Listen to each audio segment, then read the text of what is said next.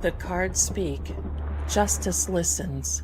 Welcome to the unseen. Truth doesn't hide forever, not from the eyes that see. Spirits stir, clues awaken.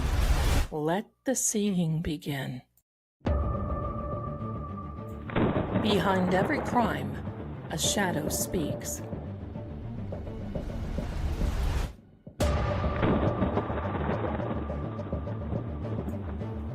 I'm Lady Zelda.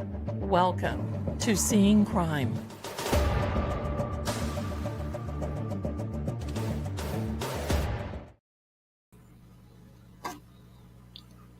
Hello, my darlings. Welcome to Seeing Crime. And we have been seeing a lot of it this week and the week before and the days and the months before leading up to now.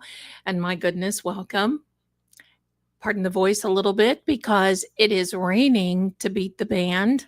Hello, everyone. Welcome. Do me a favor before we get started. If you haven't already, please hit the like button. Please do that for us. And forgive my voice. It is pollen. And the rain that we've been having is making it pollen mud.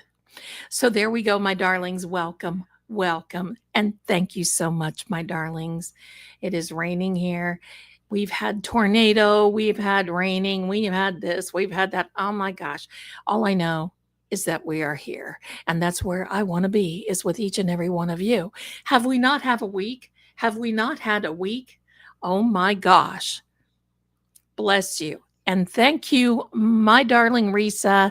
Please hit the like, subscribe, share. Say hello to Risa because she is a new member. We've got some other new members that we're going to say hi to in just a minute. Well, let's do that right now. I want to say hello to Christina Reynolds. Hi. And look at that sweet puppy. Puppy profiles. I love it. Welcome. You're going to love it here. Wow, that sounded like I just turned 12, didn't it? Wow. So you're going to love it here. And then we are outraged duckies. Oh, what a sweet picture. That's wonderful. Welcome to each and every one of you. And my darlings, before I forget, happy Mother's Day to each and every one of you. Happy Mother's Day. Happy Mother's Day to the fathers out there who are stepping in for the mothers too. And I do that for Father's Day because, that happens. So for sisters and grandmas and great grandmas and moms and aunts and friends, my darlings, friends, bless you. Bless you. I've already taken an allergy pill. We'll see what the night brings. And I grabbed some iced coffee. Well, I had to do that. So happy Mother's Day to each and every one. Our mods are here. They're wonderful. Happy Saturday. It is May the 10th. Be still my heart. May 10th. Hello? I still am writing April on everything. You know what I did the other day? I wrote 2005. I'm like, hello, 20 years late, but I'm okay. I'm here for it. Hello. Thank you, my darlings, for being here. Oh my gosh. Pardon me. That sounds like an old Model T Ford trying to get starting, huh? We'll get through it. We'll get by. We always do. My darlings, I have something tonight that I want to talk to you about. And I'm going to say thank you, my darlings, for you all compliment me so well. Thank you so much. Listen, at the end of this, I need usually about 45 minutes to take it all off, right? I mean, that's just the way it is. I got stuff that I put in my hair to make it shiny because I'm one of those 1970s herbal essence girls that you had to have shiny hair. That's just the way it is. Our beautiful, wonderful, hearted Standing Stones is listening on his ride home. Be safe, my darling, be safe. And yes, listen, I am marked safe right now from tracking cats in Canton. Marked safe. I'm marked safe from tracking cats. Marked safe. But I'm going to say something to all of you, and you put a 1 in the chat if you know what I'm talking about. Are you ready? Put a 1 in the chat if you know what I'm talking about. Here we go. Sup, playa. Sup, playa. Sup, playa. Oh my God. Sup, playa.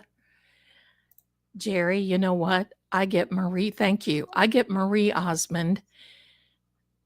I get a lot of people, but thank you. I'll take it because I think Marie is beautiful. Thank you. Yeah, you all know what I'm talking about. Sup, playa. Sup, playa. I want to talk to you just a minute about those texts because I'm seeing a lot of pushback. And I'm going to come out and say this, and some people may disagree with me, but I'm okay. Everybody's allowed an opinion. Let me adjust my camera because I'm here in the castle and I've got to look like I'm a-okay. And I've got a little something going on over here. Hold on, I got to fix it. It'll drive me crazy.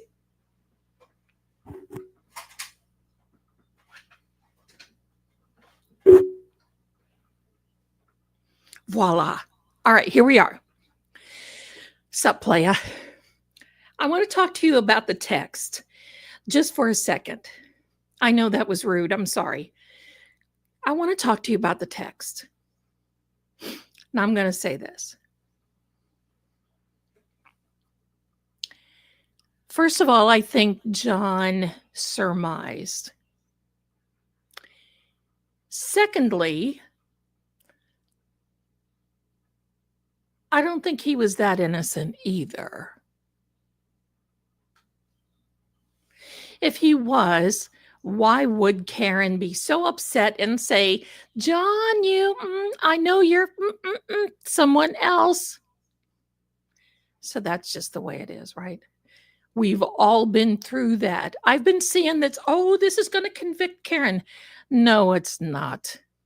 No. We've all been through this, including the lawyers. Yes, it's embarrassing for her. Yes, I don't like it. Yes, it doesn't look good, but you know what? This is life. If we had Karen be so goody two-shoes, sorry, then I would be a little suspicious if she was so goody two-shoes. That's just the way it is because we all live. We're all live. It's a relationship. I'm going to tell you what, by reading those texts and listening to Yuri Boy, I'm going to call him that, Yuri Boy. And you know what, Jerry, you're right. Both are a little immature. That's right. But I'm going to tell you something. I think Karen was at her wit's end. I think Karen was sad about how things were going. She had those kids. She knew what other people were saying. She tried to do the right thing by those kids. I think John felt like he was tied down with those kids. And I get it. I also feel that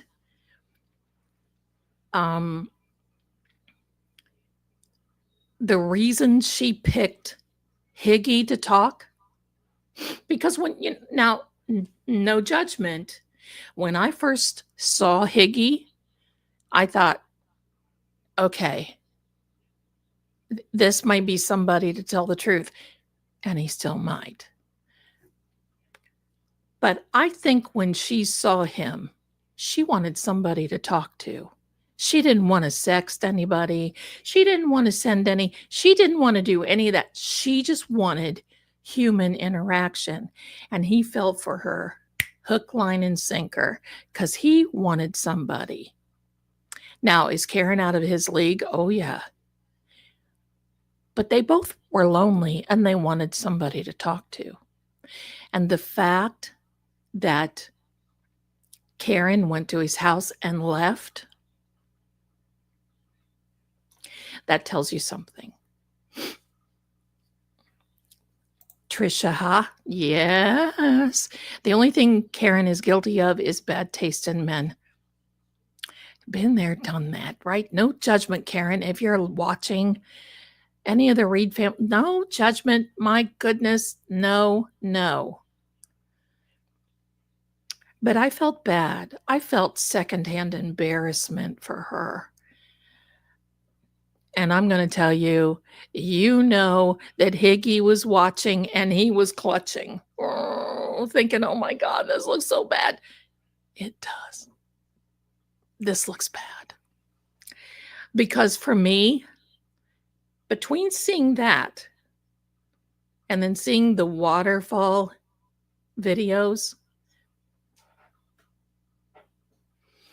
have y'all seen the last one from Microdots? We may play it.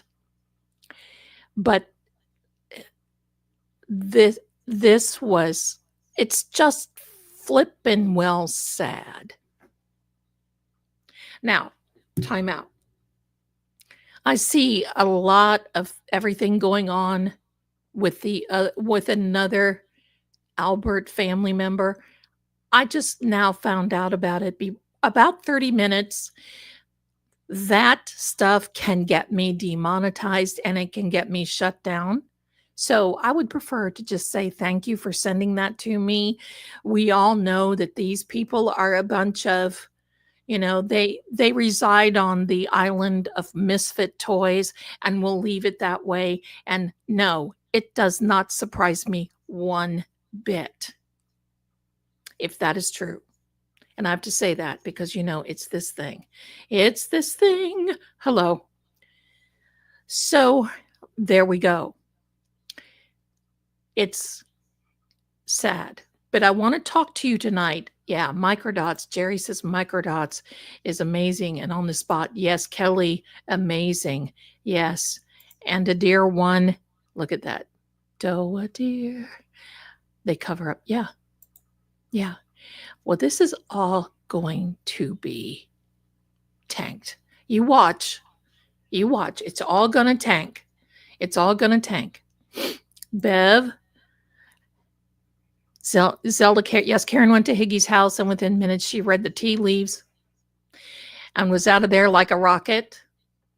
She's super smart. I love her. I love her too. And you know what? I've always said it. She is a February Pisces, which that inner instinct, intuition is spot on. And I'm going to tell you another thing that I appreciate that she said in those texts, because I am a Pisces and I feel the same way. She said she doesn't share a bed. She doesn't share a bedroom. She had her separate bedroom at Meadows. And you know what? I am to the age now, I feel the same way. That's my space. My bedroom, that means if I want to get up at 1:38 in the morning and I decide to turn the TV on and watch a paranormal show, or I want it, like this morning, I was watching on TCM, which is Turner Classic Movies here in the United States. I watched a Mario Lanza movie, if you know, you know, from the 1950s. And I had that thing. It was opera all over the house. The neighbors are probably ready to go, Zelda. But if I want to do that, I want to do that. If I want to get up in the middle of the night and decide that I want to put something like an infomercial on and give myself a pedicure, that's what I want to do. When you're that, she's very intuitive. And sometimes we Pisces girls, we need our space. We just need, and I know it's not only Pisces. Many of you probably feel that way. Now, obviously, if I had a partner and I'd been with them for years, that probably would not be the same. But I'm going to tell you, not long ago, a few years ago, I wanted to, well, I wasn't quite engaged, but I refuse to live with anybody right now because unfortunately it puts you right into a domestic goddess.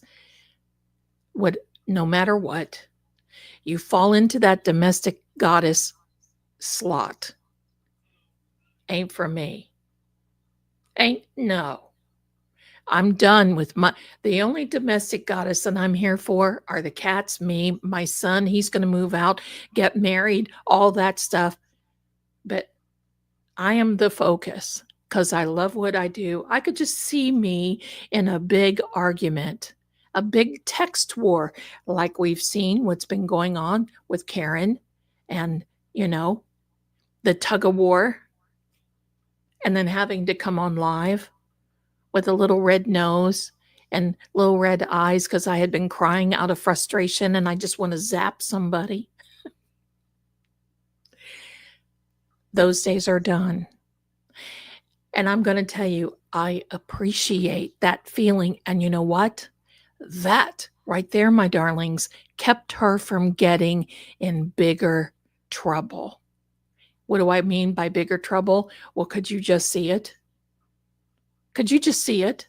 Because I'm going to tell you right now, my darlings, my personal opinion is I do not think Higgy is innocent in many things, and I will leave it at there. Can you imagine if she had something full on with Higgy baby and then found out, oh my heck, he was involved with John's demise? Oh, that would not be good. That would have set her up for something totally bad. So she's smart. She's smart. Think about that. Think every bit of the way. No, she hasn't listened to common sense because you know what? When you're like this Pisces, now look, I'm not saying, oh yes, Karen and I are twinsies. I'm not saying that. But there is something about a Pisces woman that you get into this deep spiritual part of yourself that you want somebody to talk to. You want somebody because you know what? Instinctively, you know that someday the plumbing is not going to work like it used to. And that other person that you pick better be funny, better be a good storyteller, better be a good provider, a good companion, and somebody that can change the toilet seat.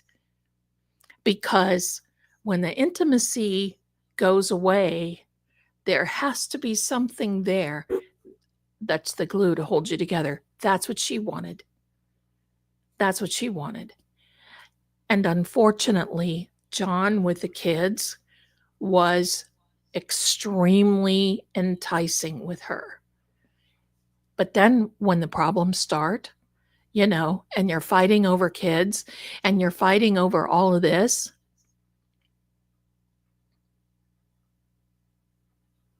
not good. There we go. Now, Amy's got a question. Zelda, yes, my darling. This is driving me crazy. Karen came out the other day on Court TV and said, I saw John go into the house. Yes, she did. I have never heard this before. What is this all about? Well, we are to the point where the defense is going to be putting forward their case. And there are things that she has kept, and that's why I keep saying there is discovery. Now, obviously, they can't put any more discovery out. We're done. We're past that.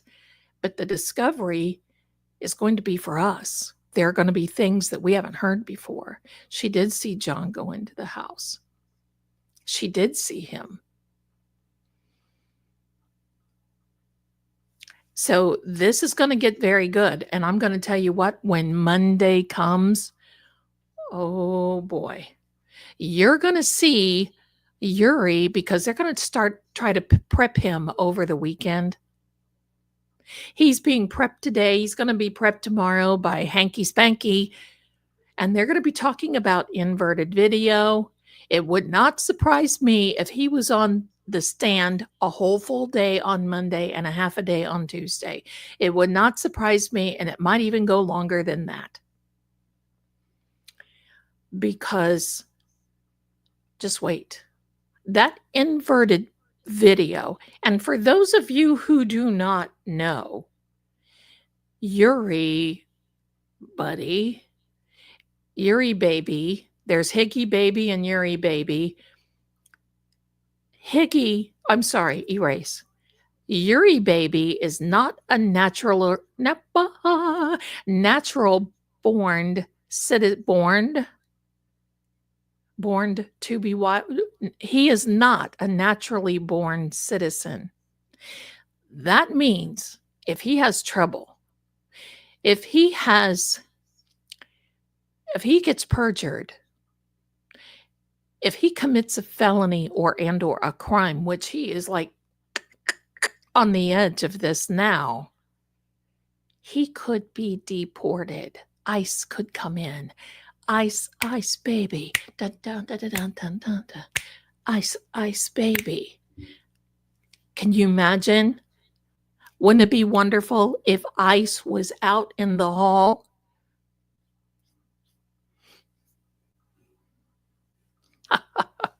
Yeah, baby. Oh my goodness. He's still under oath. But the prosecutor can talk to him.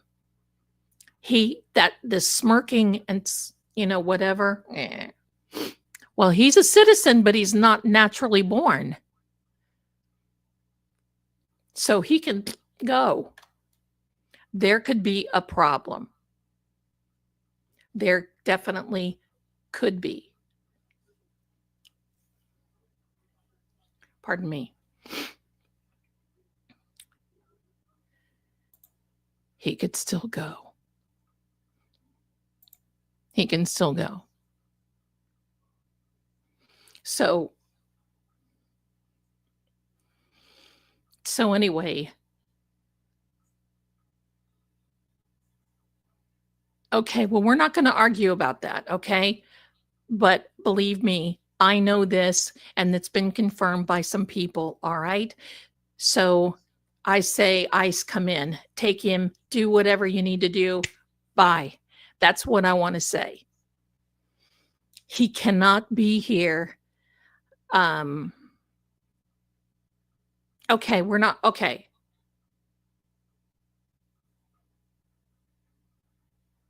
He's not a born citizen. He's naturalized. But I'm not going to go into it, okay? ICE, baby. I know. I even talked to my lawyer about it. That's the way it goes. So here we are. He's got bigger problems to face. He's not going to get deported, but I'd sure love to see him. But he's got bigger problems coming on Monday and Tuesday. So smirking and everything else, but there is something that I want to talk to you about. Okay? May the court of the paranormal come to session. Hear ye, hear ye. The court of the paranormal, ladies and gentlemen, is now in session. I've got something that I want to show you. Please, I know you've seen this. I want you to see this. And just do me a favor and give me a minute. I'm going to set it up. Now, I'm going to be quiet during this. And I want you to enjoy. If you are wearing little ear thingies, then I want you to adjust the volume. I'm not going to try to speak, but I want you to hear. Okay? I want you to listen. All right, here we go. We're going to set this up. You guys are going to love it. Here we go. And I know you've seen this, but I've got to show you. Okay, give me a second. There we are. Give me a second. I'm going to make this full screen. I know you've seen it. Here we go. Ready? Did you have an opportunity to look at video at about 5:05 p.m.? I'm sorry, there was a noise coming from a bag over here. I apologize. Not a problem. Can you repeat that question? Sure. On January 28, 2022, did you have a chance to look at did you have an We're opportunity to look watching it at again. video at about 5:05 p.m.? I'm sorry, there was a noise coming from a bag over here. I apologize. Not a problem. Can you repeat that question? Sure. On January 28, 2022, did you have a chance to look at did you have Okay, my darlings, I'm going to stop sharing that. That was an evidence bag making a noise behind him in the court. The evidence bags, which held John's clothing and whatever shoe. But he is saying, if you could not understand what he was saying, he interrupted Hanky, Pinocchio, and said, I'm sorry, there's a bag over here making a noise.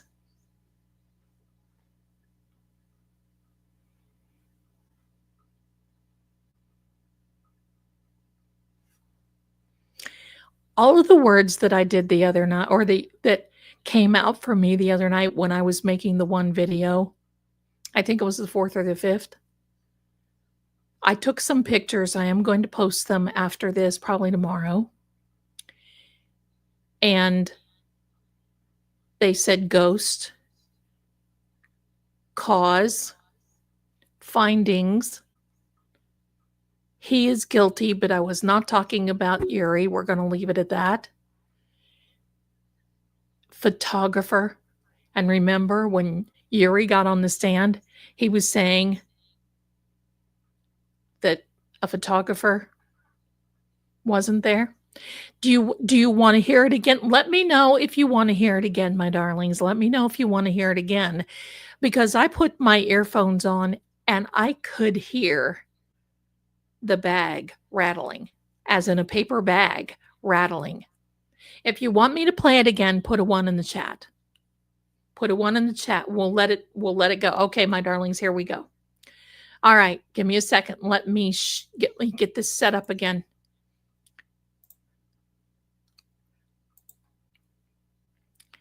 Here we are. I'm going to start this. I'll play it a couple of times. I'll be quiet. Have an opportunity to look at video at about 5:05 p.m.? I'm sorry, there was a noise coming from a bag over here. I apologize. Not a problem. Can you repeat that question? Sure. On January 28, 2022, did you have a chance to look at did you have an opportunity to look at video at about 5:05 p.m.? I'm sorry, there was a noise coming from a bag over here. I apologize. Not a problem. Can you repeat that question? Sure. On January 28, 2022, did you have a chance to look at did you have an opportunity to look at video at about 5:05 p.m.? I'm sorry, there was a noise coming from a bag over here. I apologize. Okay, my darlings. I don't know if you could hear kind of a little scream. Have any of you heard back in the day the group Roller Coaster? Oh, no, wait, it wasn't. It was not Roller Coaster. It was the song Roller Coaster by the Ohio Players. Or when you play it, there's a scream in the background. So you could hear this screamy like in a bag. My darlings, that's what you get when you start messing around. You see, there's this particular person. I'm going to show you this.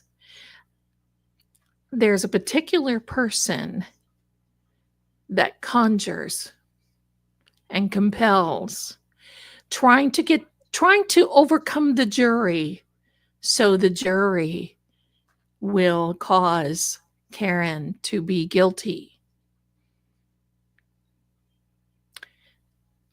That person is, in my opinion, one Jennifer McCabe. That is residual spirit in the courtroom. Remember my background the other night where there were spirits in the courtroom? That's what it is. That's what it is.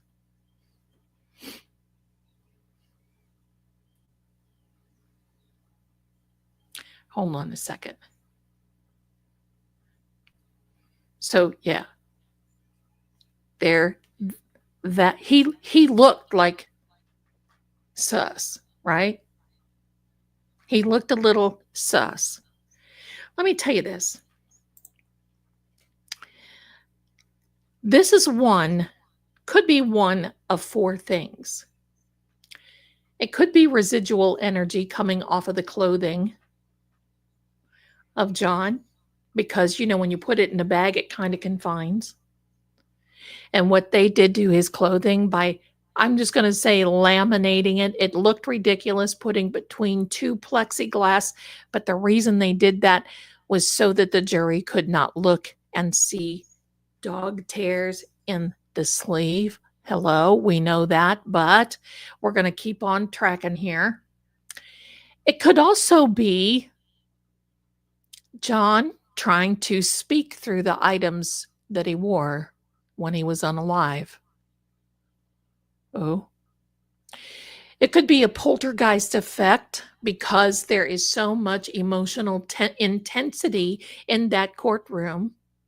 Because, once again, my darling, emotional intensity plus courtroom deception equals physical manifestation. Or is it the sound of truth? Could this noise be symbolic of the case trying to reveal itself? Of something basically in that bag saying, let me out, let me out. My darlings, is spirits speak in whispers. What happens when the evidence rattles? And it came to life right before our eyes. We've witnessed a moment that it may not just be legal, but it's supernatural. When you start thinking about all that, is scary.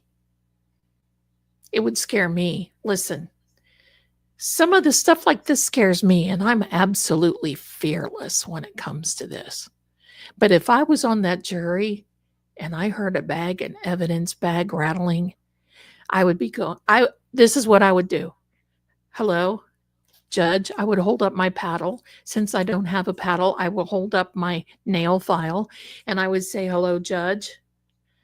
May I please be excused to go to the restroom? And you better hurry.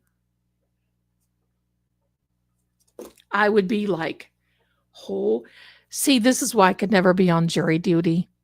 Anytime that I've ever been in front of it, believe me, I've been picked.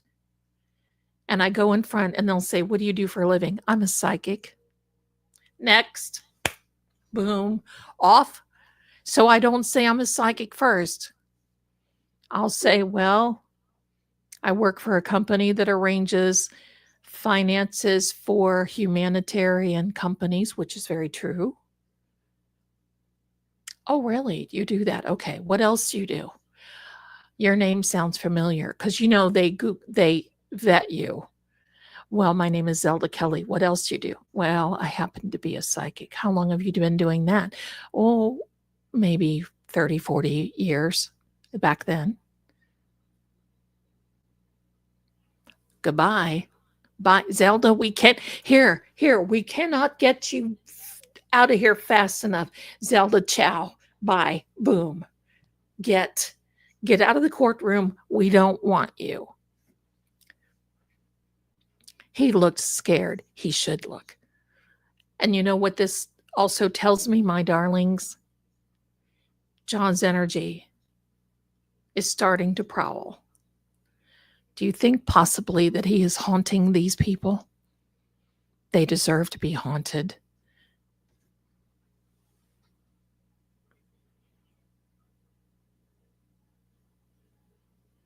Yeah, that's the way to get out of it, Karen. say you're psychic, say you have premonitions, you dream about things. Goodbye. You're out. You're done. Gone. Gone.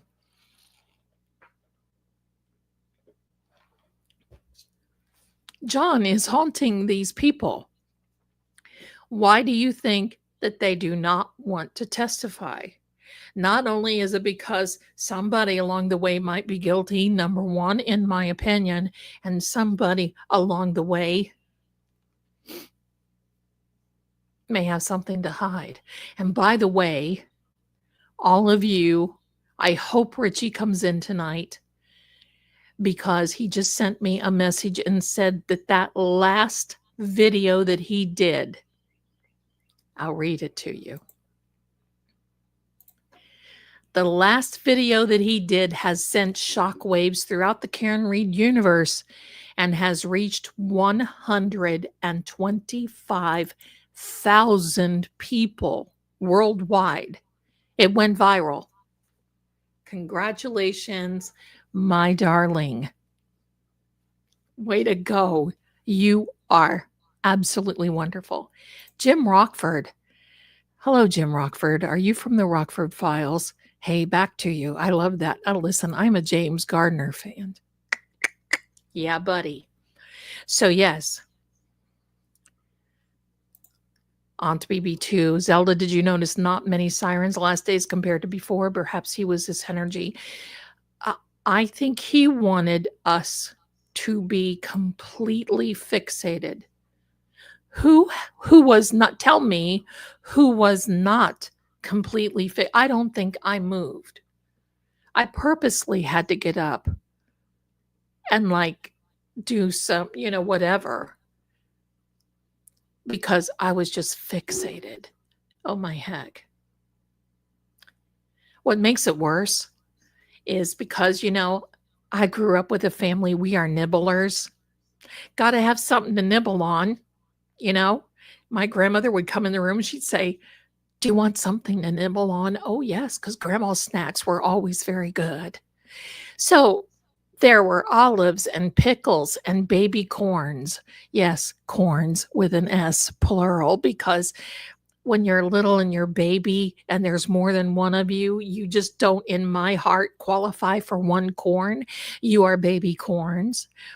There's artichoke hearts, hearts of palm, cottage cheese, a little dish of strawberries, triple oiko Greek yogurt with high protein, no sugar. Hello. So it is, and cheese. It is like snack, nibble. Oh my heck. And you got to get, so all of you, my darlings, when you're watching this, just so you know, I'm not a doctor, I'm not giving any health advice, but it is not good for our bodies to sit multiple hours. You should get up and move the little tree limbs around one time at least per hour. Even if you just get up and you just, there you go. Cameron. Oh, sorry. Did you get, yeah. Hold on. Cameron. Yes. Grazing. Absolutely. I love it. Yes, it is yummy. And I have to be careful, Kim. I have to be careful. Yuri Slice-Snicker. Oh, look at the ginger baby. I didn't want to go to use the powder room. I was right. Hello? And I've tried using the rebounder, but I have to be careful because I get it distracted. Because, I don't yell at the TV, but I'm bouncing up and down going, sit down, demon, and you just kind of lose yourself. So it's like, okay. There you go, my darling. Yeah.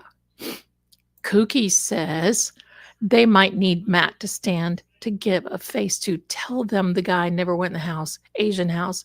Oh, my darlings. And the mention deletes to, yeah, we get it. Listen, Matt's coming. Oh, my darlings, can you not just wait? If this is a preview to coming attractions, AJ, Alan Jackson, attorney, Esquire, made attorney. He's worldwide famous.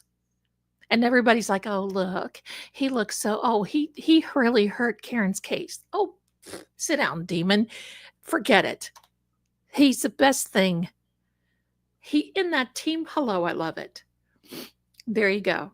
Adair says, I use my iPad with earbuds and do housework while the trial is on. I try to, but listen, I am so fixed because I want to see all the little floaty things that are floating around in the courtroom, like I saw when Jennifer McCabe first took the stand. I don't know if you can see it or not. I actually looked on, what is it, Trial TV on YouTube or something like that. I tried to see that, and I couldn't see it. So I don't know. I don't know if that's like a recording of a recording, but sometimes you can catch that stuff. And I can't wait until Proctor, who said that. Yes, yes, yes. Proctor, the proctologist. Absolutely. Absolutely. Patty says, I love watching Alan, but I have to remove myself when Hanky is talking sometimes. Oh, listen. Hank has this voice, and I'm wondering if there's something there. That it's almost that he directs things on people. You know what I mean? He could. He could. We got a lot of stuff in. Let's go. Let's go there for a second. And I want to thank Toots for this very beautiful, wonderful, generous Cash App. Thank you, my darling. You are spectacular. Roxy has gifted 10 members to Fate and Fortune with True Oracle. Thank you so much. And I always point like this because I have that chat on my screen to make sure I don't miss anything that anyone says, because you never know. It doesn't transport over sometimes. But thank you, Roxy, my dear. Fate and Fortune, we're working on when we can go live. Everybody's schedules are like whatever right now. So just be patient. We're putting out content. We're doing all kinds of things, doing the dailies, and then we're going to be reading your cards. So members only for that. So thank you so much for that. That is so helpful and generous. Thank you, Roxy. And then Cheryl, another 5 for True Oracle. Listen, if you are on the Seeing Crime with me, pop over, because this is a collaborating stream with True Oracle, Fate and Fortune. And you just may get a little membership because everybody is so generous. And if you get a membership, well, that allows you to have member-only content. So you might want to pop over there and help you and help us, because we love it. And don't forget. So there we go. There we go. Amanda, recovering from surgery. Bless you, my darling Amanda. Look at those red lips. I love it. Recovering some plain meds may get me. Oh, honey. Well, we're sending you good vibes. And thank you for being here. Okay. Speedy healing to you. We love you. Thank you so much. Dubra, just a little thank you for all you do. Well, bless you, and just a little blessing for you for sending that. It's so generous. Thank you. Thank you so much. Tracy became a new member. Thank you, Tracy, and welcome. You're going to love it here. Roxy, how do you find the right one without being with someone who isn't for you? That is like, listen, if I could figure out the mind of a man in a relationship, I would be a millionaire and not a psychic. But I will tell you this. A lot of it is focusing on you first.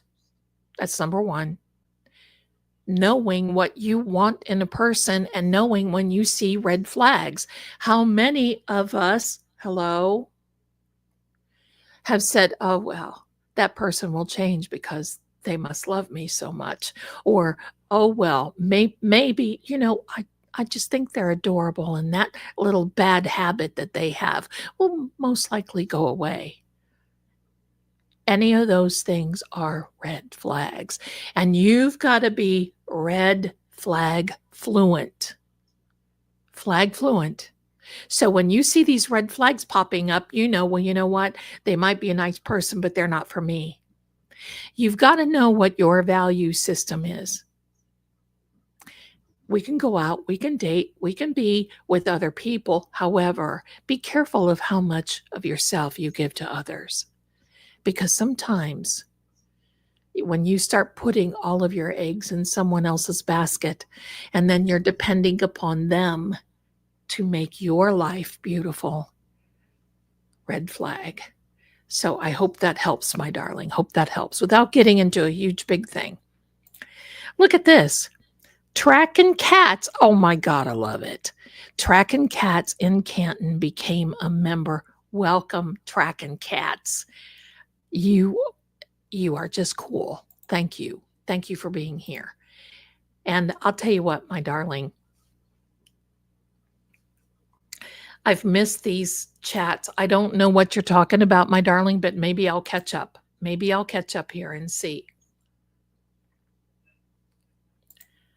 Sakina, Robert Alessi was my husband in a past life, proved me wrong. Hey, listen, I'm all for it. I'm all for it, right? Turtle Boy is saying that we'll not be calling the group of key witnesses. I'm going to tell you, I'm pretty sure that the Commonwealth won't, but I think that this is the chance for the defense, and especially if they're working on reasonable doubt and they've planted the seed with the third party culprit, but that can distract the jury, in my opinion. But to me, there's a few pointed witnesses that they're going to have to put on the stand. And I think they'd be doing a disjustice if they did not put Higgy and Proctor on the stand. Proctor, okay, he's a throwaway. Sorry. Higgy baby needs to be on that stand. Chris Albert needs to be on that stand.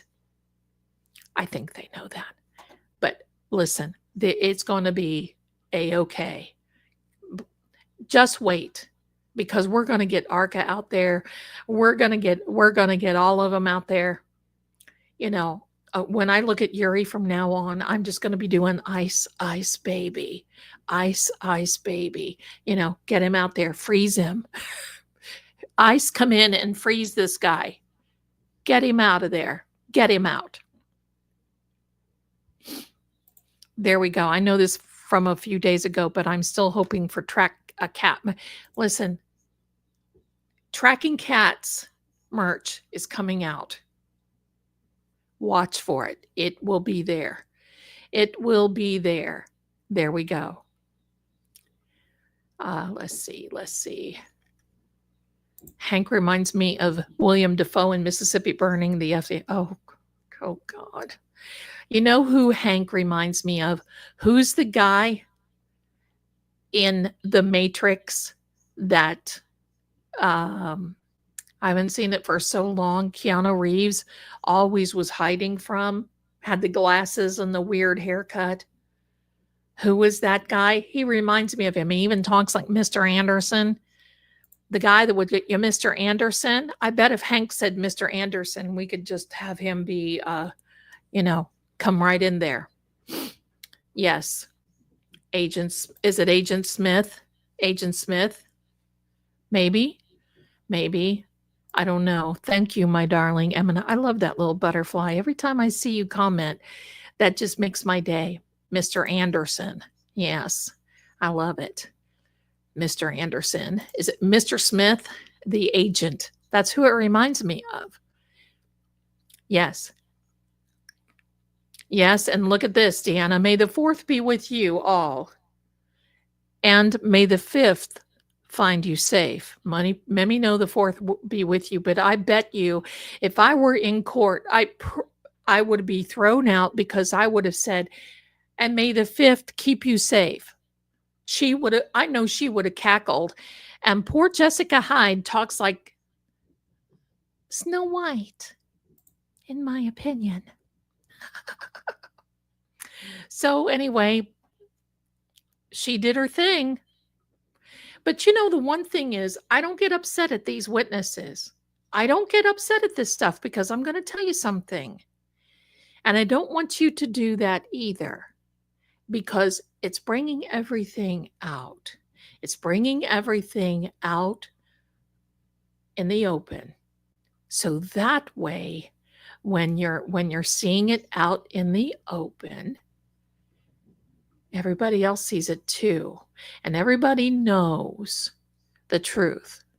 You're not going to tell me that this younger jury believes that all of a sudden, arbitrarily, you have a random search, and out of 4,500 searches, that one gets deleted. Well, how do you delete a search if it didn't happen to begin with? Hello? Right? I was cackling.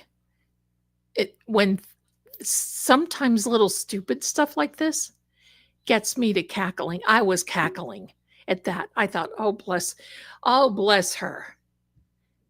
I bet she goes to every Comic-Con there is. What a nerd. Bless her for saying that. I'm like, well, she made my day. I forgot about everything that she said. I bet the jury did too. Yep. Jerry says, everyone, please hit the thumbs up button. We are a third short. Yes, please. Do that. So, my darlings, I'm going to tell you what I think about this evidence bag. I don't think, first of all, I know it's some energy with John.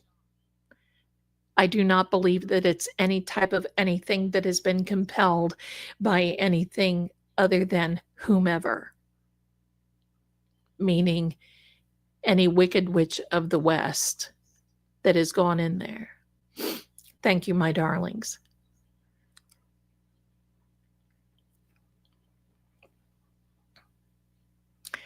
And I want you to think, let's think about this a second. It takes a lot of energy to move these EVP things. And I have another EVP tonight that I want to bring out for you. But it takes a lot of EVP stuff. I mean, energy. I want you to know that anytime I've ever been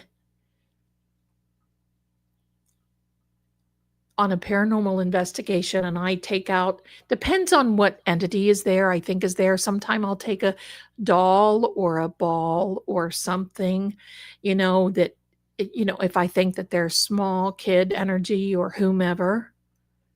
Do you know how much energy it takes to do something like that?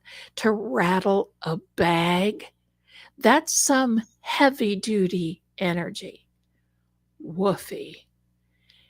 And that's the first thing I thought is, oh, heck, what is there? Because if Yuri heard it, the jury heard it. Because he's like this close. Hello? Can you, again, Judge, may I please? Bathroom break, Judge. I would have been,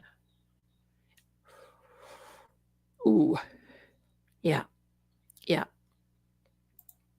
You can't unhear it. May the fourth be with you. That's right. The jury. That's one of the things that so far that I will never forget about this jury history. Amy says major energy. Absolutely. It does. Little Misfit takes lots of energy to do that because, I got to say this. When you're right. Yes, all of our heads were popping off with Mel's, right? Did you see? And poor Mel, she's like, what does that mean? Poor Mel is, she's sheltered. I'll have to tell her that. Bless her heart. I love that. But yeah, I love it. I love Mel's stream. Look at this. Happy Mother's Day to you, Ruthie. And again, for all of you coming in, Happy Mother's Day to grandmas, aunts, sisters, Everybody, happy Mother's Day. And moms. There you go. Yeah, that happened to me one night. Listen, that stuff has happened to me before on paranormal investigations. And you know what happens when an entity comes forward like that so quickly and in a rush? Phone zap. I mean, the batteries just go done. You've got to go plug in. Done. And then you start over again. Def not me. Don't know what to do with that. There you go, my darlings. What did the jury think when he said that? I think the jury was a little like sus, like, because the first thing,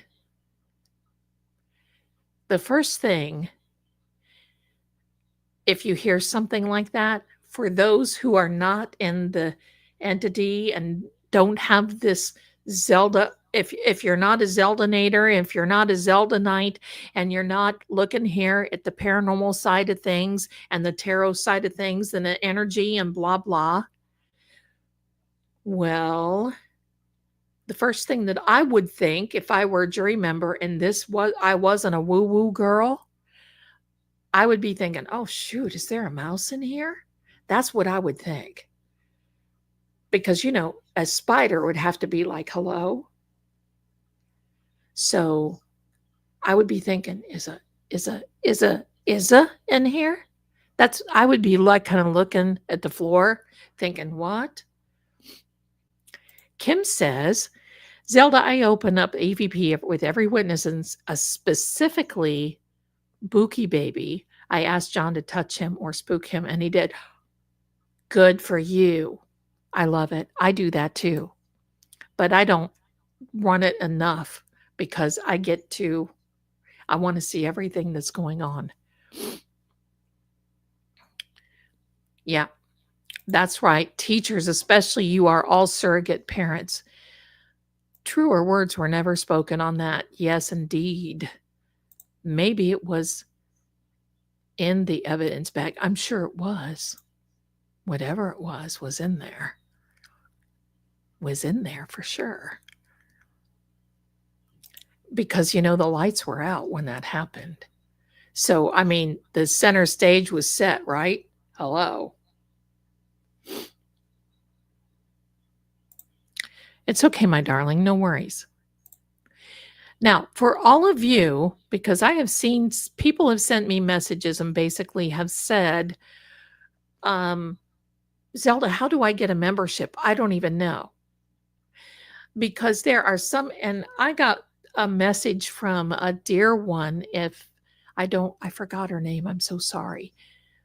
But because when you're overseas, sometimes it's hard to get, links and everything else to work.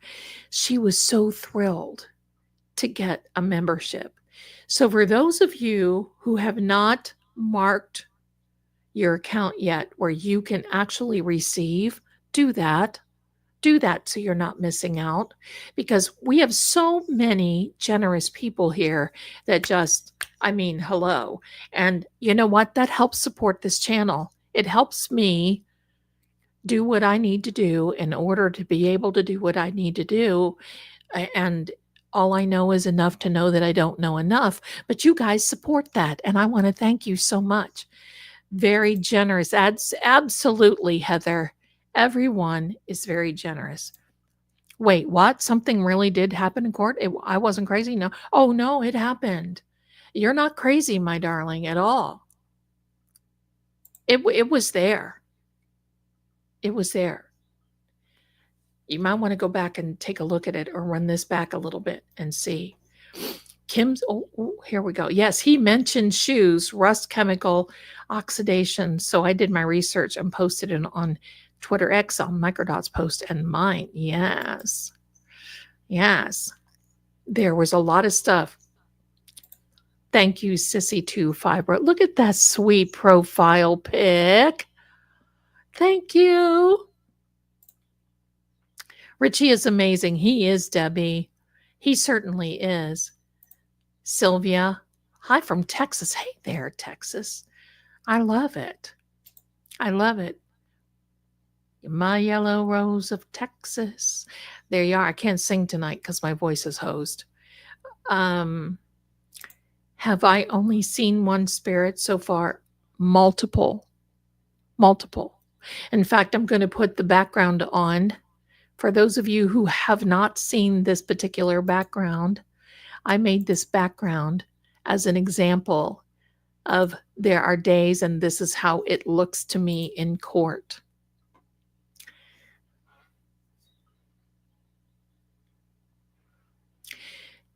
It's like taking a big spoon and stirring the paranormal pot.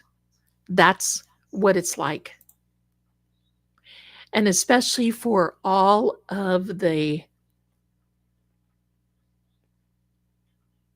I can say it, liars. There's so much energy that is charged in that courtroom. It's like bizarre. I'll leave this up for a little while so y'all can see.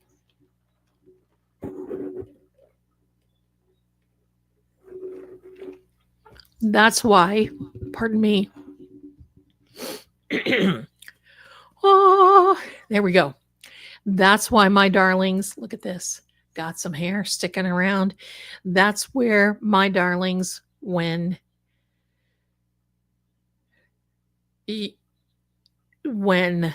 Jawbone got on the stand, I saw this dark. It was like zippity doo dah right behind her, and it went out. So it came from her left, went behind her, and came out between the judge's bench and the prosecution table. It just went zippity. It was blacker than night. And it looked like a shadow. And then I think it was the next day, there was a shadow like that was peeking out behind the judges. Like, you see this right here, the corner there. And then right here would be the witness stand, I think. Let me see what side the witness stand is on. Yeah, the witness stand right here. There was a little, just something wee little, just was back there peeking around the corner at her. If I would be her, I would be scared. Because that's what happens when you conjure crap. Pardon me, that's just what happens. You can't control it. Like, you sit here and say, okay, and you do all the little conjuring stuff. You're either on Disney or on Max at night, whichever one you choose, and you're doing all this little conjuring and you're pushing things into the courtroom. Well, you have, when you're on that side of the fence, you have zero control of what is going for you, what is happening. You have zero control. Boom, done. She has zero control. Okay, let me see here. I'm seeing a few things.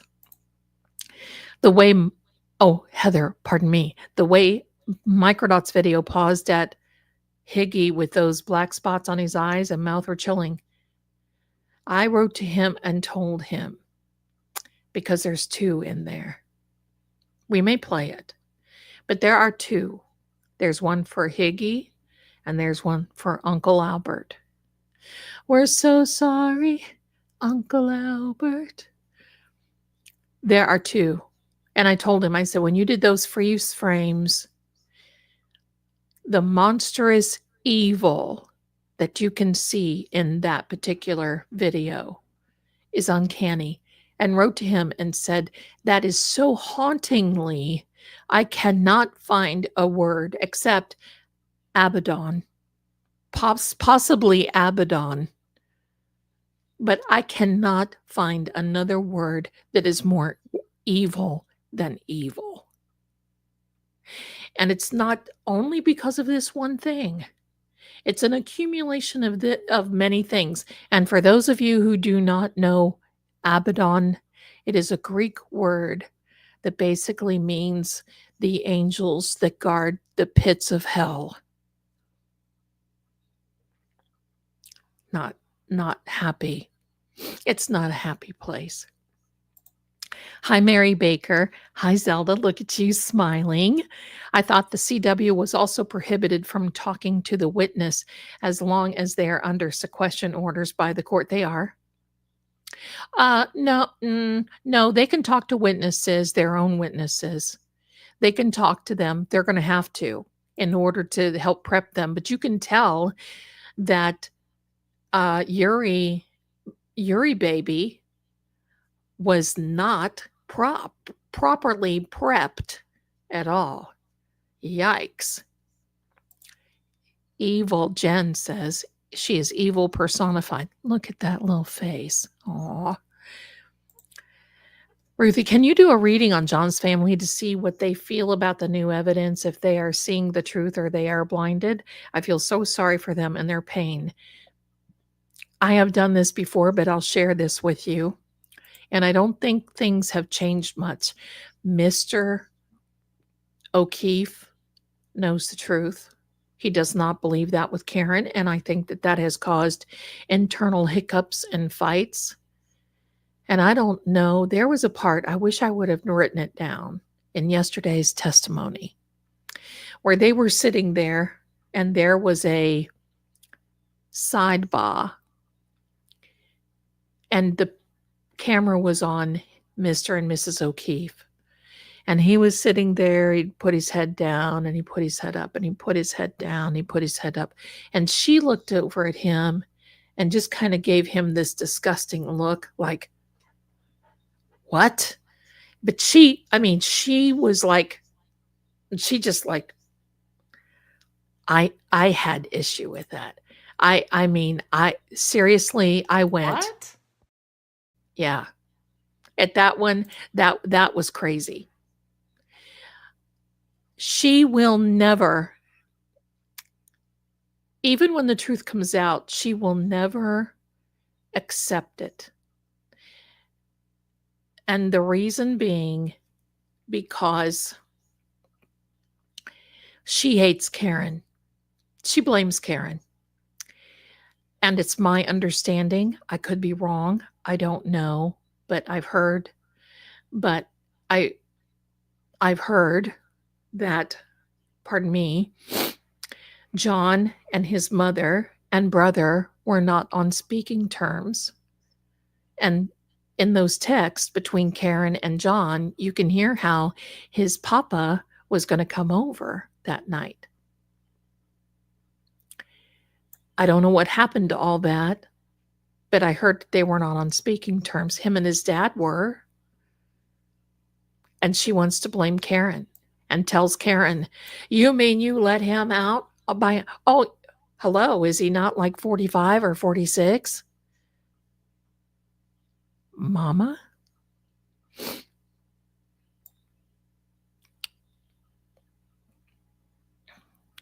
Thank you so much, everybody, for being here. I just love you and your comments. Let me see.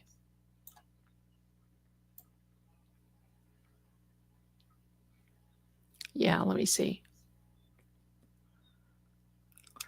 Yeah, if you could please do me a favor, we're not going to be talking about the Albert brother and that. Yeah. In fact, if you all want to see Microdot's video, we can play it and we'll point out those very scary. There's one for Higgy Baby and there's one for Uncle Albert. Yeah. There you go. So do me a favor. If you want to see Microdot's latest video, put a 1 in the chat for me. Put a 1 there for me, my darlings. Put a 1 there. Put a 1 there. The last couple I got copyrighted, but I don't care. I just take it out. So if you're seeing this after the live is complete and the microwave, the Microdots Richie's portion is like silent, you know why. It's been copyrighted. I love that.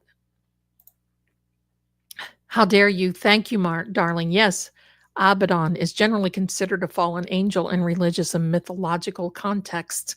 Yes, it is. And it is also that dude that takes care of the pits of HE double hockey sticks.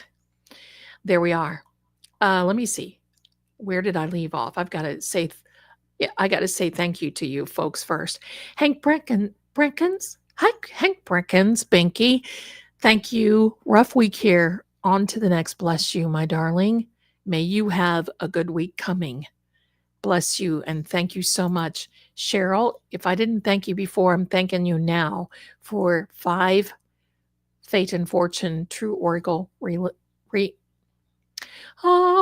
memberships. Thank you so much. Aunt BB2, member for 8 months. Has it been that long? My goodness, I'm so upset over Chloe.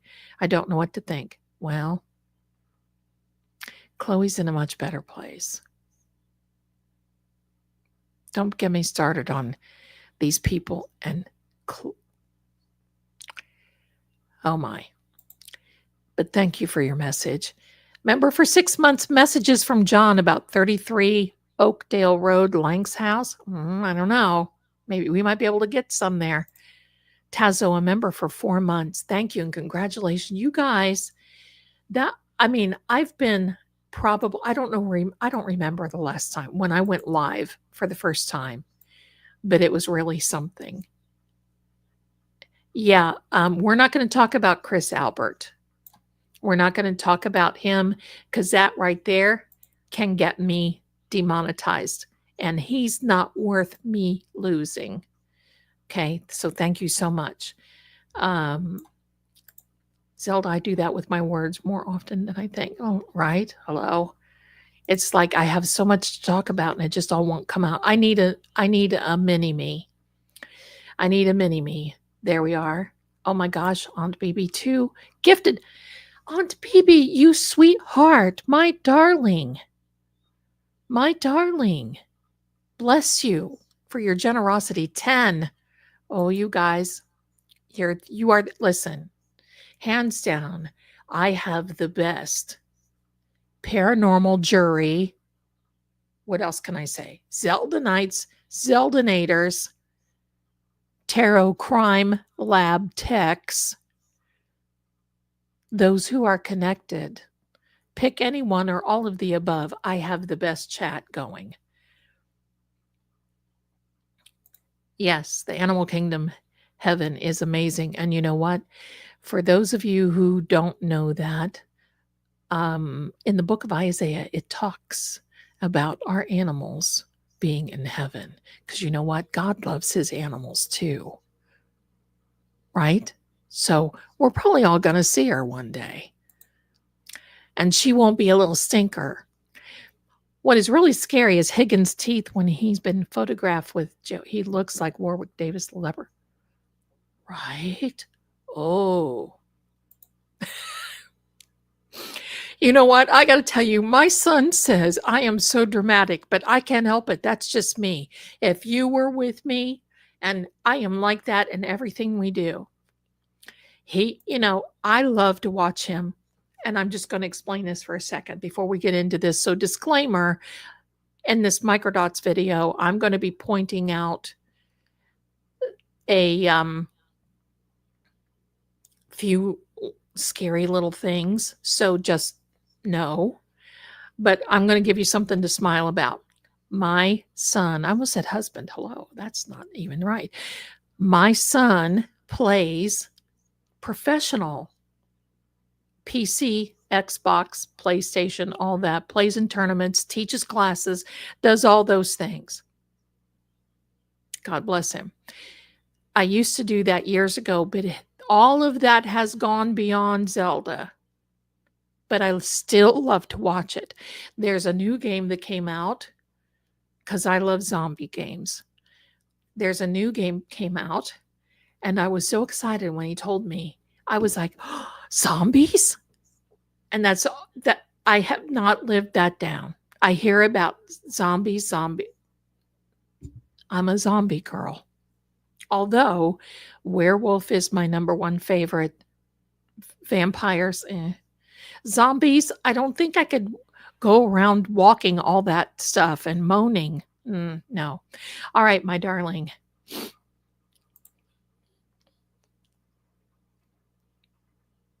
I thought you had one. Okay. No, you're on the, we got you. We got you. Thank you, my darling. We got you. Okay. All right, here we go. Stand by, talk amongst yourselves, speak to the spirits in the courtroom, and I'm going to look for my sweetheart, microdots. Give me a second. Give me a second, because I want you all to see this. Let me see, my darling. Let me call you sweetheart. I'm in love with you. Let me hear you whisper that you love me too. Keep the love light burning in your eyes, so true. Let me call you sweetheart. I'm in love with you. Here we go. Here we go, my darlings. All right. Now I'm going to stop it so you all can see that there are two places. Okay.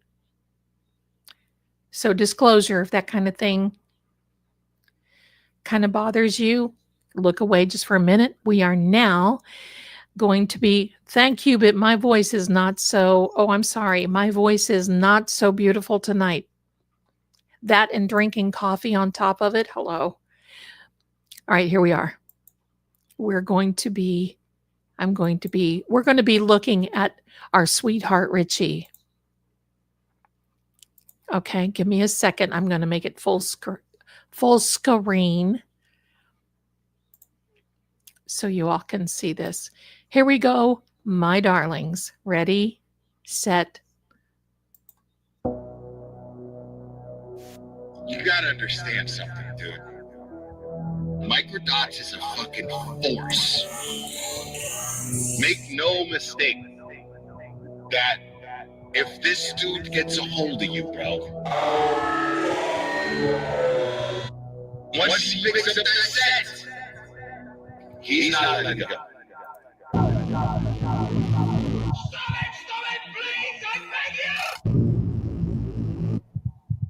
Everything we experience is part of a chain.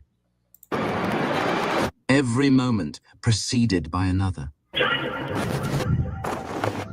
That's why in criminal investigations, detectives begin at the moment the crime occurred and work backward, piecing together what led up to it. The closer an event in time and space to what happened, the more critical it becomes.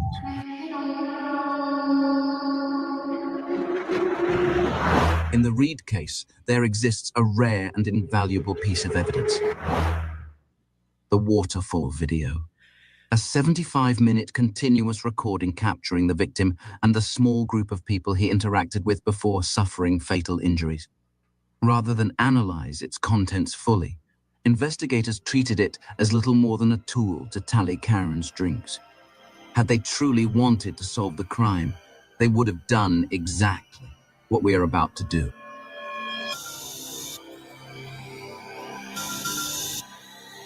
I just want you to know how much I love this man. Thank you very much. It's nearly 2 minutes to midnight. At the waterfall bar, the Albert and McCabe party decide it's time to leave. They gather their belongings and start moving towards the door. Chris Albert is being playful with Jen McCabe, hiding her jacket behind his back.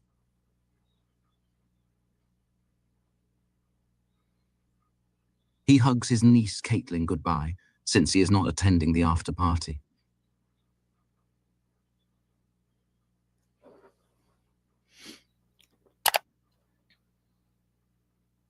John is facing the bar, attending to the check. Karen is engaged in conversation with Karina. Karina and husband Nick have remained supportive of her innocence since the beginning. On the date this occurred, they had known both John and the McCabe's for years.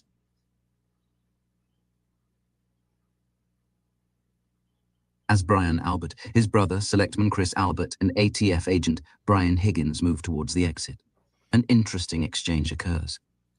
We will watch the next 20 seconds uninterrupted, then break it down frame by frame.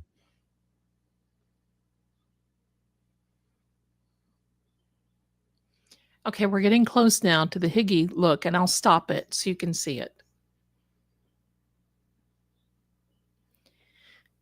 Let's watch again, looking closer, and try to determine what exactly is They happening. did, honey. Brian Yesterday. Higgins is looking in John's direction. Chris Albert says something to sister-in-law, Nicole, as she steps towards the door. Daughter Caitlin Albert is closest to the exit. Brian Albert enters frame right. Brian and Nicole continue. We see Higgins focused, like a laser beam Look on at John. Higgy's face. And Chris Albert's attention how has it now looks shifted for Higgins. directly onto Higgins, appearing to sense what he is about to do. Higgins goes to raise his arm and shout to the victim, but before he can even bring it above his waist, Chris Albert aggressively grabs his forearm, preventing it from happening. The significance of Chris Albert's actions cannot be overstated. They reveal clear prior knowledge, an unmistakable anticipation of hostility directed towards John. There is simply no other valid way to explain how Chris would know what Higgins was about to do before he did it. I'm not suggesting anyone intended to kill John, only that there had to have been prior discussion, if not some form of coordinated plan to confront him. Now, we can operate under the assumption that these three men know something about John's future that we do not. Chris grabs Higgins by the arm, turning him back around to face him directly. This unexpected outburst from his brother catches Brian's attention. Down, demons. And Higgins, whipping his head toward Chris, seems just as taken aback by the sudden hostility as we are. Notice that Chris is grasping Higgins' shirt so tightly that you can see tension in the fabric. And as much tension on his face. Chris pushes Higgins' arm down to his side. He fixes him with a hard, unflinching stare.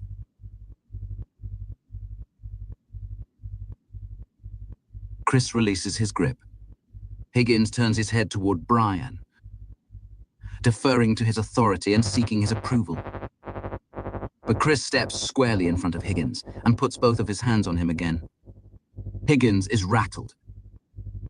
Brian raises his palms facing upward, a universal gesture of confusion, questioning Chris's protest. Higgins continues to fix his gaze on John, peering over Chris's right shoulder. Meanwhile, Chris stands in a posture strikingly similar to that of a bouncer stepping in to defuse a confrontation. Higgins steps back and shifts his focus again to Chris, prompting Chris to release his grip on Higgins' left arm for the second time. Higgins stares blankly. The two men exchange a few words as Chris gestures towards the exit. Chris is trying to assert control over the situation. However, both men turn their attention to Brian Albert as he intervenes. Brian challenges Chris's position with his voice and body, causing Chris to throw up his arms in frustration. There's clearly a disagreement between the Albert brothers. It appears that Chris either disapproved of Higgins confronting John altogether, or... Now, my darlings, take a good look at Higgy there. So we're leading up to this one particular part where Higgy's face distorts. Or he was uncomfortable with him doing it so publicly. I lean towards the latter. Ultimately, however, it is Brian who holds authority and makes the final decisions. Chris is overruled by his older brother. Higgins has the green light and is allowed to continue. Chris submits, but is still clearly on edge. As the brothers settle the matter with a few final words, Higgins presses on, shifting his focus back to John.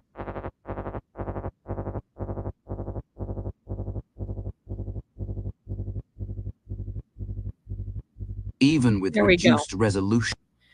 There you go, my darlings. That's number one. Take a look at that. You're seeing an intention there, in my opinion, that is not forthright. And a tight zoom, Higgins' agitation is unmistakable. He appears to be incensed, clearly gesturing. Let's go. He briefly makes eye contact with Brian Albert, puts his hand to his forehead.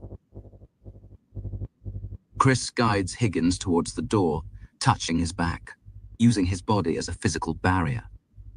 But Higgins isn't done. Chris watches him closely. Higgins remains preoccupied with John, while Chris maintains a stance resembling someone preventing a confrontation. Pay close attention to the next sequence of frames.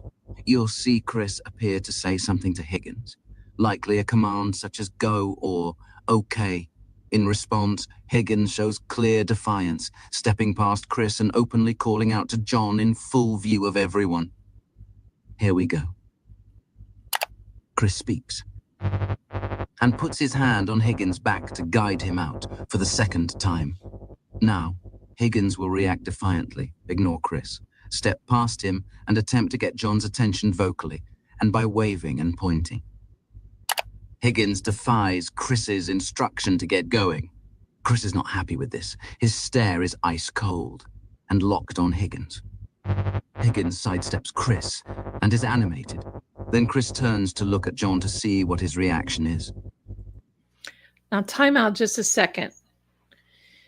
No one can tell me that no one there heard nothing. This man, do you see him? Head down.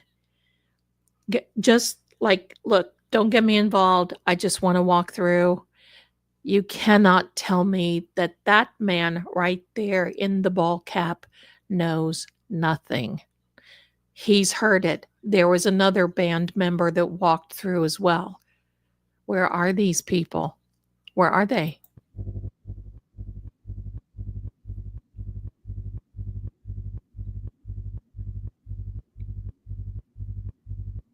But John, still dealing with paying his tab, has seen nothing.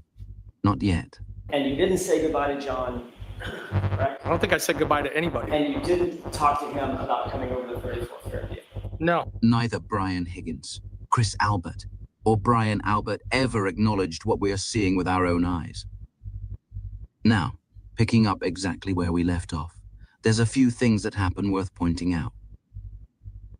First, we'll focus on Higgins. Let's watch it at normal speed, then take it frame by frame. And we'll sync it with a close-up of John to gauge his reaction. Now is a crucial moment to remind you, it's 11:58 p.m. In about 30 minutes, John will be fatally injured. Cue the tape. In 3, 2, 1.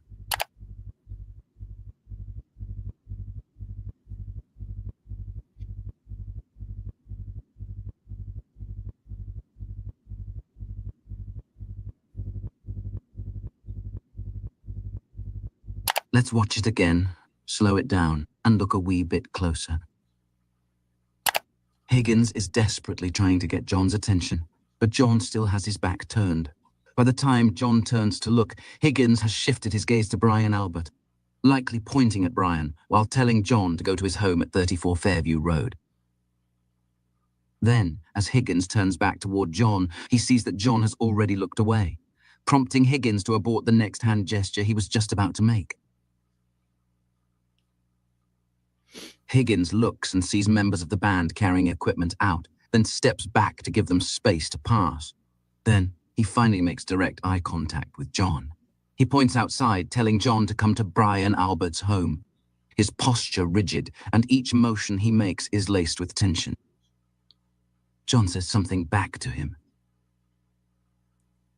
then glances over to Matt, who seems to have also witnessed the interaction. Consider how determined Higgins was to deliver the message to John. He endured a tense confrontation with Chris Albert, made multiple unsuccessful attempts to catch John's attention, and deliberately lingered behind the rest of his group, refusing to leave until he was absolutely certain the message had been received. Karen and Karina were so deeply engaged in conversation that they remained completely unaware of everything that had just unfolded around them. John is smiling. Whatever message Higgins was trying to send, it clearly didn't land with the weight he intended. John appears relaxed and confident, an important detail, as this reflects his mindset just before he would enter 34 Fairview Road.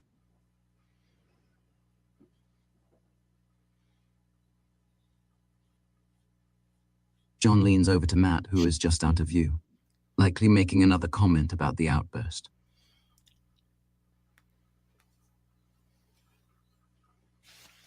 Then appears to say something about it to Chris Albert and Jen McCabe, before he is interrupted by the bartender to sign the check.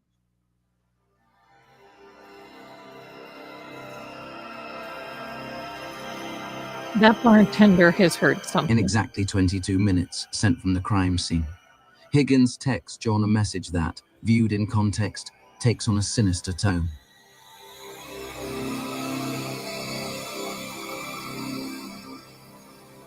That text, combined with the footage we've just reviewed, should have made Brian Higgins the primary suspect of John's murder. We've established that Brian Higgins and Chris Albert seemed to have prior knowledge of a confrontation with John. But for that to be true, we would expect to see some evidence of it earlier in the night. Now, we will rewind the tape 9 minutes to find just that.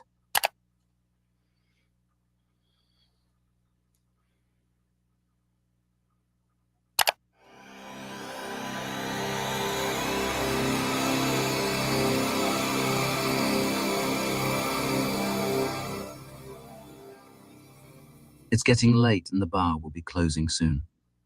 John is standing here with Karen, who has her back facing us. They are speaking to Jen McCabe. Brian Albert and Brian Higgins are standing here and appear relaxed. Roll the film, please. Chris Albert approaches Brian and Higgins. Everything seems normal at first.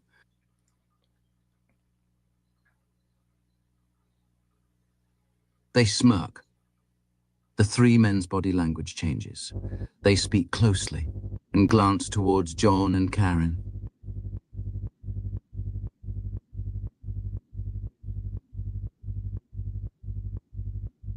Chris looks directly at them. Then he pivots back, engaging in conversation with more discretion than before.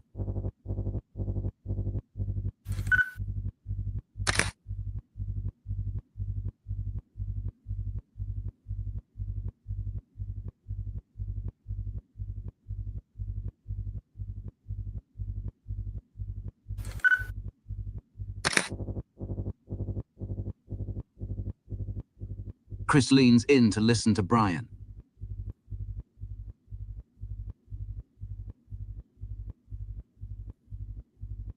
Chris gestures towards them with his hand.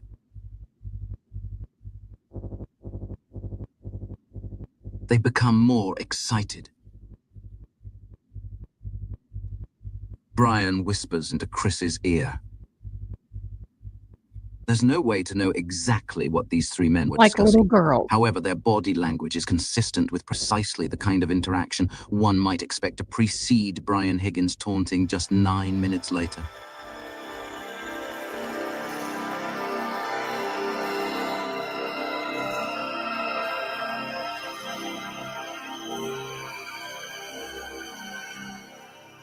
It's 11:30.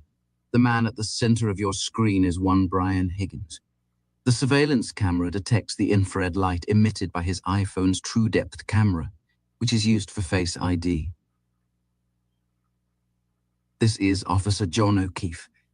He would be nearly dead in about 1 hour, sustaining fatal injuries that the most credentialed experts determined were not from a vehicle. Across the table is Karen Reed. She is the girlfriend of John O'Keefe, and also the woman that Brian Higgins has been obsessed with for weeks up until this point. However, she had cut off communication with him roughly a week earlier and has completely ignored his presence since arriving at the bar. hello, shake your hand, give you a hug. No, she did not. No, she didn't do any of those things, did she? No. It was like you didn't even exist. Both Brian Higgins and Brian Albert have been drinking all day long. We'll get closer and watch as Higgins repeatedly steals glances at Karen. She is standing here. In 1 minute and 35 seconds, he will finally break down and text her. Leading up to that moment, we'll see him look in her direction at least 3 times. 1. 2. 3. At 11:32, the weight of Karen's indifference becomes unbearable. He gives in to temptation. In a whiskey-fueled haze, he removes his phone from the front pocket of his sweatshirt, composing a juvenile message designed to nudge her into interacting with him. It doesn't matter that John O'Keefe is standing right there, a few feet away from him. Higgins is determined to get attention from Karen, whatever the consequences may be. From this point forward, Higgins can be seen frequently checking his phone, presumably awaiting Karen's response. But that response would never come, surely adding to his humiliation and anger.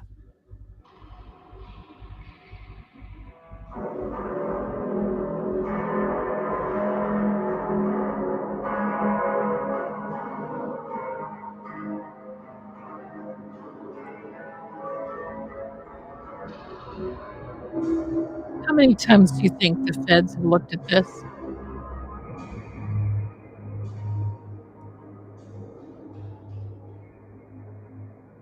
At 10:54, Karen and John enter the bar.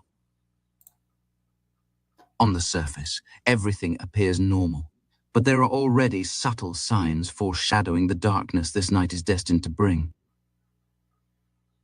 Brian Albert leans closely into Higgins to make a comment, seemingly about Karen, since she's standing right there and just walked in.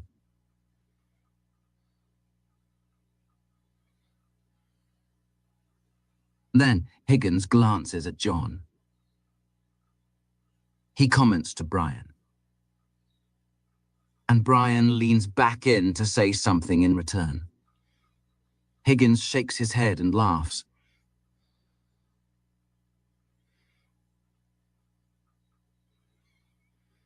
They were egging Higgins on. points to Brian, requesting to step away for a private word. Higgins signals, "Over here." Not even Brian's wife, Nicole, should hear this. Higgins leans in very closely to Brian's ear.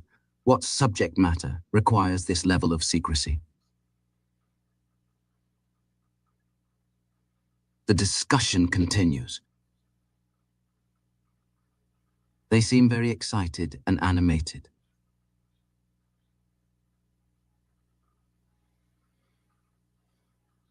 Higgins looks at Karen.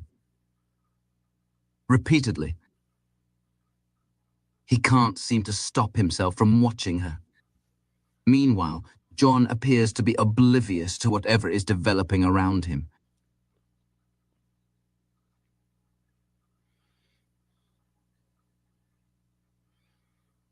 The 2 men touch hands in agreement.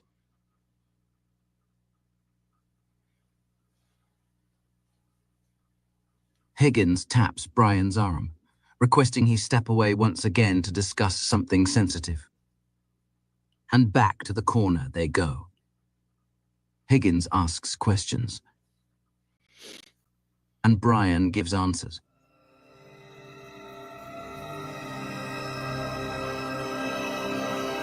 Right there, my darling. There's the face. There is the evil face that has been assigned to Brian Albert. Take a look at that. Don't know if you can see my cursor or not, but that doesn't look very nice. That's born evil right there.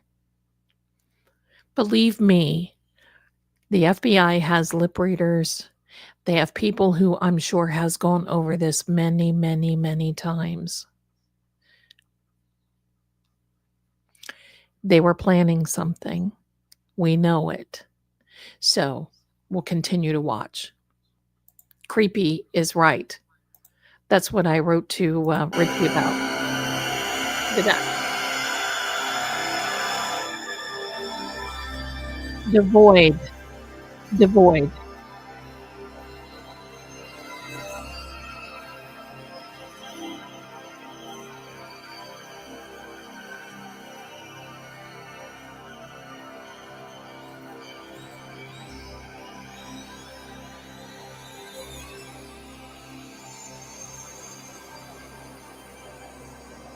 If you join his Patreon, you can see this before it is published.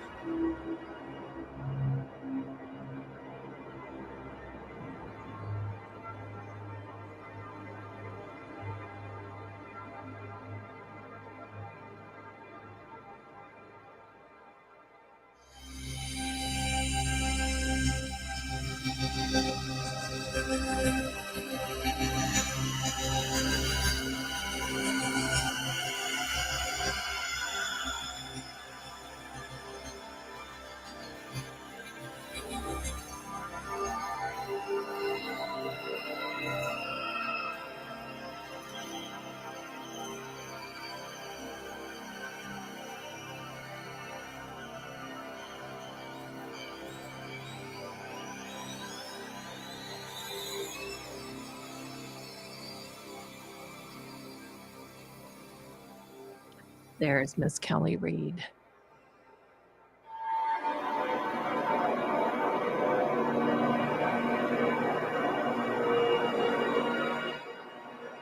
There's Miss Sherry D. Hi, Sherry.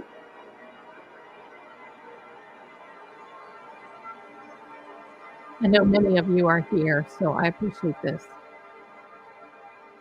Rita Lombardi, Franklin Barter Mittens. Hello.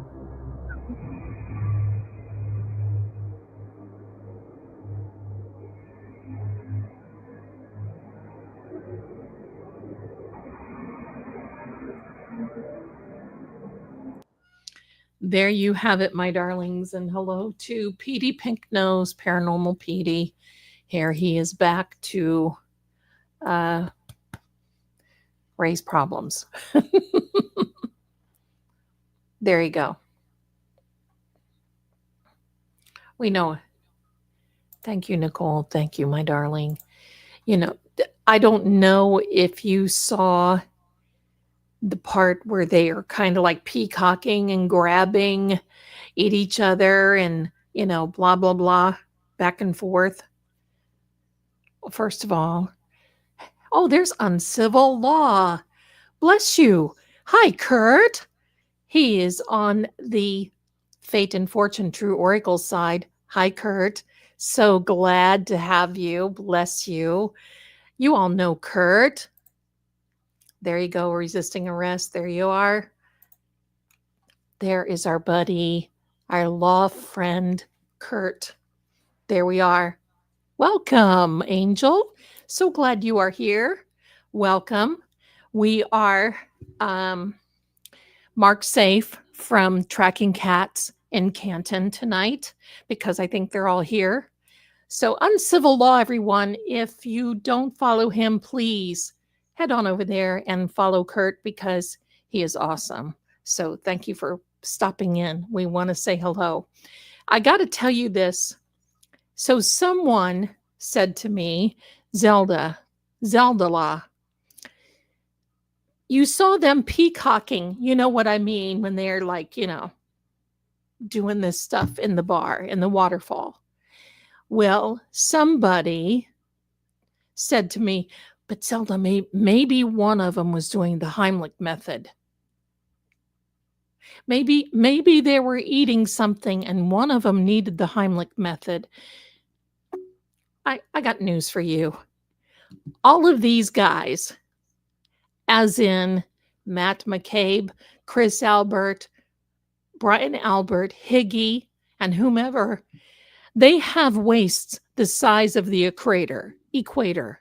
How are they going to do the Heimlich method on these guys? Hello. Oh my gosh. So no.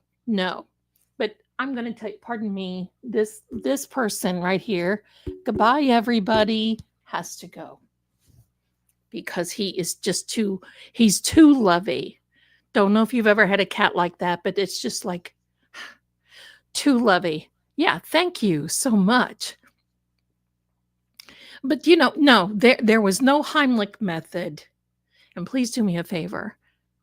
Like, subscribe, do all those wonderful things. Right? Kurt's with the no. He's in the know right there. He's in the know. I got to tell you something. While we were watching Kim, oh, I'm so sorry. Pollen. Kim emailed me because she's doing EVPs while we were watching. Kim sent me that part where we were watching Higgins, and the EVP said Higgins.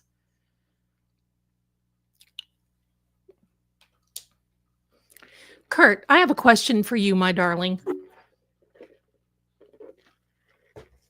Because Kurt is a game player. I mean, video games, not, hello. Sorry, Kurt. Yes, he is. Yes, he is, my darling.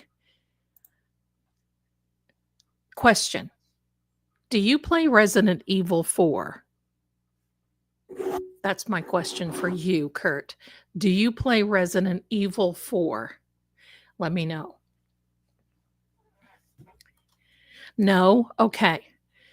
Because I was sort of kind of thinking about doing a fundraiser for Karen.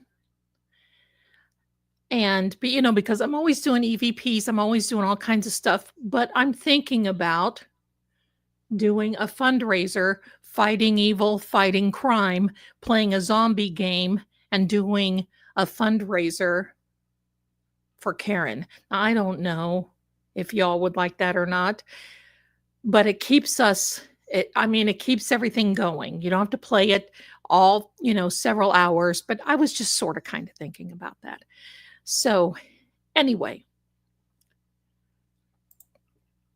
thank you. I live in New York and the tree pollen is so heavy. It's been raining here all day. I'm in the South. It's been raining here all day and the pollen is like flipping mud, like mud. Okay, here we are. If you want to get a group together and do them, then right there, reach out to my producer, Miss Mandy Reacts, and get her to set it up. Will do. I don't know where I can get Miss Mandy Reacts, but we'll do that, Kurt. Thank you so much, my darling. Thank you. So glad to have you here. Kurt, listen, for all of you, Kurt has got, he is, no, you're good. You're good. We understand. We understand. So Kurt has got the rain has hit Florida. I'm getting hammered right now. Oh, we'll be careful. So, Lady Z, maybe that's the Mandy EVP got, maybe. Because we got a name Mandy. Oh, Mandy. Oh, no. Is that Mandy or Brandy? Okay, Mandy. So, anyway, now I forgot. Oh, Kurt's channel. Kurt's channel. He is, forgive me if I'm saying this wrong, Kurt. He is a constitutional lawyer. Am I right? Not only that, he has a really cool variety channel. Sometimes I watch him. He hooks up all these electronic stuff. He does the game playing. He talks law. And he is. Okay, he is. Very good. Very good. And he cooks. And I watch that. And sometimes when I miss the live, I rewatch it. So if you are not subscribed to Kurt's channel, please do me a favor. And at the end of this, I will drop his link in my show notes and you can all go over there and say hello. I'm from Zelda's channel. tickety boom. I'm here. Let's just chat. So there you go. Oh, let's see here. Kurt says, I have argued in front of the Supreme Court. Oh, impressed. Impressed. Impressed. Have you heard the latest about a court about the buffer zone? Have you heard about that one now coming out? I'm all about the Constitution. Give me the Constitution. If you have not, I saw where there's a little something that Aiden Carney, Turtle Boy, put out. And it's basically, see, I don't know. I'm not a lawyer. I have to tell you this. I'm not a lawyer. I'm not a doctor. I'm not law enforcement. I'm not any of that stuff. Okay. Did a stream on it earlier. Okay. You got to catch that because there is something that they've pushed back to Auntie Bev and said, look, you better take care of this because if you don't, we might. I hope that explains it correctly. So it might be a little, maybe not a win, but a little push in the right direction for all of those in the buffer zone. I'm going to say it that way. I'm liking it. I'm liking it. So anyway, there you go, my darlings. Kim, are you in here with me, my darling? This. And I have to, Kurt, can you give me, it's Miss Mandy. Is that who it is? I will reach out to her. You may, if you don't mind giving her a heads up and we'll see what we can do. Okay. Okay. And maybe one of these days, if you want to come on here, I'm a small channel, but if you want to come on here and fill us in on all this good stuff, we will. We will. We'll do it. So all you have to do is let me know. It's done. She threw it out. Okay. Well, you know, the one thing I have to say about this is these people keep fighting, don't they? I mean, they just do not give up. Okay, Kim, do you mind, my darling, if do you mind, my darling, if I show not the email, but the picture of what you sent me? Do you mind? The buffer zone is gone now. Is it totally gone? I might need to be in the know. All right, I'm going to have to watch that later. I'm going to come over and watch your stream later. I don't know if that's a good thing or a bad thing, but they just won't stop fighting. That's a good thing.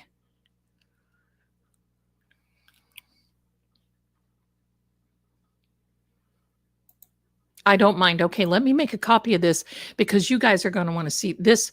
This is wild. This is just totally wild in my capacity. Okay, because you know Kim has that same EVP little goodie thing, and it came across my wait. Let me do this. Because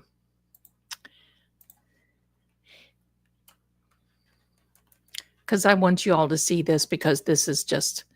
Kim has this same Ghost Hunter EVP thing that I have. Okay, I love it.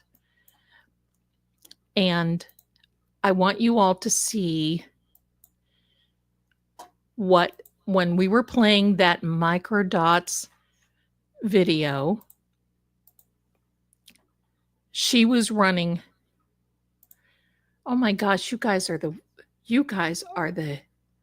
most wonderfulest. Wonderful. Oh, thank you so much. Thank you. Thank you. All right, back on track, Zell. So here we are. I want to show you this. So while I was playing this video and we stopped on that really heinous looking face that Higgy Baby made, here we are. This is what Kim got. Look at that. She had a freeze frame. I don't know if you can see that in there or not, but there is a freeze frame of me with Higgy and that horrid face. Let me see if I can make this a little bigger. No. We'll keep trying, Zell. No. We'll see what we can do. Okay, that's about as big as I can get it. And look at the name.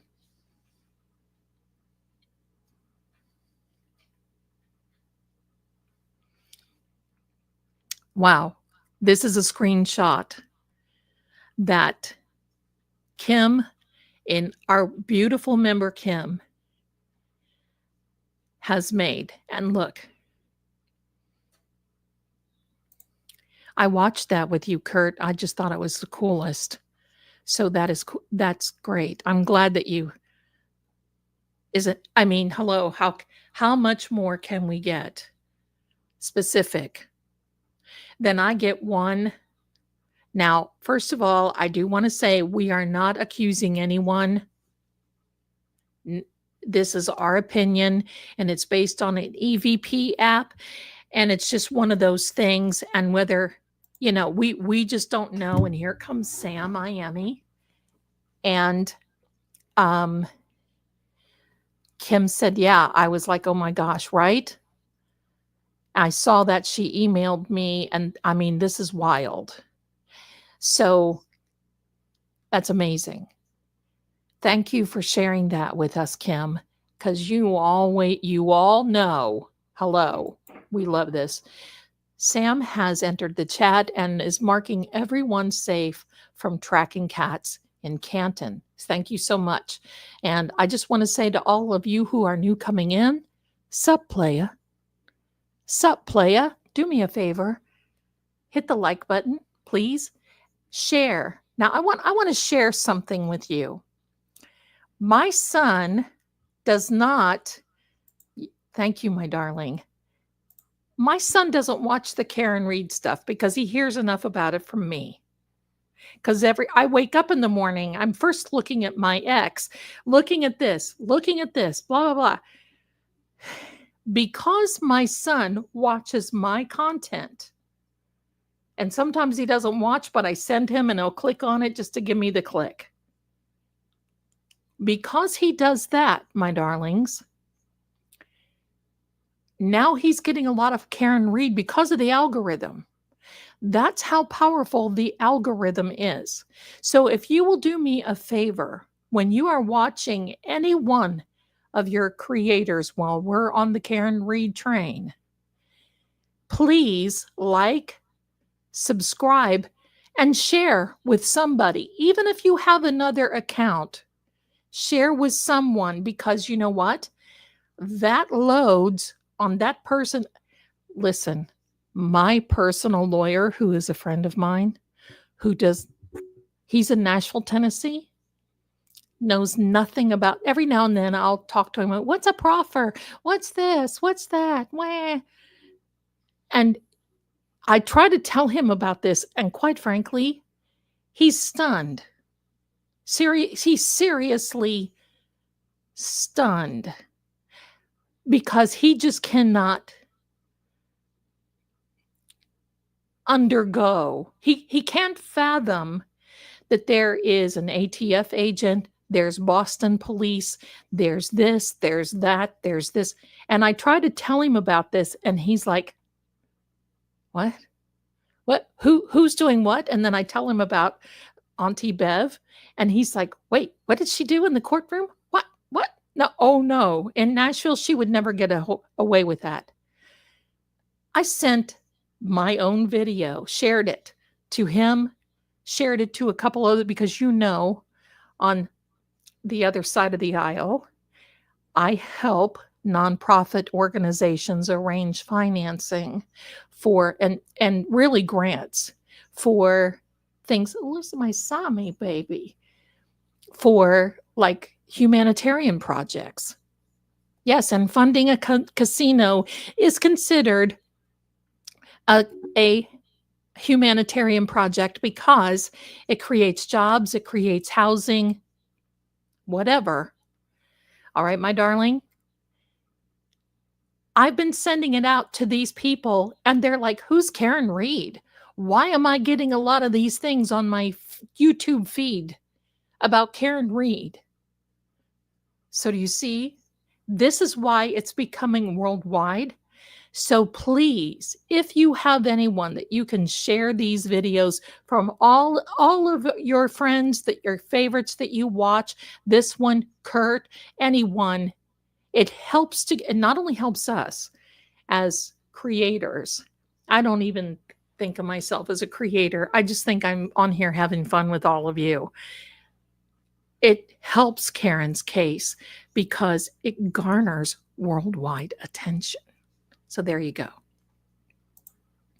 Kim says, my daughter hears me talk to the phone, talking to my phone. She finally asked me questions about the trial, wanting more details on it. And she's skeptical at first. Then I told her about the feds. Yeah. I know some feds. And first of all, let me clue you in. The FBI, if you're watching, we love you. Sending you good vibes to go back to Canton if you're not. But the FBI, number one, has a license to lie. Okay? Number two, there's a reason why they are number one in hostage negotiating. Because they know. Their training is pristine.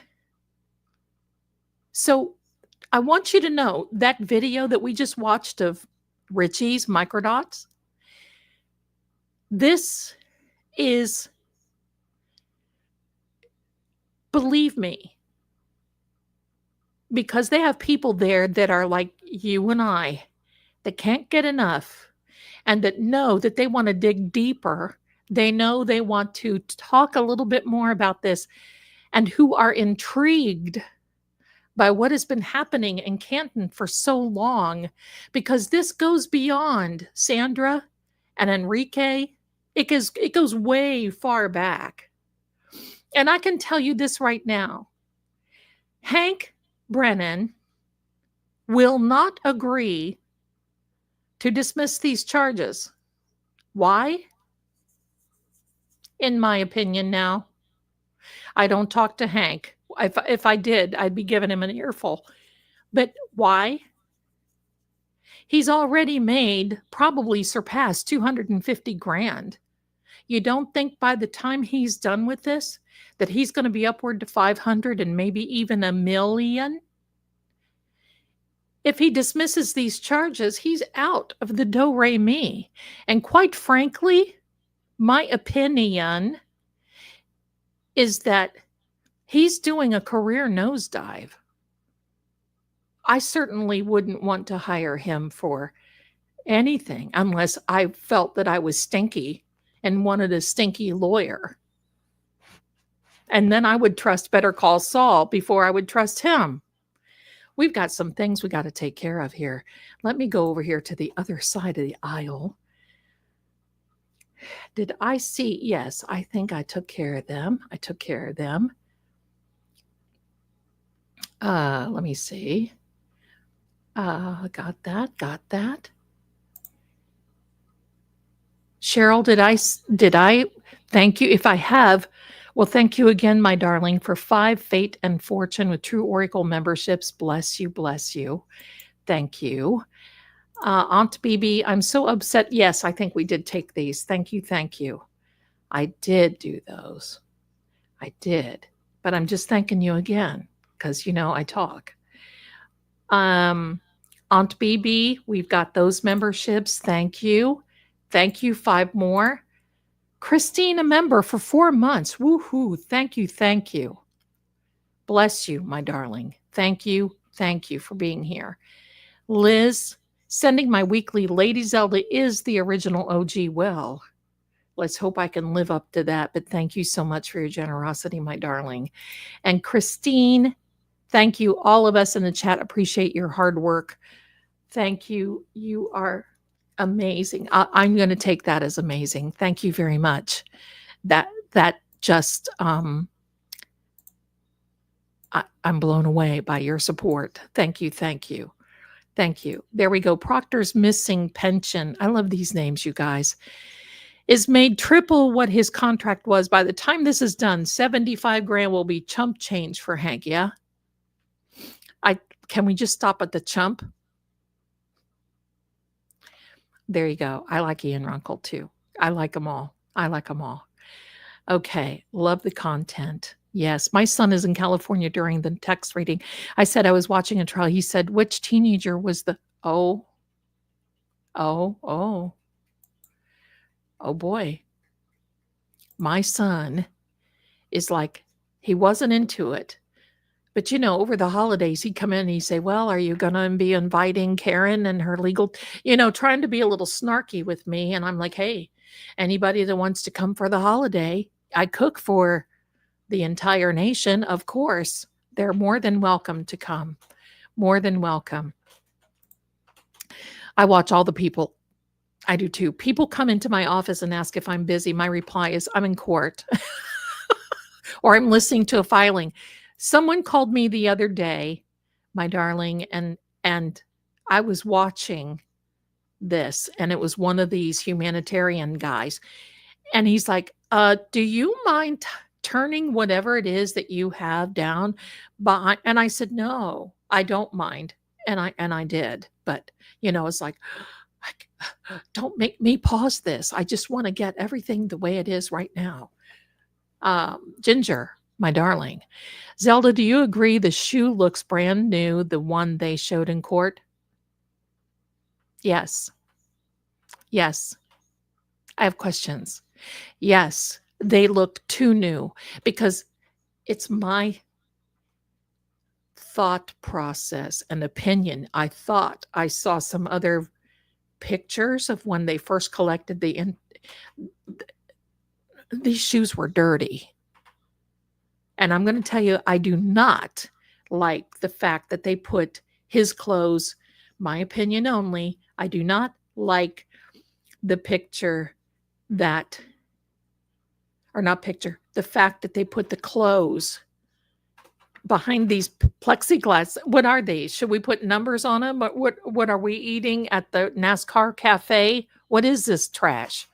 That the CW, I have renamed the CW from Commonwealth to the Common Wusses, because I struggle with that mindset, except it's like they've taken so many pains to just stay on this side of the truth. Just a little bit. Just, what is that all about? Crazy time. Crazy. Kim says forensic labs may use chemical enhancement techniques to reveal latent blood stains and analyze the DNA or RNA in those stains. I believe those are John's original shoes, in my opinion. Okay.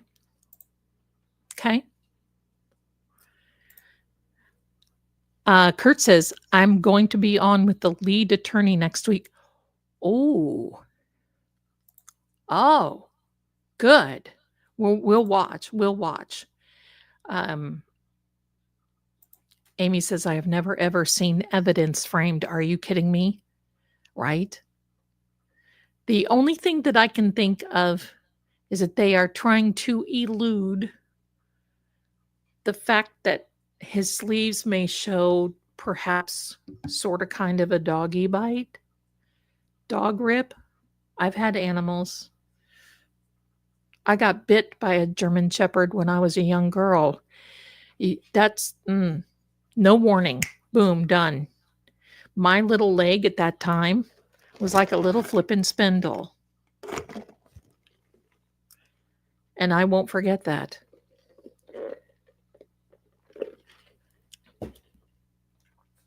Hippie chick, my darling.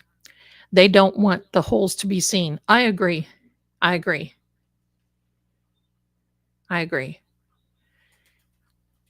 Oh, Kelly says, I've seen that. I worked in the criminal court in Virginia for years. Oh, really? I've never seen that. I've never seen that. But why would they elect to do it now? I mean, they should have, maybe if they would have done it before, I would have said, okay. So I don't know. I own those. Proctor's Missing Pension says, I own those same shoes. I've worn them 3 times because the white wall got dirty so quickly and this sole is soft foam. Impossible to clean. Thanks for that. Thank you for that.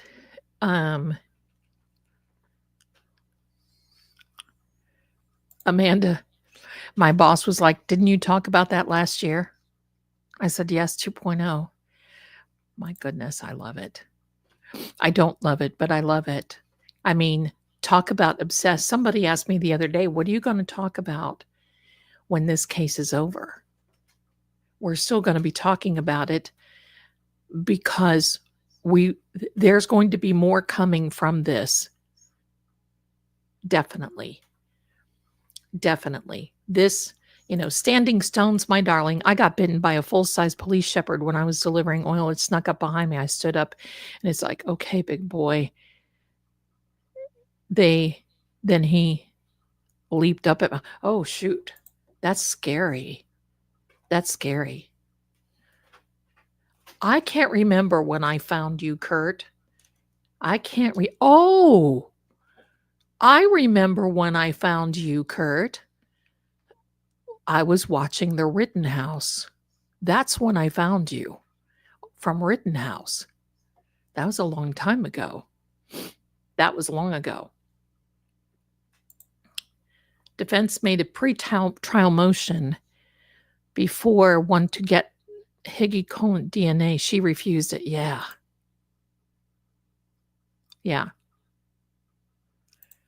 Zelda, the hubby, got bit tonight.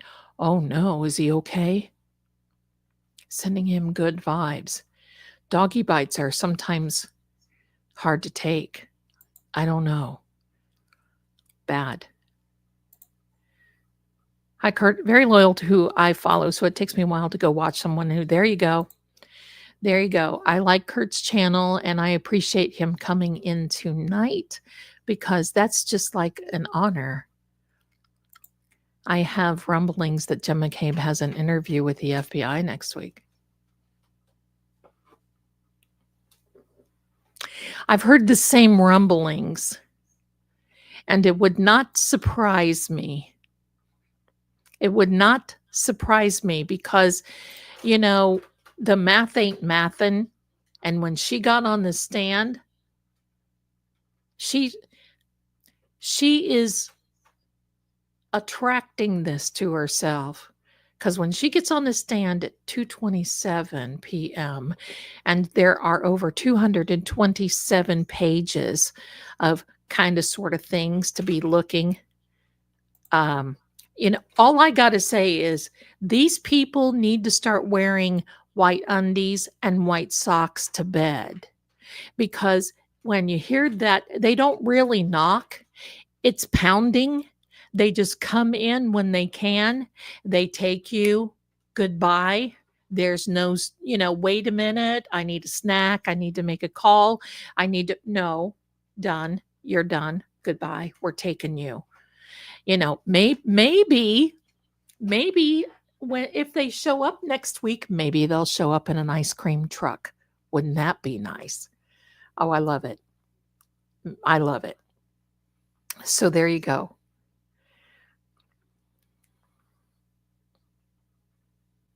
$227-2272. Jen.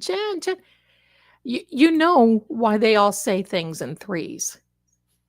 Except for the whatever her face was, pardon me, excuse me. Whatever the EMT or the paramedic. It's all threes because it is compelling. It is a way for someone to ingrain that in you. Jen, I hit him. If you say that one time, you might glance over it. 2 times, might glance. 3 times, you're invoking a curse. You're like, hello. That's it. Get your tidy whities out, people. Get your little white, and it cannot be V-neck. It has to be like crew. Get the tidy whities because the ice cream men may be coming, and if they never stop by when they're going to come and get you. Because I know some G-men. They do it because you won't be ready. They do it in the middle of the night, first of all, because sometimes it's a little bit humiliating, sort of, kind of. So when you don't, oh, hi, hello, we're Jen. Since you helped us the last time when you said that, we're coming back. Do you think maybe they're going back to see her because she helped them so much the last time, like she testified to? Jen.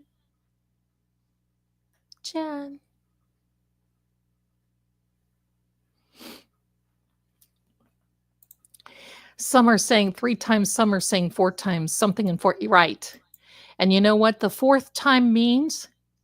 It means that you're trying to confirm what everybody else is saying and you want to make your point across. That's what the 4th time, and I'm not kidding. That's what the 4 times mean. 3 times is compelling to ingrain it. 4 times means that you heard it and you want to confirm it one more time. And the FBI stopped looking, and it was because Jen helped them with the case. Did you see her come off the stand like she owned the Brooklyn Bridge? I mean, hello. It means you are lying. Absolutely. Absolutely. It means you're trying to convince someone that you're telling the truth. All you have to do is say it once. You don't have to compel. You don't have to intrigue. You don't have to just beat somebody over the flippin' head with it. Say it one time. Gone. Done. Jen solved the case. Jackson said, yeah.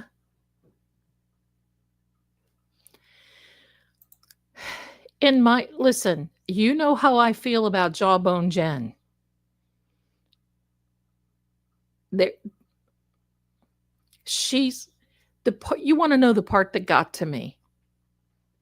When in their group text, they're all talking, and they're talking about Channel 4 being at D&E Pizza. And then they start talking about, well, yeah, I mean, she should plea out. I'm paraphrasing now. I don't know exactly what it is, but Karen, meaning Karen, will make a plea. But if she doesn't, it's an episode. This was at 4:30 something in the afternoon. It wasn't until 7:33, I believe, that evening that Karen was arrested. So you have 3 hours and they're talking about Karen pleading and she hasn't been arrested yet. So there's some little, what are they doing? Taking the cups and putting the string between the cups and listening to the wall and getting their information? No. They've got some dirty Joes. Showed up yesterday allegedly and just took her phone. I love the allegedly, supposedly stuff. But Kurt, listen, you're my kind of guy. I love it. Come in here and tell us the almost dirt. Almost tell us the dirt. And hold on. I love it when I tell people, and people know my schedule. I stream on Saturday night from 7 p.m. until the cosmic unknown.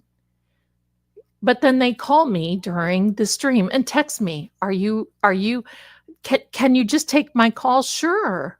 If you want a couple of thousand people who may be watching to hear what you have to say, sure, let's take your call. There we go. So wouldn't this be good? Because, I'm laughing at this point. Think about this. Let's play what if just for a second. If they took Jawbone Jen's phone That's my opinion. If they took her phone, how many calls and texts do you think they're going to see to Carrie Roberts? What do you think they're going to be talking? What do you think she's going to be talking to Carrie Roberts about? And I got to tell you this. After Carrie, pardon me, somebody is sitting on my hair. After Carrie testified, and she's finding out on the witness stand that there's a group text telling Carrie's a talker.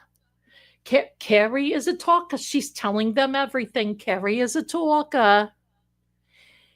How much do you want to bet that she went home that day and her husband says, you stay away from that hag. Sit down, demon.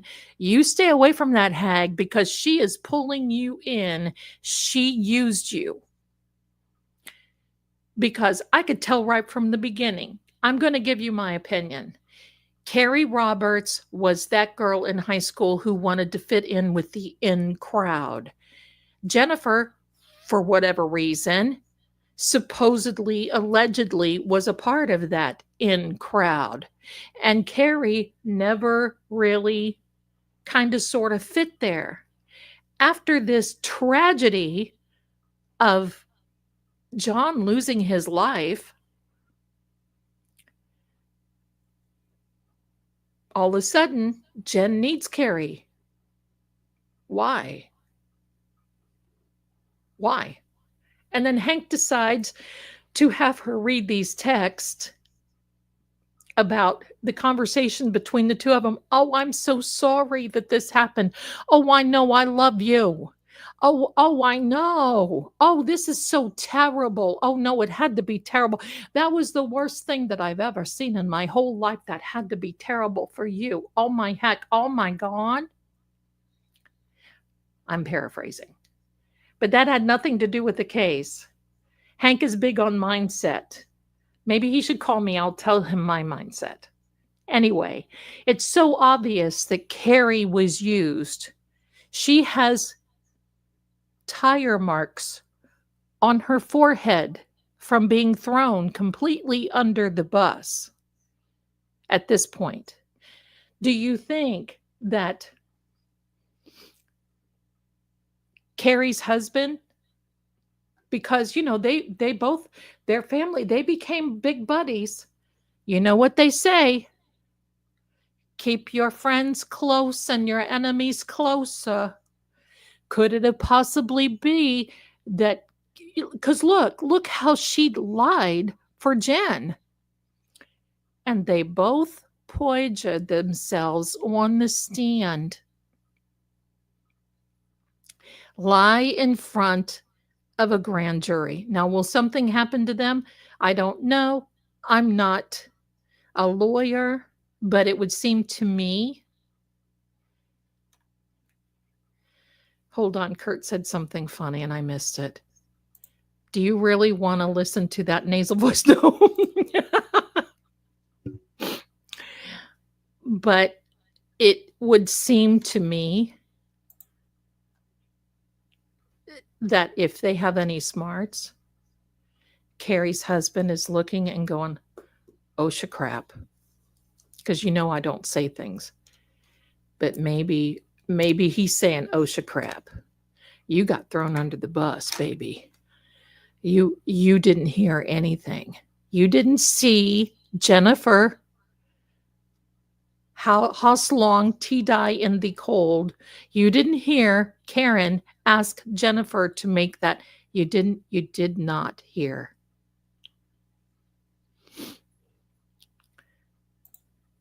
Kurt, thank you so much for coming in, my angel. Bless you, bless you. I will, I appreciate you. And I will email your manager and maybe we can put something together and do a little fundraising or something. I mean, I'm all for it if you are, but thank you. Let me know if you ever want to come on sometime and talk law with us, because I can't. I can talk EVPs, but I can't talk law. So anyway, thank you again, Kurt. You have a good night. Sleep with the angels. And thanks for stopping in. I'm going to leave. This is Kurt, my darlings. Wish him good night. I'm going to leave his link to his channel in the show notes. If you're not subscribed to him, run. Don't walk. Hold on. Let me see. Where's I missed you. Just a second, Kurt. Wait. There was something that came in that I saw, and I missed your, just a minute, Kurt. I missed your message. Oh, here we are. Would you like to come in and jump on a pen? Yes. Yes. Let me know when. One day, absolutely. Just give me a little heads up so I can make a little time. I would love to do that, Kurt. And we'll bring all my people, like I have this, all my people, like I'm this, all my people from far lands, near and far. Yeah, send me a message. Now, if you may have to send me a message, you can send me a message on either one of these channels. You can send it to Psychic Zelda Kelly at gmail.com if you want to. But just send me a message. Let me know. Give me a little heads up so I know to put the lipstick on, and I'll be right there, and I'll put a better background on and not the spirits. I would love that. And let me know. I mean, you're always welcome to come on here. I would love that. We would love that. That would be fantastic. So thank you so much. We appreciate you. Thank you. Thank you. Thank you. I watched Kurt during Johnny Depp too. Johnny Depp, Kyle Rittenhouse. Oh my gosh, Johnny Depp. That was the one. I did a lot of readings on Johnny Depp.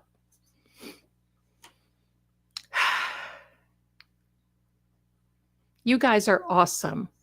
I just want you to know bye, Kurt. See you soon. You guys, I have the most awesomest.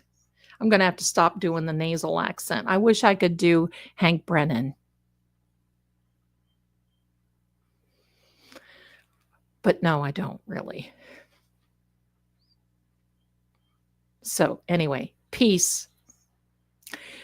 My darlings, what time do you think it is? We have 333 that are watching right now. You like the nasal. See, I don't like to do that though, because a lot of people that I know are from that area, and I certainly don't want them to feel like I am making fun of them, because I'm not. I'm just doing an imitation. I'm just doing an imitation. My idea of an imitation. Okay, so I think it's time for some EVPs. What do you think? What do you think? Look at Sam here. She's asleep. She's my girl. She is the EVP. Listen, I want you all to know. She snored. I'm going to fix my background. I want to take these. Oh, no, I'm going to leave it there. I'm going to leave it there. I want you to know that this chick right here snored so bad in my bed last night. Snored. She was going to town, beat the band. She's my angel, though, and a mean girl. Oh, she gets after me. Listen, if I don't pay her my rent on time, look out. All right, EVPs, we're going to quit messing. Now listen, my darlings, let me move this. I got a new variation of an EVP.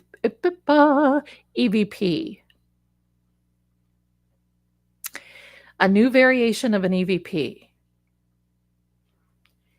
And the new variation of the EVP was given to me by the developer, and it is a better one. I did not like the one we had last time. And the one we had last time, I told the developer we weren't really, it's not for a crowd like what we have here. It's more of a one-on-one thing when you're doing investigations. So listen, we love you. If you want to send me your app, we will use it. and we'll give you whatever our thoughts are. No shade, no disrespect. It's all good. So, okay, here we are. So let me prepare. I want to put this new one on first, just to give you an idea. It is called Ghost Radar Legacy Connect. Put it on there. Here we go. Here we go, Sam. Play it again, Sam. All right, here we are. We are initializing, going here. See, now this is a radar, my darling. Let me see. Let me change. There we are. Much nicer, huh? Now that is a radar. That's okay. I'm all hyped up on this coffee too. And we're going to see what this is. Now, I don't know if you can see it or not because of, oh, red came up. Did you see that? Okay. Hello. We'd like to talk to John's Energy. Okay. I have the free version. So I don't buy them unless I think that they're worth getting because I don't dig ads. So I've cleared the energy before we came in here. But just to give you a little bit of an idea on this ghost radar, this says radar, Vox, whoops, right here, camera, so you can actually do a camera, and then there are readings, and it tells you what words come out. So there we are. It's on high right now. Down here, you can actually record it. There is a light, and then there is night mode. So if you're in a paranormal situation where a paranormal situation that it's dark, you don't want this stark light on, you go over here and you put night. See, that's the night version. It is so nice. Pen and paper happening. I love it. I have the free version of Ghost. I have the free version of Ghost Radar, but I kind of like this one. I'm kind of digging this one. You see all my messy desk there. What was that noise? Every time you click between something, it makes a little something, but it only has come out with one word, and that was red. So we'll give it a minute. We're going to pump up the volume, pump up the volume, pump up the volume. Come on. We're going to get some energy. Listen, you guys, I'm so excited. I will let you know if Kurt with Uncivil Law invites me over to be on a panel.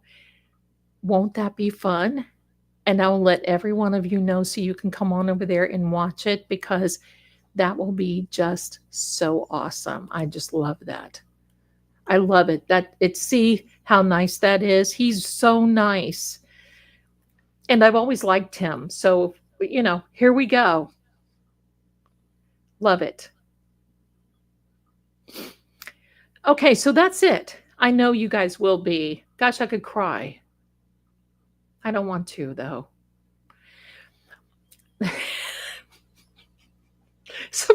Sometimes I crack myself up.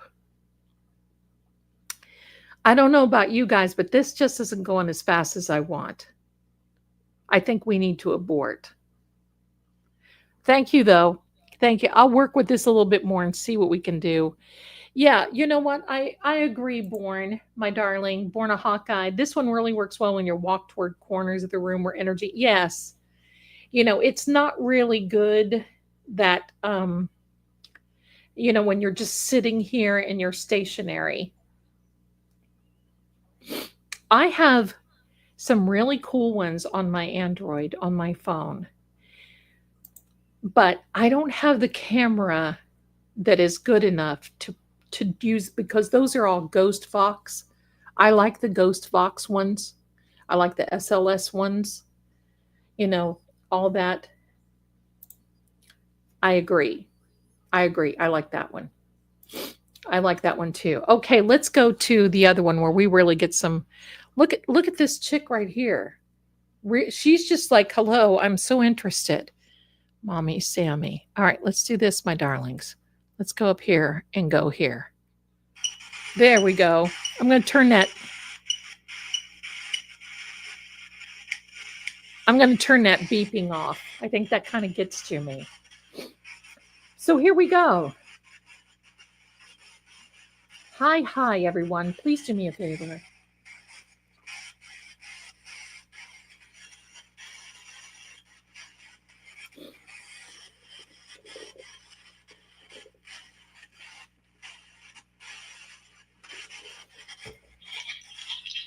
Tip. What does tip mean? What does a tip mean?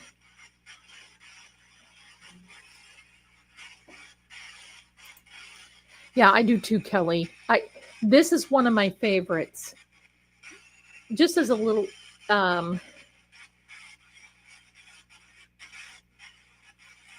thank you for that. Hold on. Born a Hawkeye. Oh, tipped off maybe.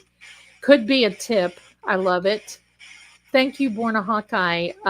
Yes, Kurt is at uncivil law. Uncivil law. There you go. John, so many people are affected by what happened to you. God bless for the changes you are bringing to the Canton people. I agree. Policy. Now, I did not really get, sorry, I have cats. This attracts my other cats. You know what? Kurt did give us a tip tonight. That was great. Yes. No. I was going to say something and I forgot. Forgot what it was. An audit. Yes, he did. Yes, he did. An audit. That was my big cat jumping off the table. I wish you could see these hands of hers. She has her hands right in mine, sitting up and looking like hello. Thank you, everyone, for being here. Saying he was bringing changes, and that could mean policies and procedures. Yes. Oh, the buffer zone. Yes, the buffer zone. Activist. I think that is Aiden. Activist. Okay. So what happened? Yes, she is. She's my little hoot. I think that's Turtle Boy. Yeah. So is there no more buffer zone? What's going on? Okay, hold on. I'm going to look because I can't stand it anymore.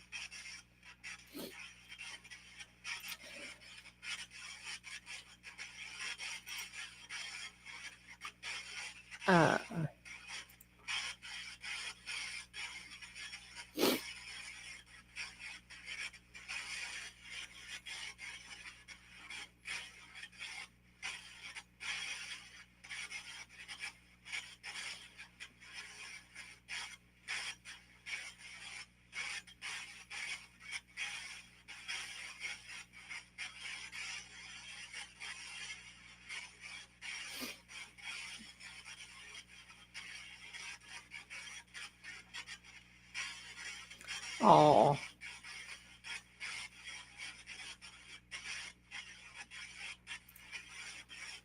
Okay.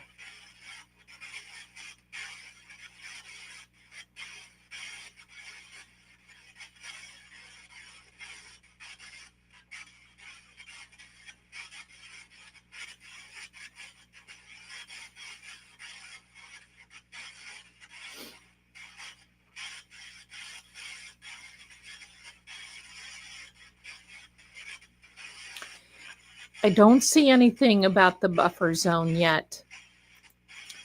Okay. Okay, Kurt did a stream on it. It was great. Also, he had a video. I saw the one from Turtle Boy.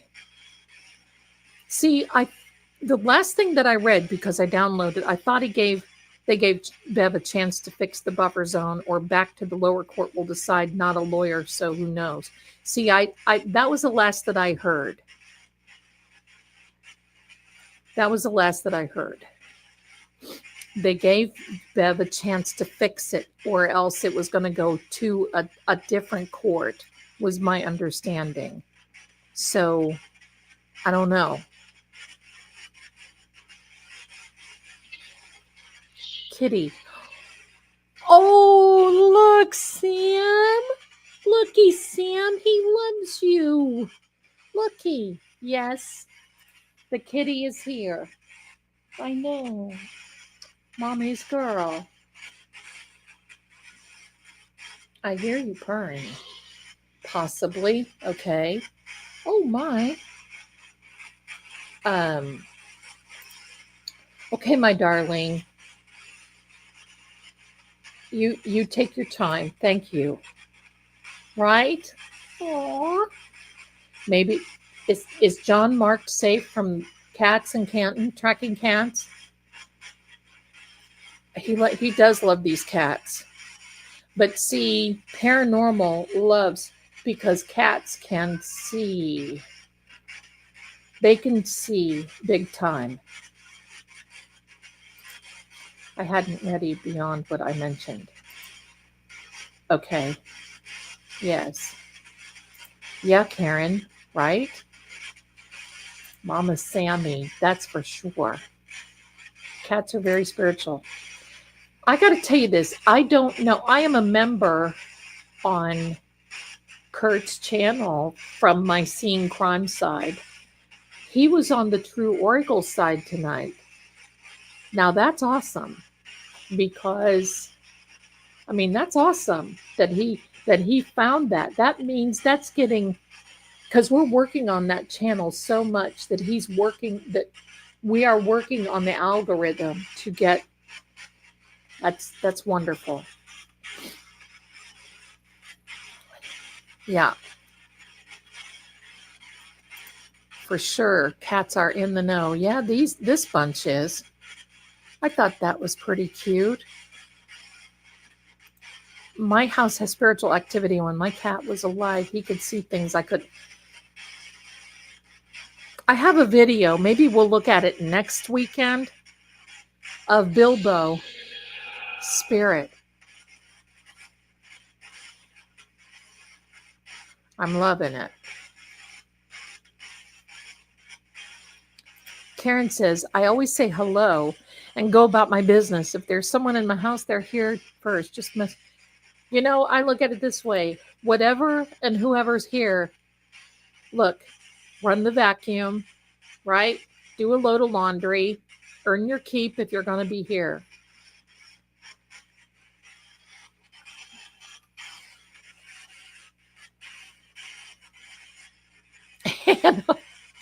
Hannah, right? You know, like never eat yellow snow. Absolutely. Duber says he's listening to the convo, right? Oh my God, spirit, right? My cat just pulled my charger out. I mean, mugged him, and he just rolled his eyes at me. I always try to keep these guys away from cords. The reason that cats like cords, in my opinion, and she will go lay on them. The cats will lay on my cords. Unbelievable. But the reason that they do is because they emit a certain energy. It's a frequency. It's an energy. That's what they emit. Spirits in the courtroom. Cameron. Say, not Colin would be both. Yep. Cameron, welcome, spirit, right? Hi, Crafty Chris. Hello, my darling. Hello. Welcome here. We loved having you. I had a Shih Tzu that started barking ferociously and growling at a corner on the ceiling. She saw something I couldn't. It was freaky. Bilbo will sit in the hall and look up in the one corner and just in the weirdest meows. You know, I can tell their voices in the meows right now. So, And you see orbs in that video. One day I'll show it to you, maybe next weekend. I've been meaning to show it to you, the orbs and everything here. And my opinion does listen. When I was having a convo with my daughter, yeah, you know, that energy listens and it connects to energy. Yep. Yep, yep, yep. Thank you, everyone. I want to thank, there's an anonymous Venmo that came in. I see the name, but she wants to,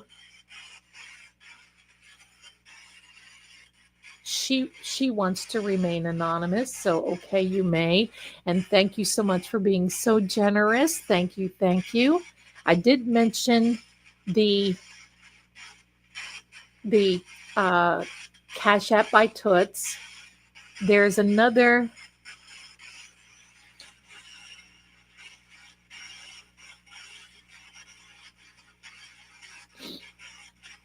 There is another Venmo from a Susie. Thank you. I don't know if you're in here, Susie, but thank you. Ginger, I wonder what Paul thinks of Higgins' text to Karen now that all or most is out. Probably nothing, since he's doing the same thing with other women. I'm going to tell you, I think he is shaken like a doggy pooping a razor blade at this point. That's pretty graphic, but I'm going to tell you, I would be, because for me, between the text and seeing that video, and the video that we saw in court yesterday was Microdot's video. He just did not have the narration and the Microdot and Richie's thing on the logo.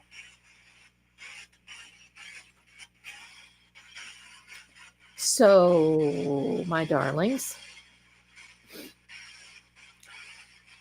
between the text and between that video,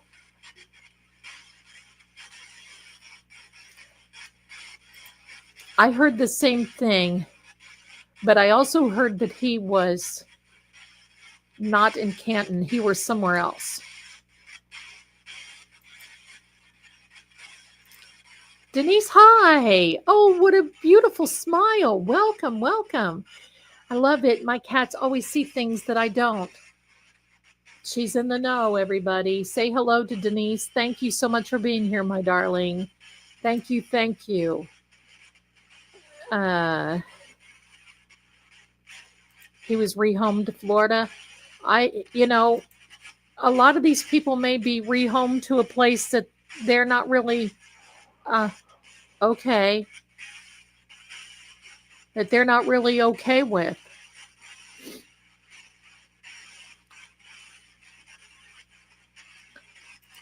Oh, honey. My scariest, most heartfelt one. Grandfather's funeral. I walk up to the casket. He smiled at me. I was 9 and I lost it. He later come back to hug me. Yeah, I've seen stuff like that. Bless you. That's tough when you're a little kid. That's tough. That's tough. I always squelched it because I would hear the conversations between my dad and my mom. He was an adoptive father. My bio father moved away and had another family.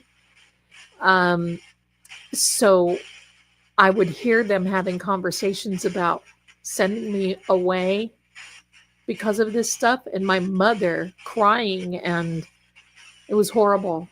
It's horrible when you're a little kid and you know, you've got stuff like this.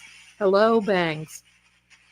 And that little one hair. Jocelyn, hi there. Zelda, there's a ruling on the buffer zone. They're sending it back to Bev to give her a chance to fix the buffer zone so it's fair before. Now, Kurt came in here with uncivil law and basically said that Bev already denied it. See, I'm behind in that as well. I'm going to have to go watch Kurt's stream. I'm going to do that tonight, hopefully. I want to thank, oh my gosh, Hippie Chick. Thank you, my darling. Thank you for the very lovely and generous Sammy and I. Thank you so much for the very generous message. And look at the Venmo. Thank you. And those little kitty prints. She put kitty prints in her Venmo. Please help me. I've always been a cat girl. We had 17 outside cats on the farm, and they did their job. They did right, and they were tough as nails. Hey, but you're being very endearing tonight. So you must be feeling pretty good, John's energy about what's up. Look at her looking over. Now, it is to the side. And yes, that's Mama. And every now and then she'll look over there. I don't know if you noticed that or not. But hey now. Hippie chick, you are the best. Love those little cat prints. Thank you. Oh, heavens.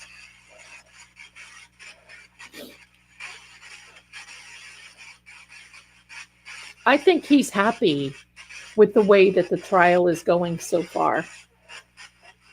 I'm always careful what to say in front of our lawyer friends because I have an opinion. But, I'd always try to include allegedly, supposedly, maybe, sort of, kinda. Hey, Jude. Saying Bev denied it is way too vague because there's so many to choose from. Oh, Bev, you're the worst.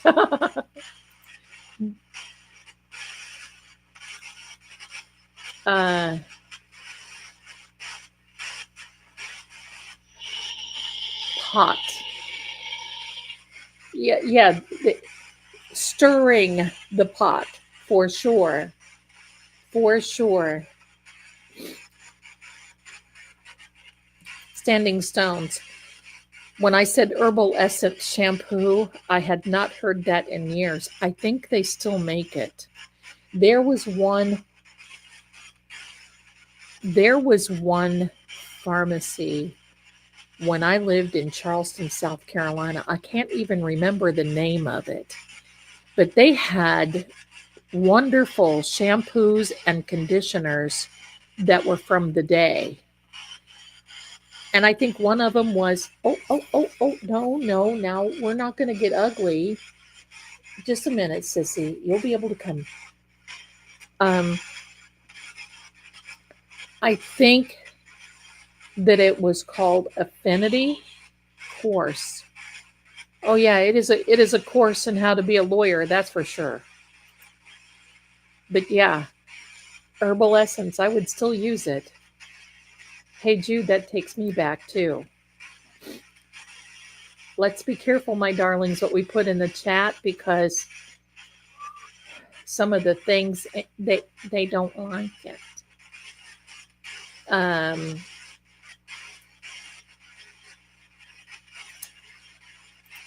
Right? Saint. Who is a saint? AJ is a saint. AJ is a saint.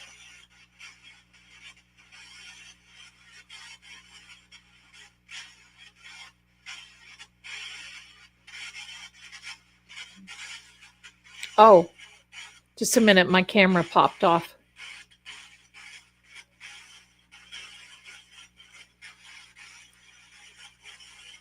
There we go. Don't, Angel.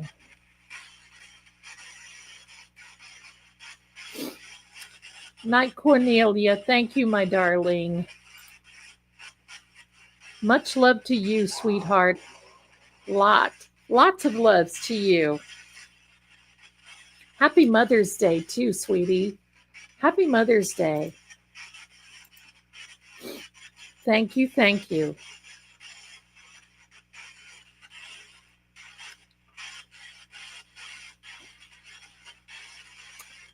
You know, I was thinking of The Saint, the movie with Val Kilmer in it today. I loved that movie.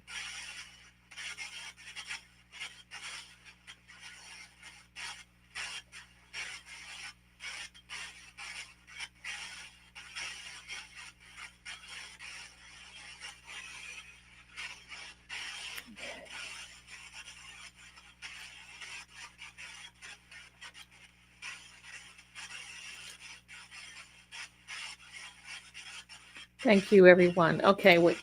Heather. Hey, Zelda. Hey, back. Karen asked a threat question. Did John make the noise that Yuri heard from the evidence? But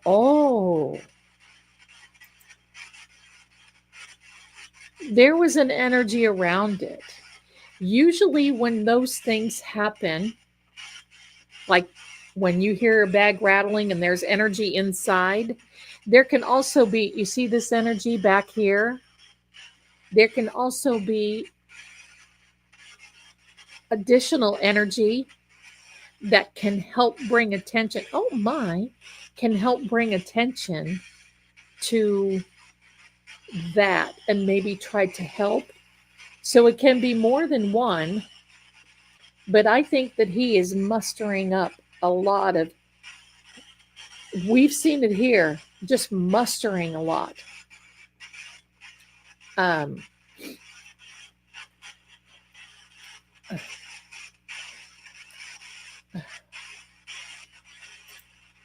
gotcha.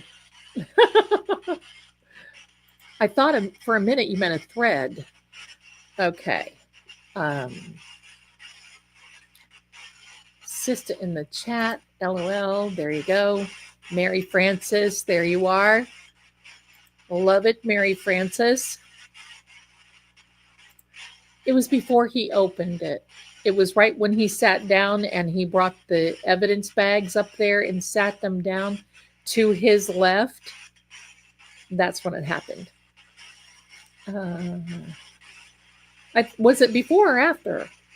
I thought it was before. Was it before or after? Because if it was after, then he released something from the bag. If it was before, then it was something wanting to be released. So I stand corrected on that if it is after. So thank you for that. Years ago, I was doing homework for college stuff I was taking at my advanced age. There was a candy dish with crystals and rocks near me. The one rock popped out of the dish and landed on the wood table. Higgins spoke about Brian didn't have a Jameson whiskey, but he mentioned he brought his own. Yeah. Seriously, guys, who decided it was a good idea to give Pig Penny, right? Everyone knows can't have an oversized Ewok with a gut pen.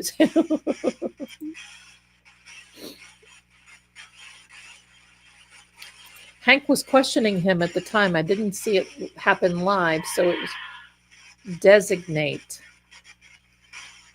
Well, there certainly was not a designated driver. And the fact that these people want to get Karen for, some type of drinking and driving type of, that's an oxymoron if I'd ever heard one, isn't it to you? Do you see how she's looking to the left? The EVP app is to the left, but there's something over there that she is hearing. There's nothing. What are you seeing, sissy? Hers is seeing something. Hers is seeing something. Anybody else in here? I talk baby talk to these guys, so her my baby. Right, Dubra? I second that emotion. Leave. You're not leaving, are you?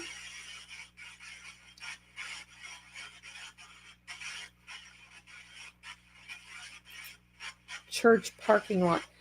I'm gonna have to figure that one out. I don't know. I'm gonna see. Nicole was a designated driver for Brian and Brian Higgins. So will Yuri lose his job over this? I don't know. It would be from the Colonel. It depends on what happens Monday and Tuesday, I think. I think there's a good chance that he could be leaving. Hey, John, tell me, are we going to say ice, ice, baby? Dun, dun, dun, dun, dun, dun, dun, dun. Ice, ice, baby. I'm sure not, but it's kind of fun to say quarantine. I don't know what that means, but it sounds serious.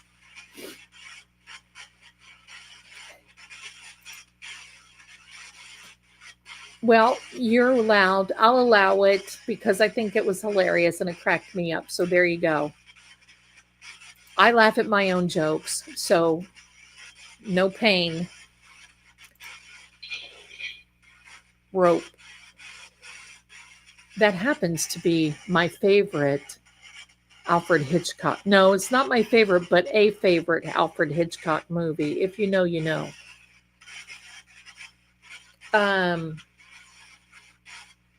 Paid leave. That's an idea.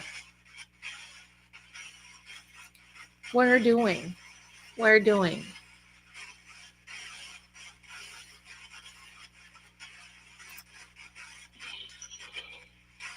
Correlation.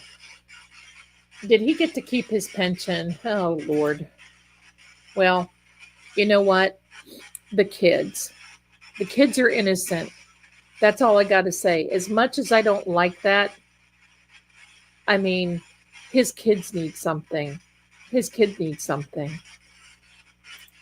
Ice, ice, baby. I hope they are waiting for him in the hall. I was hoping that he saw our friends from the three initials out there standing with their little silver bracelets going, here, Yuri, Yuri, Yuri, Yuri, Yuri, Yuri, Yuri. Here, Yuri, Yuri, Yuri, Yuri, Yuri, Yuri, Yuri. Could be John and Sandra correlation. Yep.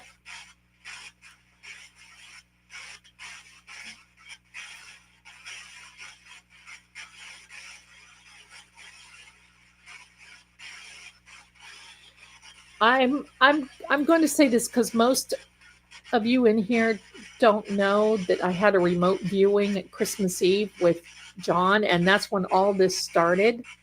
Because before, when I was going live, we didn't do these EVPs. And in the remote viewing, he showed me that he was met itching to get this done. He was met. They went downstairs to the basement. As he was going down, they had been pushing. Two was in front of him, one was behind him. Somebody pushed him. He fell into the other two, and that was it. He was jumped. Did not have time to know what hit him. He still doesn't really understand.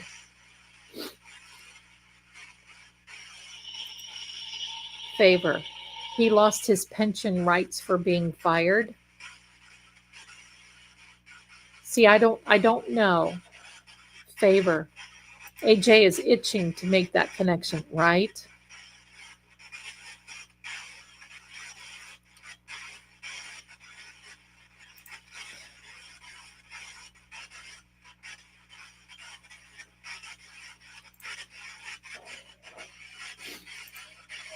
Exactly what I saw it too in my mind's eye, Zelda. Yeah. That was a big thought. Because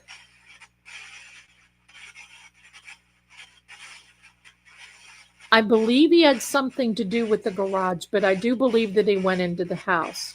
Because if everything happened in the garage, let's think about it.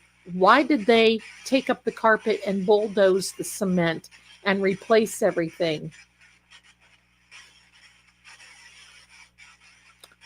And when you think about it,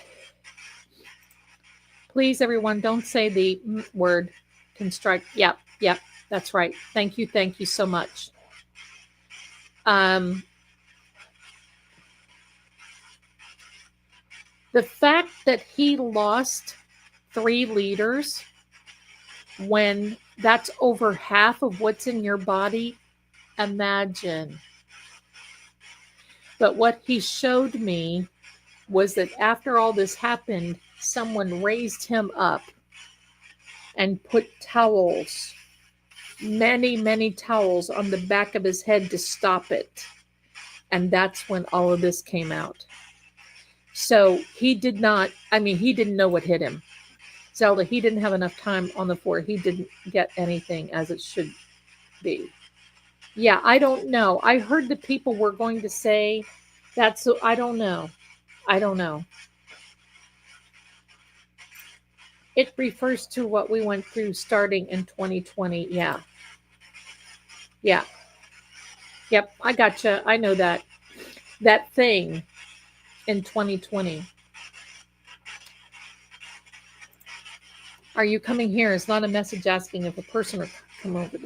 How details and statements. Right? Right? Are you coming here? That's not like a guy code. That's not a bro code. Are you coming here as in I want you here in this space here? Right? Right? Yeah, something like that.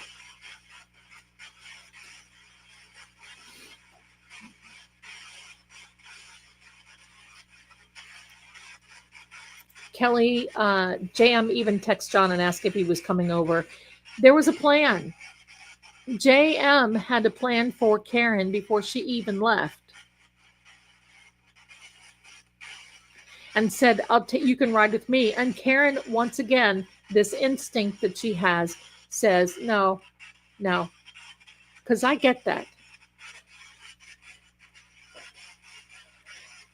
It does. They do. I've got to tell you, I got a strike, and I have to be careful for the art on the star card occasionally. That's why I had to go and put clothes on all the people that didn't have clothes on. And it was an art, but I got a strike for it. So I have to be really, really, if I get a second strike, I'm in trouble.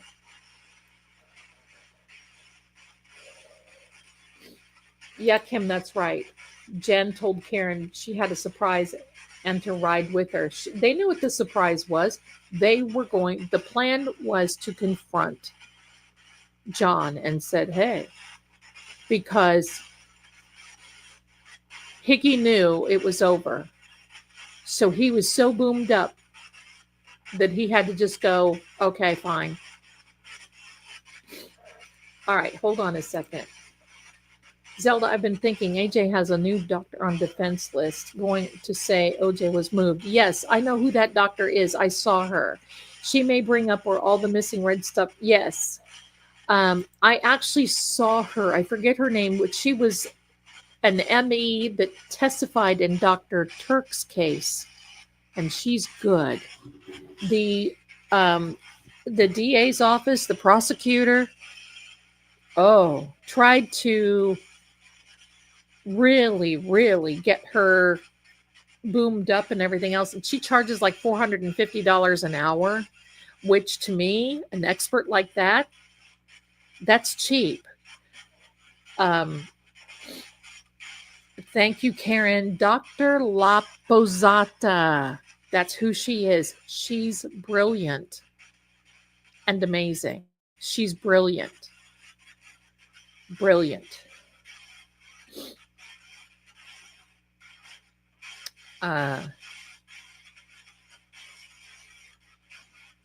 That's right. There wasn't anyone between. Yep. Yeah.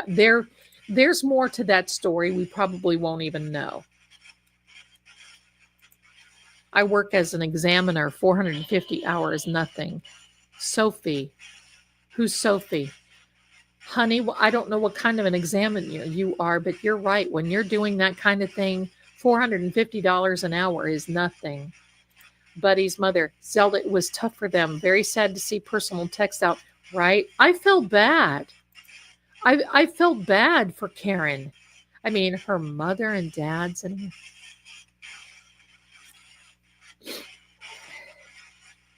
Attorney George, is she now not on the lawyers panel? She is, but she is in the background as she's probably a jury consultant. So she's probably watching the jury to give them an insight on, things like that. So yeah, I believe she still is there. Dubra, we hire medical doctors to review case and give it. Oh, okay. Good show. Good show. Thank you for that.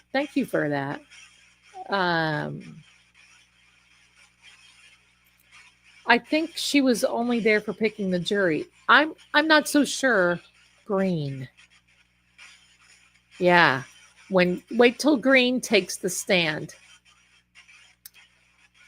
Hi, Bridget. Look at that puppy. Good evening, everyone from Chicago. I'm glad everyone's here safe and sound. Hi, Bridget. Thanks for being here. Do me a favor, for all of you that are watching, please give us a thumbs up. Democrat.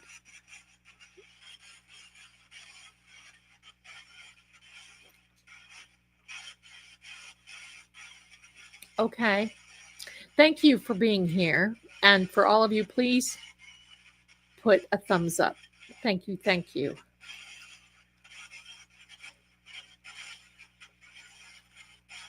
Green with envy. That probably is that. Definitely. Watch out, sis. Oh, here comes sister number 2. This is the little blind one. Scooby-Doo. Career. Oh, okay. Richard Green. He must be suggesting something political. Bill Reed did. The political reference Bill Reed has. Let me check my phone. Make sure it's not hot. Okay. I'm from Chicago. Okay, Sylvia's daughter. Hi. Yeah, Bill Reed mentioned that. Excuse me, everyone. I need to just take a very short, small break. Talk among yourselves. Watch the EVP, and I shall return. Be right back.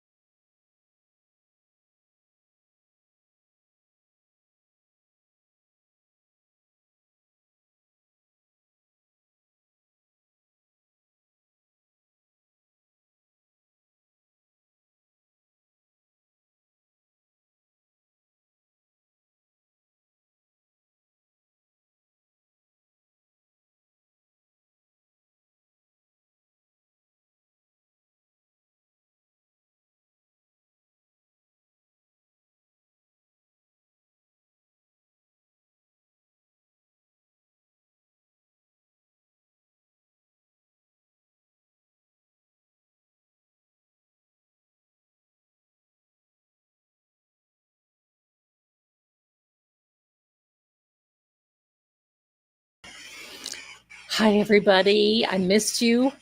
I had to check on the cat TV. because I put the cat TV on for them. So what did I miss other than Peter? Who's Peter? Is this the only word that came out on the other one? Pumpkin eater, Trey ghost, rabbit.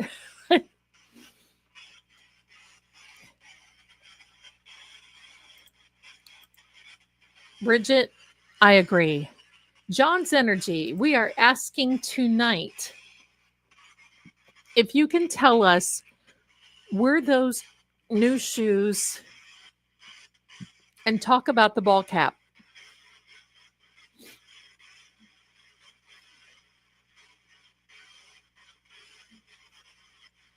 Kate, Peter. Oh, I got the hiccups now. Stimulate. Sorry, everybody. I got the hiccups.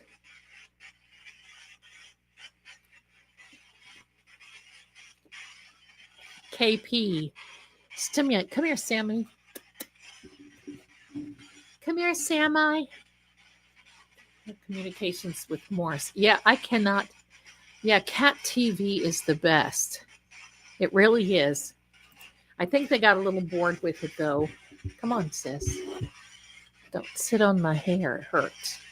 Okay. All right, there you go. St. Peter, the new Pope. Hi, Daffy9. Black Nike in the waterfall. You know what? You know what I want to know? Can I tell everyone? Steak.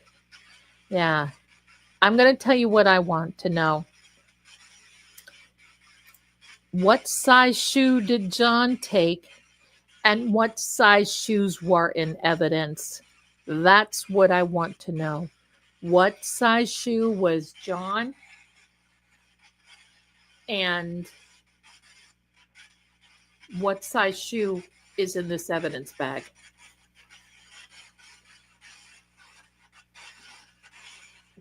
Steak out. Good. Yes. I'm going to tell you, since Kurt with civil law was in here, I'm excited. I just hope that Jenny, who can I run to? 8675309 has a visit from the feds this coming week. And they took her phone. Capture. Oh, yeah, I love it. I love it. Hannibal on microdots, it shows a big puddle of right in front of the wake.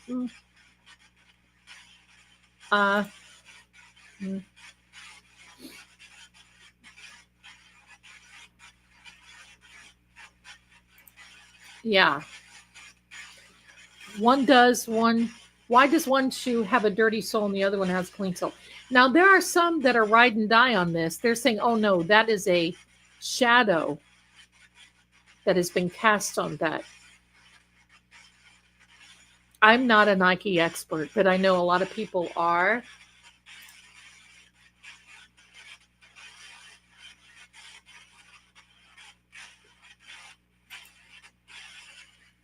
Wouldn't that be a dream come true? Yep. Karen knows what his shoe size is. Let's forget about the soles. What's the shoe size? What's the shoe size of the ones that he has in evidence, and what is John's shoe size? They can know the shoe size because he shopped at Skechers. All he would have to do, and the Adidas store, they keep record of this. I'd sure like to know that. That's for me, that would be a matter of deduction. Rail. Let's take a shoe size first. Debbie wants to know, we all want to know where your socks are. The real ones, not the ones you had on in the hospital. The real ones. Lisa. I feel like the feds never stopped watching her. And I don't think they ever did. I think they just told her to make her feel comfortable so she would continue doing whatever she's doing. Didn't show shoes together. See, That's another thing. I want to see the. Don't tell me. Believe me, I know that AJ or someone is going to be talking about that evidence. What size are the shoes? And I got a little something too that I want to show you.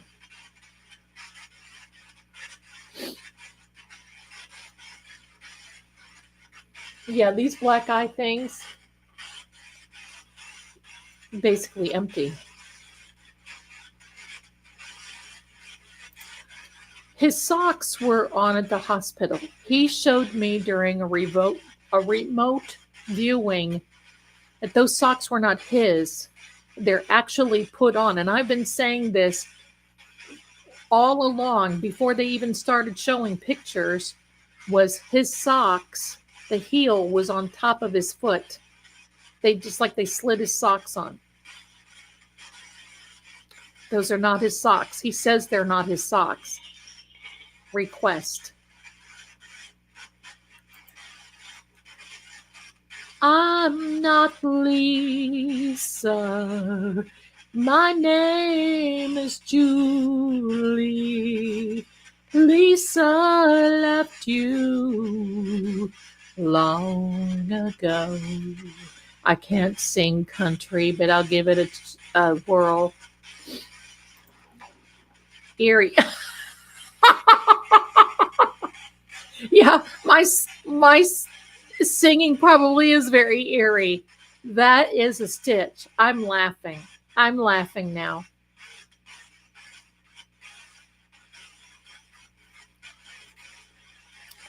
I love it. I love it. The paranormal court has begun. Jurors of the paranormal court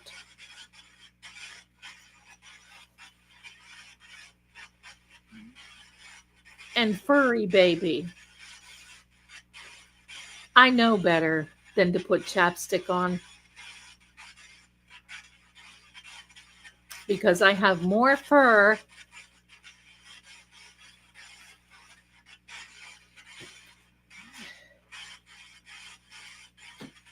That's right. That's right. Wouldn't the ER take the socks off? Come on. To check. The only thing he had was his socks on. And when I saw him laying on the gurney and he showed me where the clothes were laying on the floor, he had his socks on. And that's when he said, look at my socks. Those are not my socks. Those are not my socks. So why would they change out your socks? Well, with John being so persnickety the way he was about wearing shoes in the house, you don't think that he didn't take his shoes off when he went into 34 Fairview Road? And then all of this happened? And could they have like mixed up his shoes?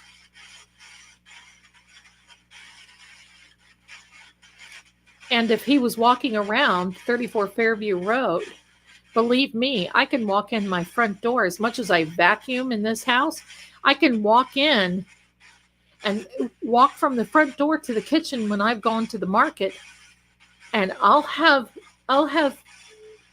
Kitty on my socks. He would have dog hair on his. Wouldn't that be amazing? So they had to take his socks off, probably, in my opinion, and replace them because they were trying to think ahead. I think it is eerie, John's energy. But I got something while this is up and haven't changed. When it changes, I'll put this back. Here we go, my darlings. I want you to look at this. This is an excerpt from Jen McCabe's phone. This is the Google searches. Look at her Google search. She searched John 3 times, but she searched herself on the 2nd of February at 11:37 a.m. Now, do you know who else searched? You know who else searched themselves, my darlings? Brian Kohlberger from the Idaho 4 researched himself.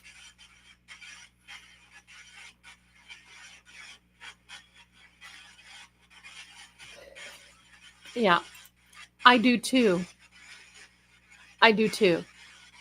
And that could have been also a plant, meaning that they were trying to wipe some things up. Maybe they had dog treats and wiped a pig's ear and tried, I don't know. I mean, it could be that could be anything. Saliva 2, yes. The Nike logo should be on the outside of the foot, at the ankle. The hospital pic on his feet shows the left sock with the Nike logo on the inside of his ankle. Are the socks Adidas or Nike? Yuri was so vague when AJ, this is our standing stones, darling, when AJ asked him about chain of custody and whom took the evidence, right? Because they're trying to save their boy Proctor. The new thing is somebody's been proctored.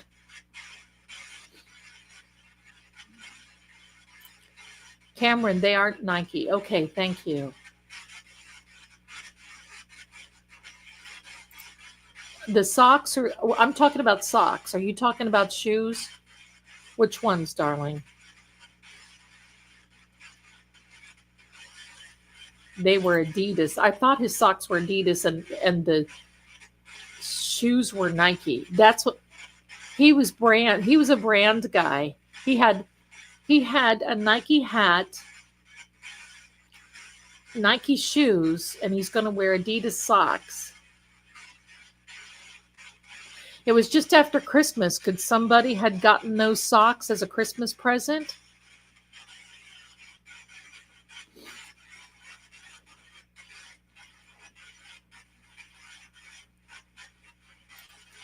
Possibly. Are you saying Yuri is eerie? Gosh, I can't hardly say that. Yuri, eerie?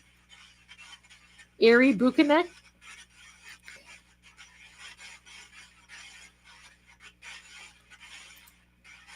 I don't think the prosecution is going to call Proctor.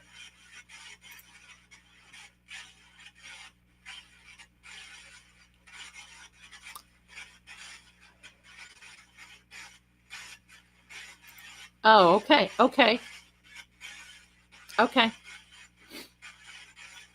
Okay, good.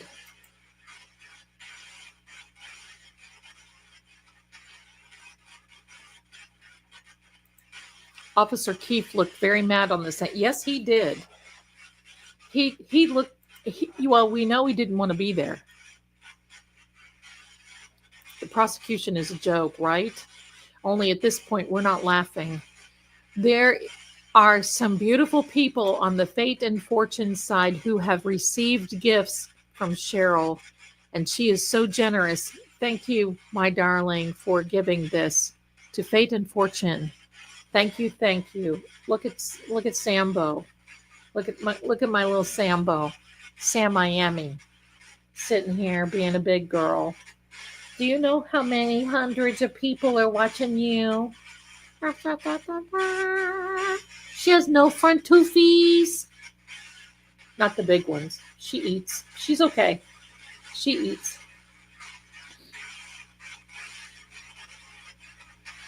She eats. There you go.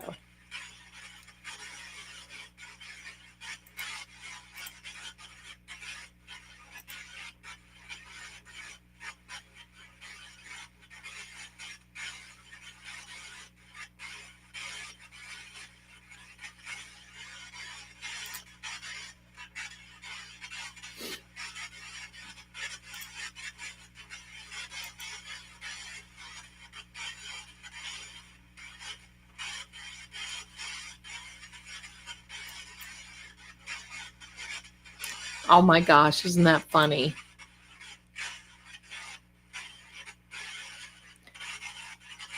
Debbie emailed me.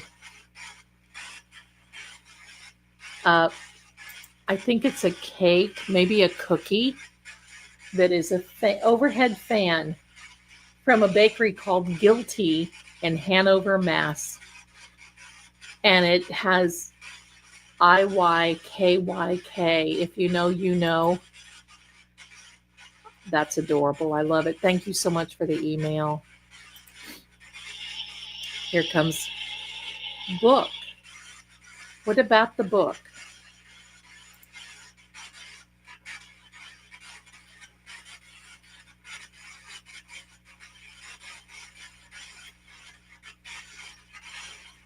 Oh, Higgy was wearing black soled Nikes at the waterfall too? That's amazing. The only fan. That's right. It was an only fan on there. Bye-bye. She is hot. Book 'em, Dano. Dun, dun, dun, dun, dun, dun. Dun, dun, dun, dun, dun. Dun, dun, dun, dun, dun, dun. Dun, dun, dun, dun, dun. Dun, dun, dun, dun, dun, dun, dun, dun. Dun, dun, dun, dun, dun, dun, dun, dun, dun, dun, dun. Dun, dun, dun, dun, dun. Dun, dun, dun, dun, dun, dun. All right, enough is enough. All righty, welcome new members. Yes, and thank you so much. You're all so very generous. My gosh, I bet I have to keep looking over here. Thank you, thank you. A new Venmo from Debbie's Design. Thank you, my darling, for the generous Venmo.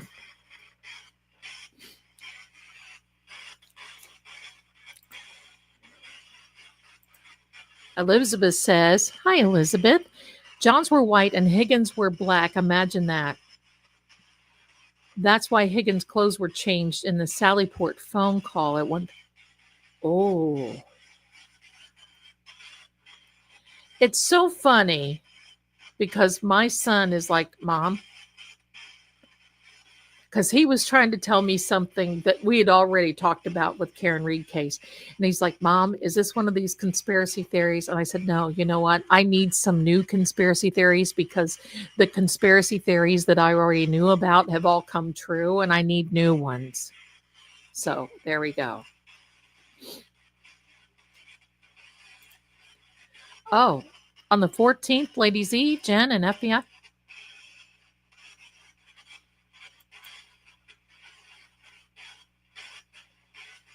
I don't. 14th, you mean of May? Oh, yeah, because something will be going on at the 14th. In my last reading that I said, low. Swing low, sweet chariot,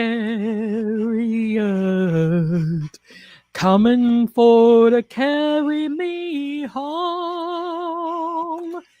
This one fell out. It's time to look closer. Yeah, we're looking close now.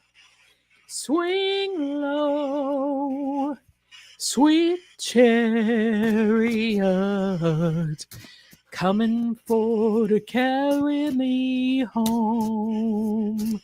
Looked up sky and what do I see?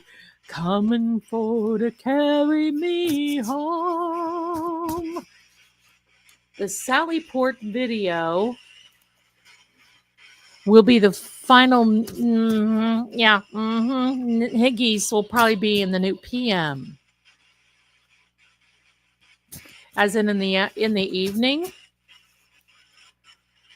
Thank you, Denise. Thank you.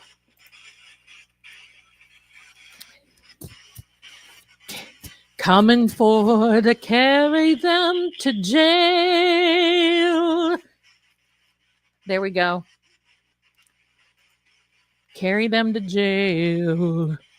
They're prison.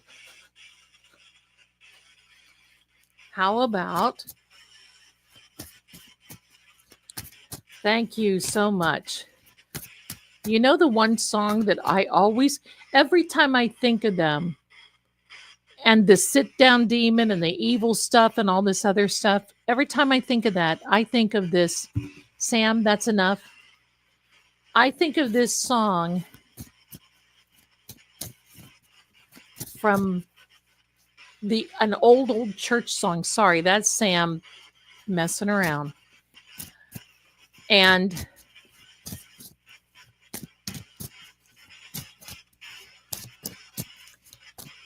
it is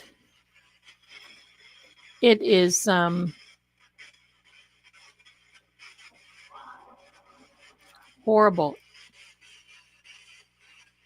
It is horrible. It's that hymn. A mighty fortress is our God, a bulwark never failing. But still our ancient foe doth seek to work us woe. His craft and power are great, and armed with cruel hate. That always gets me. Every time I think of that, I just get goosebumps. It is horrible. Let's pull a card. Linger by the Cranberries. I haven't heard that in a long time. But let's think of the 14th, because last night's video that I made, I talked about the 14th is going to be significant. Wouldn't that be funny if that's when Jen saw the FBI? Ooh.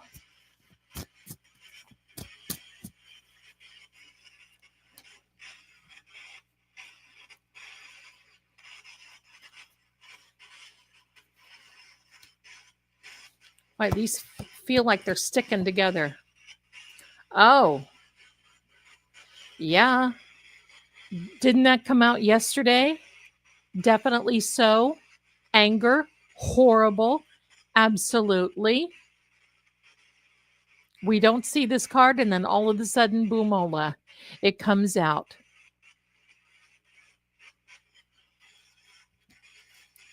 It's almost a full moon, like 98%.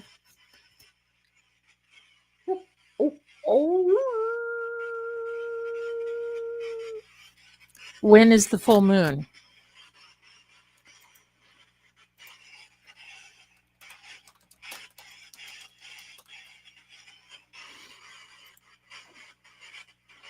May 12th at 12:56 p.m. So Monday, everyone, look, Monday at 12:56 p.m. Eastern, the moon will be full. Oh dear, read the lyrics to Linger by Cranberries. Okay.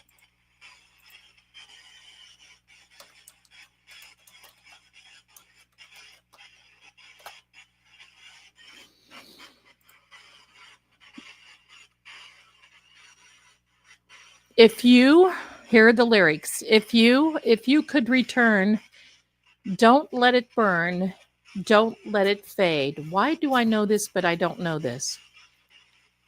I'm sure I'm not being rude, but it's just your attitude. It's tearing me apart. It's ruining everything. I swore I would be true, and honey, so did you. Used. Oh boy, I don't think he likes those lyrics. So the ice cream truck may stop by Jawbones on the 14th. Jen, if you could just reserve me one of those orange, nasty push-up pops that you taste the cardboard more than you do the ice cream, I'll take one. And maybe also one of those strawberry shortcake ones. The strawberry filled ones, with the little crumbly Captain Crunch things on the outside. Talk about timing, right? Do you have to let it linger? Right?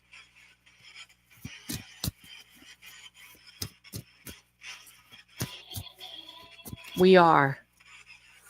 Sam's got it. Remember, it's never too late. Trust Jesus Christ as your personal savior. Amen to that. Okay. That powder milk and the cereal taste like the used plastic from the nasty, right? Lady Zelda, you are so entertaining. Oh, honey. Thank you. Thank you. I got to tell you, I was a single mom, a widow when my son was 3, and a single mom. And I had to become entertaining, like to get my son to eat. I mean,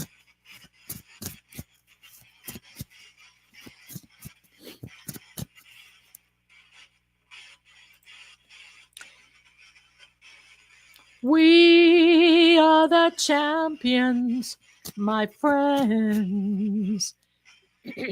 And we'll keep on fighting till the end. Oh, we are the champions. We are the champions. No time for losers, 'cause we are the champions of the world, are the champions. Determined, that's right, my friends. And we'll keep on fighting till the end. We are the champions. We are the champions. No time for losers, 'cause we are the champions of the world. Unexpected news. We see this kitty keeps coming out. Can you sing me to sleep every night, please? Real talk. Oh, bless you, Kylie. That's funny. I love that hair. I love that. Thank you. Thank you. Thank you. Horse lover. Oh, me too. Just thank you, my darlings. Thank you. We are determined. My mom at 47. Aw. I wish I were 47 again. Holy smokes. Listen, do y'all know why I like the word homeowner? Because in the middle of homeowner is the word meow.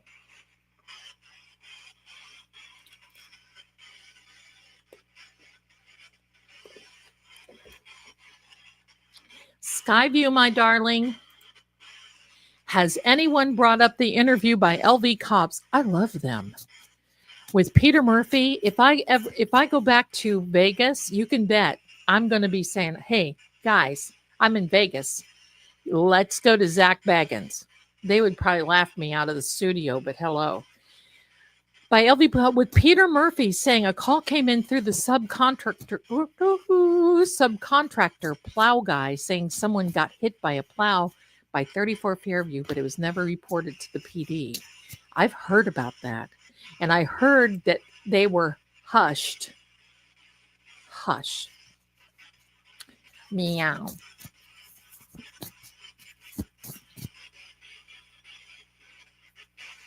I believe that. I heard that.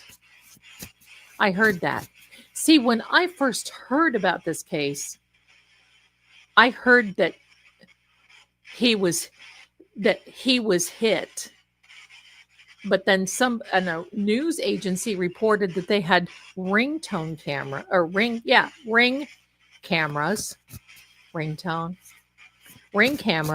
footage. And then that never came into fruition. I heard it a little bit. Listen, I love all these people so much.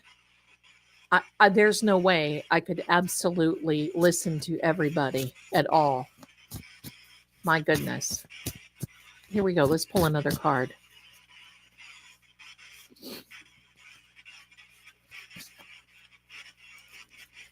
The prosecution is determined to demolish Karen, Rosebud says, and you know what? They ain't gonna be. They ain't gonna be. Oops. I had that one upside down. Seek more knowledge. Well, I can bet you 10-1 that the defense team is up right now. Regardless of Sunday, smooth operator, smooth operator, coast to coast, LA to Chicago. I love that. Smooth. They are smooth as butter. They are seeking more. Team Reed is more determined to show the truth. Absolutely.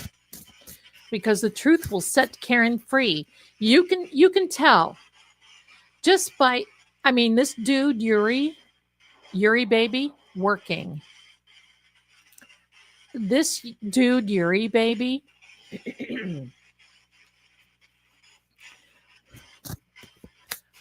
you can tell he's fibbing. You can tell he's covering up. By whose direction?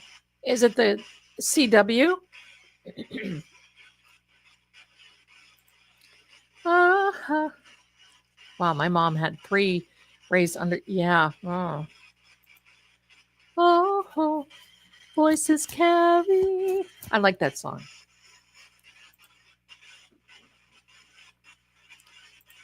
Let's not forget when Carrie Robert lied about hearing tell John Wright to text 227 the charges were upgraded. Sit down, demon. These demons need to just sit down. Listen, I'm going to tell you now. The energy is in our favor. Don't fall back. Don't cry. Don't be angry. You sit and command. We can command demons, not people, demons. Sit down, demon. Sit down. And there are so many people doing this that it's very obvious that they can't hide lies.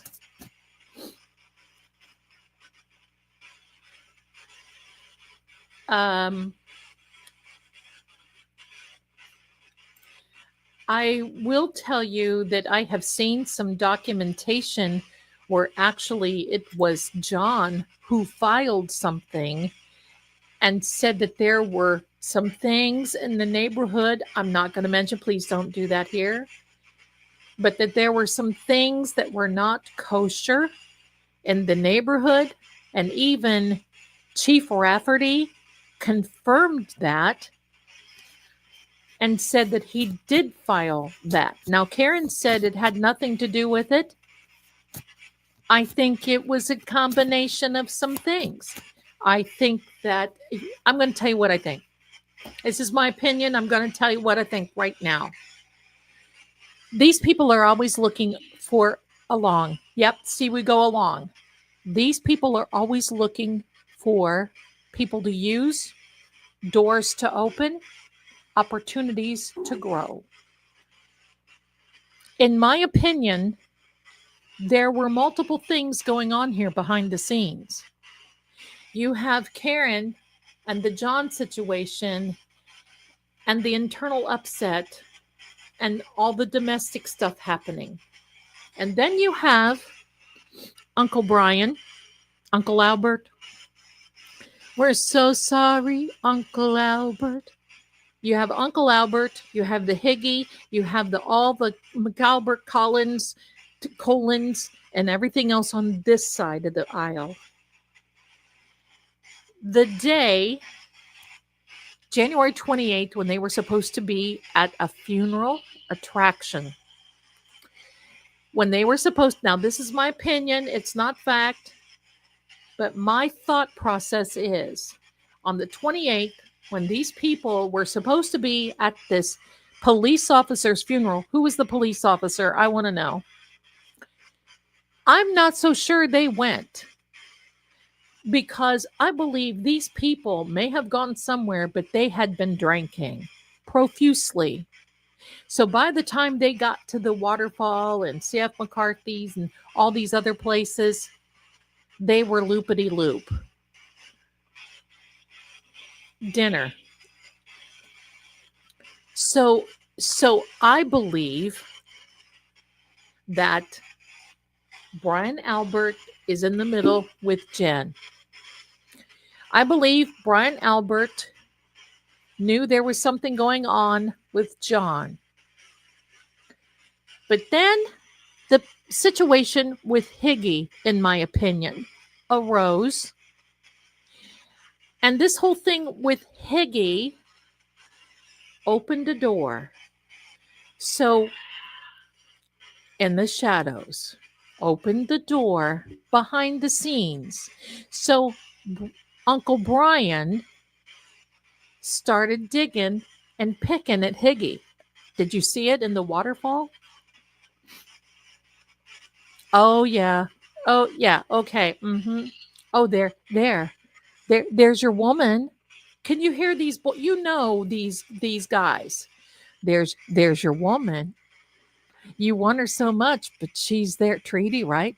You want her so much, but she's there with another man. What do you think is going on?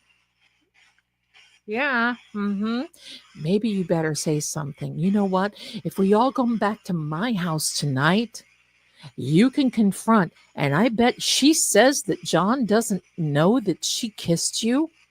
And now she's ignoring you? How dare she? That chick with the Fall River accent. So Jen, let's invite them back to my house. And then we'll confront them. We'll stand them right there. And Brian knows that he was killing two birds with one stone, no pun intended, because he's looking out for himself. And he figures if Higgy gets mad enough and he roughs up John a little bit, come see, come saw. And so the way I think it is that they were already, it was a plan. By the time they left the waterfall, they all had Higgy so boomed up. And the amount they were drinking, 10-foot tall, bulletproof. So he was ready. And Brian took advantage of the situation and saw that, hey, this might be my way of closing the mouth of Higgy. I'm sorry, of John. I don't believe that this was I think they just wanted to rough him up a bit. And I think that they just wanted to have Karen and John both there to confront them both. I think what Brian wanted to do and Higgy wanted to do was stand in front of John and say, hey, John, did you know that Karen kissed me? I got the proof. I've got her text. You want to see it? Do you want to see? I want her. You going to throw her away? I'll take her. But I don't want cheap goods. That's what I get that they planned on. And then by the time, then Higgy was so juiced up that by the time they got to 34 Fairview, Higgy was ready to just pounce on John. I do not believe that they intended to fatally wound him. However, there was someone else in the house. And I believe that when this someone else heard all this going on, that they decided to join in on the party and it went too far. I believe that it was the bro code. I believe that it was Matt McCabe that went to tell Jen, oh my God, this is what happened to John. We better make a plan. We better get these kids out of there. Now I'm going to tell you another little thing that I want to say. I think there was another reason why Ryan Nagel and these people went to 34 Fairview, and it was not to give Julie a ride. Do you know what I'm thinking? I'm not accusing anyone of anything. But here's why would you just not roll down your window? Could Julie not have really wanted a ride, but perhaps pick something up from Ryan, her brother, and these other two to go back into the house? Do you think it might have been something, a task, and they got caught up into it? Do you think that they could have been there on another little mission? Fun. That's right. Fun with Dick and Jane. Do you think that that's the reason that this guy opens that Ryan opens the door to talk to Julie, and she was only out there for 5 minutes, and then all of a sudden she changed her mind and he was not mad? This was a hello. This was now a blizzard. And he came all the way over there for his sister to open the door and say, never mind. I don't want to go with you. I don't want to go out.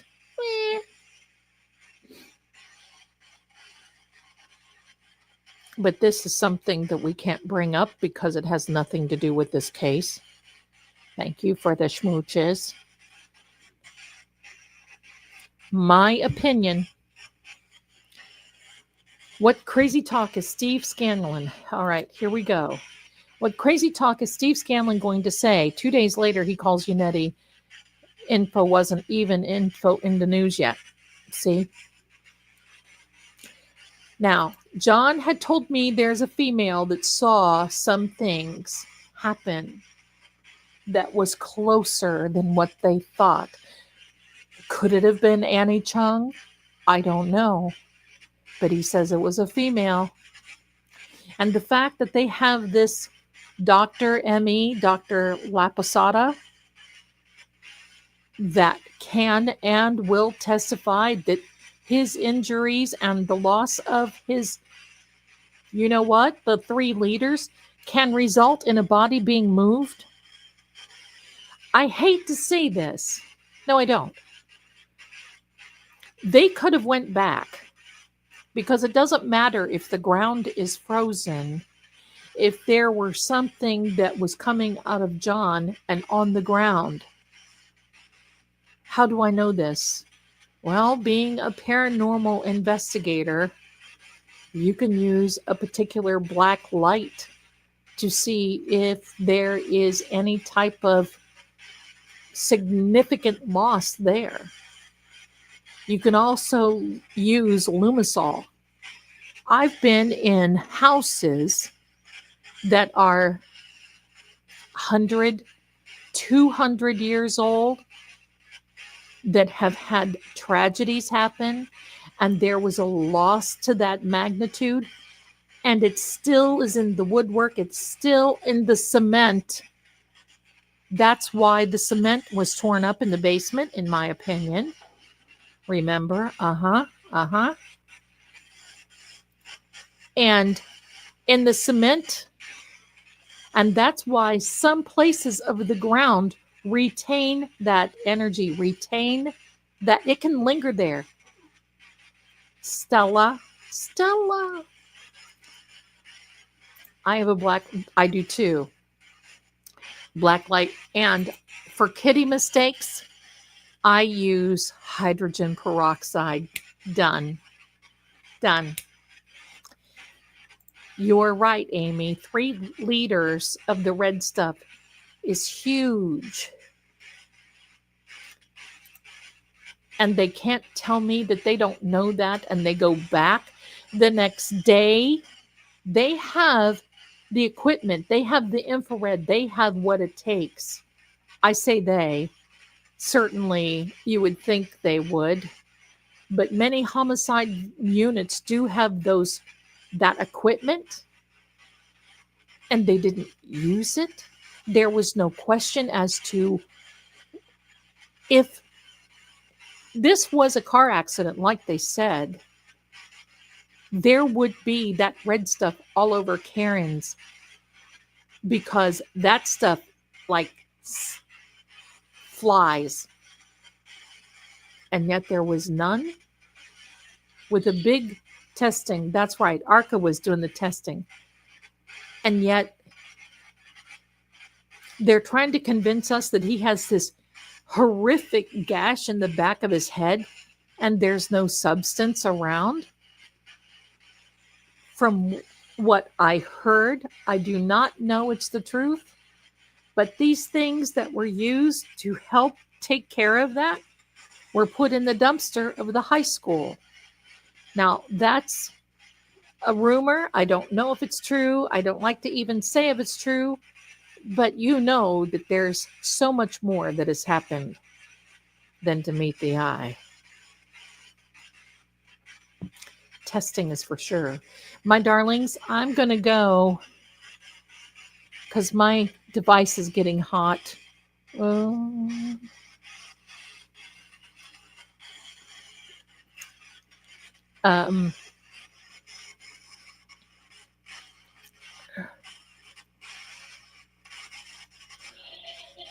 Beyond.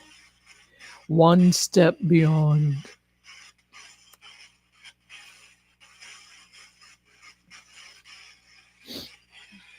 Anybody ever watch those?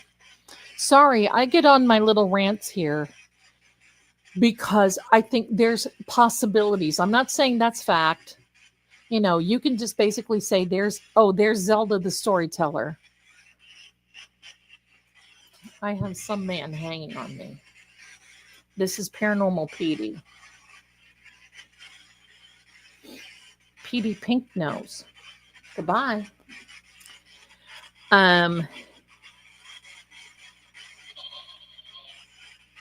Carol. Oh. Do you know Carol? Carol is my mother's name. All right. We're going to go until 11:30 p.m. Oh my gosh, I know. I get on it. It's like, Zelda, calm down. Sit down, demon. Military. Who's military? You said that before. Pardon me, somebody. Well, you know what it is. I want everybody to really, because this goes beyond the broad scope. This is just more than somebody, shirt. Who has a military shirt?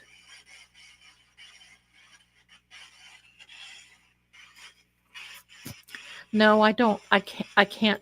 For some reason, that doesn't help. And I think what it is the battery drains because I have it going so long.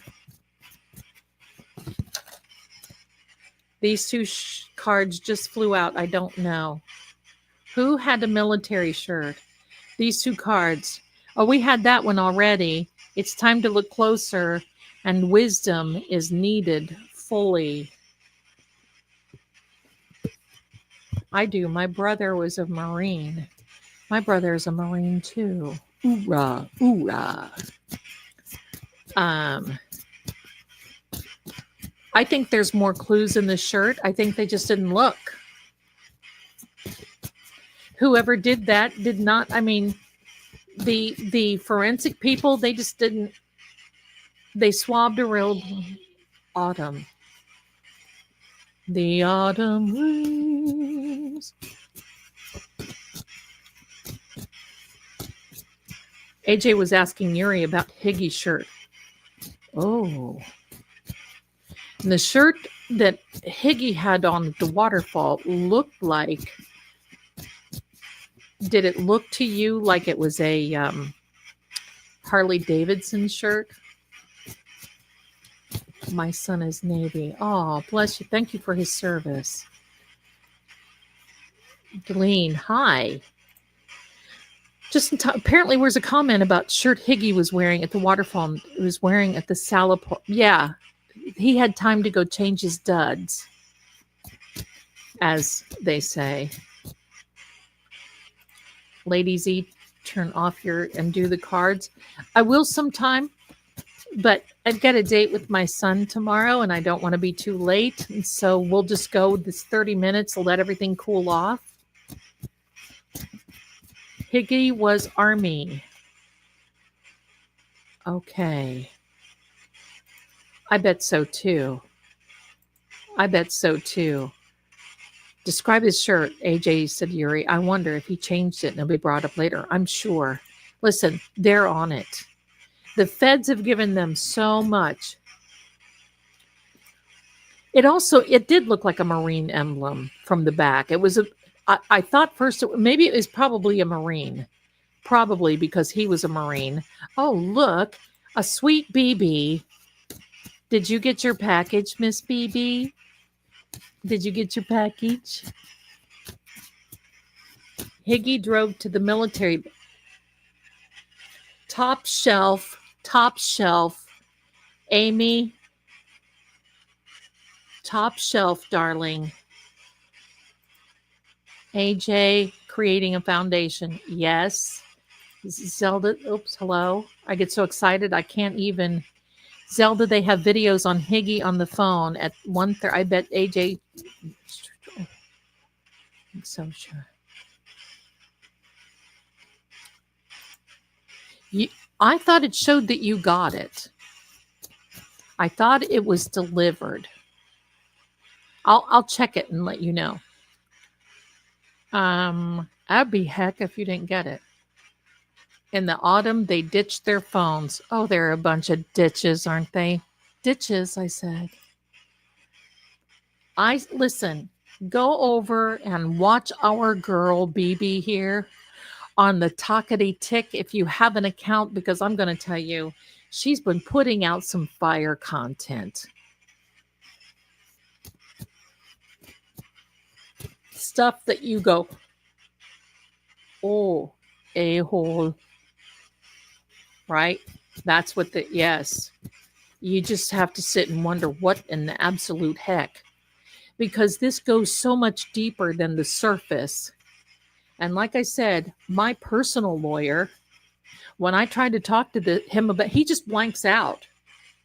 It's 11:11, everyone. On the East Coast, we're sending you that vibe. 11:11. Bless you, bless you.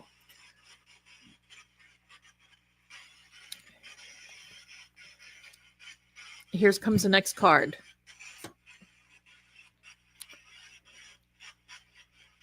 Falsehood or being lied to. And look at the graveyard. Yes. Yes. Didn't check my mail. Have it. Yay! Yay! Very good. Very good. Higgins served in Iraq. Well, thank you for your service, Higgy, but you're going to throw it all away, buddy. Right before phone was to be subpoenaed, he drove to the military bash and base, smashed his phone, removed the SIM card, plural, bases maybe, removed the SIM card. Uncle Brian got rid of his phone too. Yeah, they're all sus. All sus.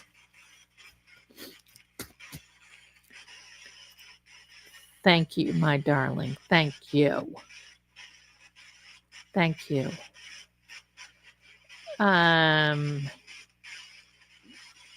Didn't he mention? I think he did. I'm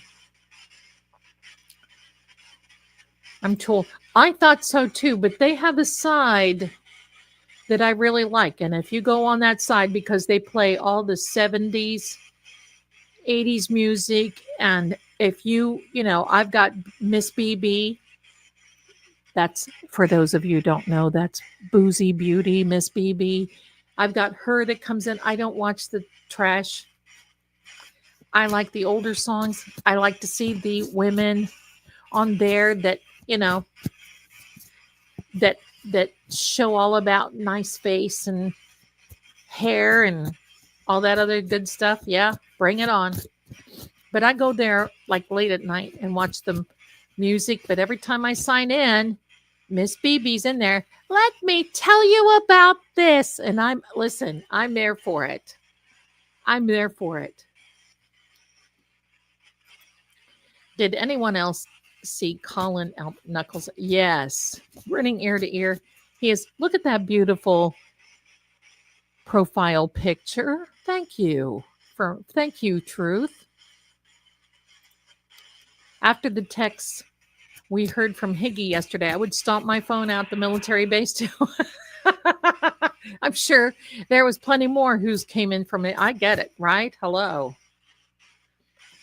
That I felt hidden embarrassment for our sweet Karen. I felt she always does. She always does. I love the videos that BB posts, and she's got this little portrait of herself, and she uses the portrait to show different. I love it. I just love it. I love it. Zelda, can we please pull cards on Jen, phone, and the feds? Yes. Yes. Okay, so we're wanting to know about Jen and the possibility of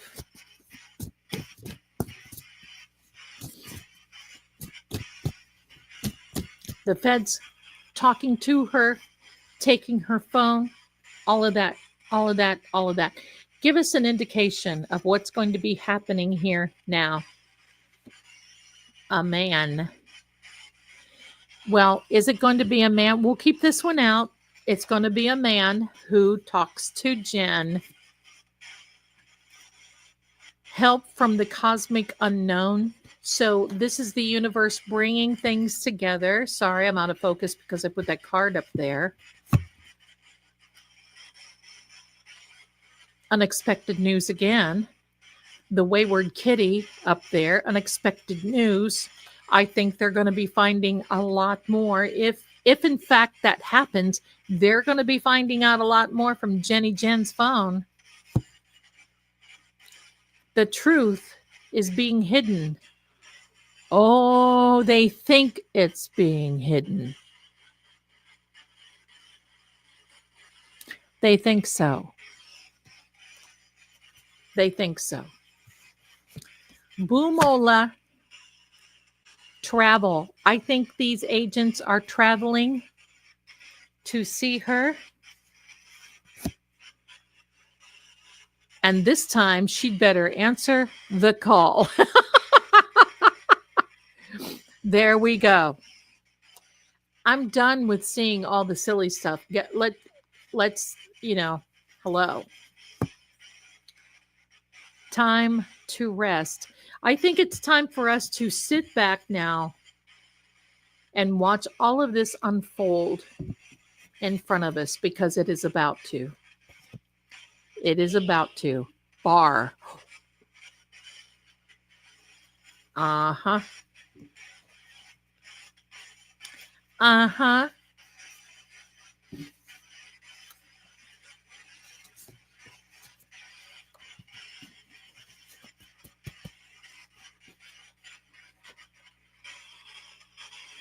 It is an awesome pull. Thank you. So the best is yet to come. AJ had the weekend to think about Erie on Monday, right? Restored. I think a lot of faith has been restored for sure. You are so welcome. I cannot wait to see it on you. Miss Boozy got a key bracelet. It is pretty. It is pretty. And she deserves it. She deserves it. She does a lot of hard work in this arena. She does a lot of hard work. Let me see. I want to show you something. Plotting at the bar. Yes. So the other night when you all weren't with me, well, you're with me in spirit always.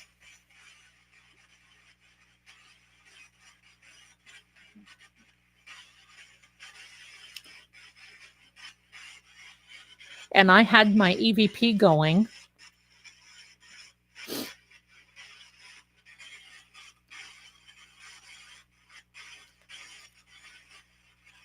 Look at the energy. This says go. Oops, I'm sorry, my ring light is. But if you can't see it, this says go. But I wanted you to see the energy. Now watch this. Watch this.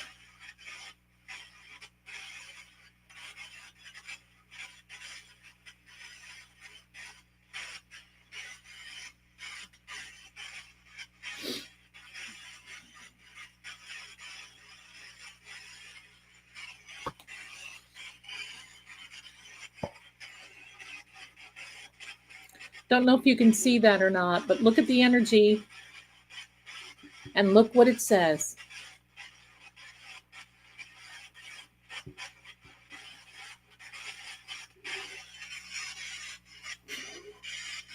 Timber. Yep, it's going to be falling down. It had to be you. It had to be you.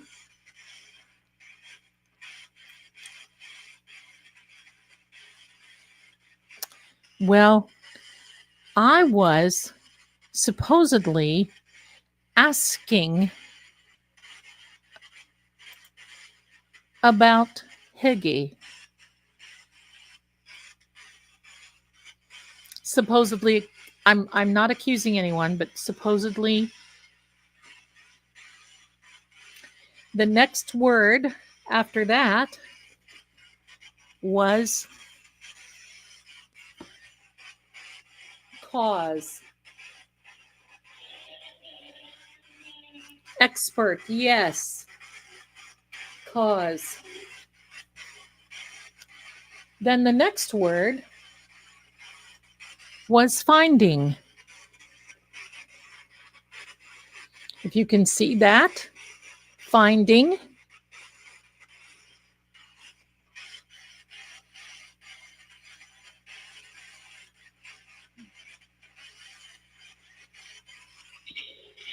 Integration. And then street.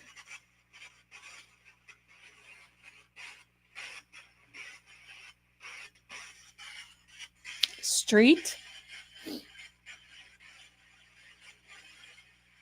And then remember yesterday in the text messages, Yuri said rip.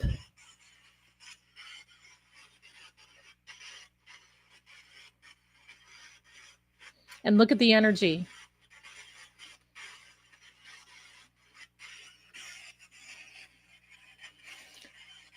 I think that Arca is going to.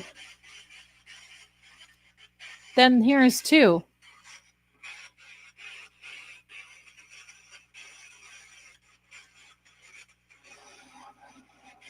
Upstairs. Two met him upstairs. Last but not least, my darlings, is opera.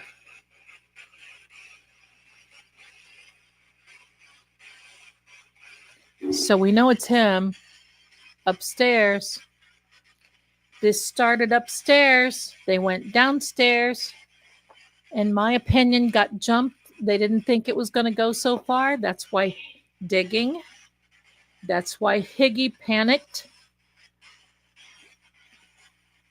That's why, in my opinion, Higgy panicked and shoved off. Got on the phone at 1:43 a.m. and didn't say a thing about it.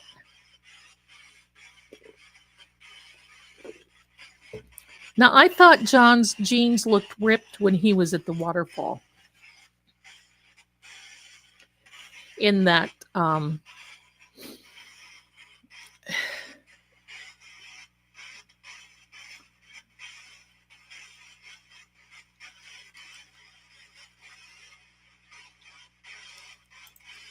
I think so too.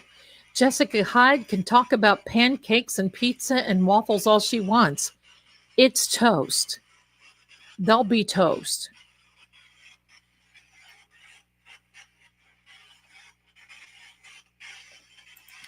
I think the back pocket was ripped in the first trial and Yuri was holding it. If you look very closely, it looks like Yuri is holding it. But you know, the unfortunate part, it never turns anything around where you can see the front, and especially the front of the shirt. Cooper. He only shows the back. Right? Talking about the restaurant reference. May the 4th be with you. All I got to say is, sup, playa? Sup, playa?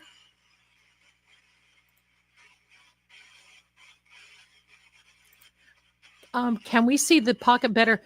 The way that it looks in the CF McCarthy videos is that the pocket is not ripped because John puts his phone in that back pocket. And that's where you see the white sole of the tennis shoe. Cooper, is that a reporter resisting arrest? Yeah.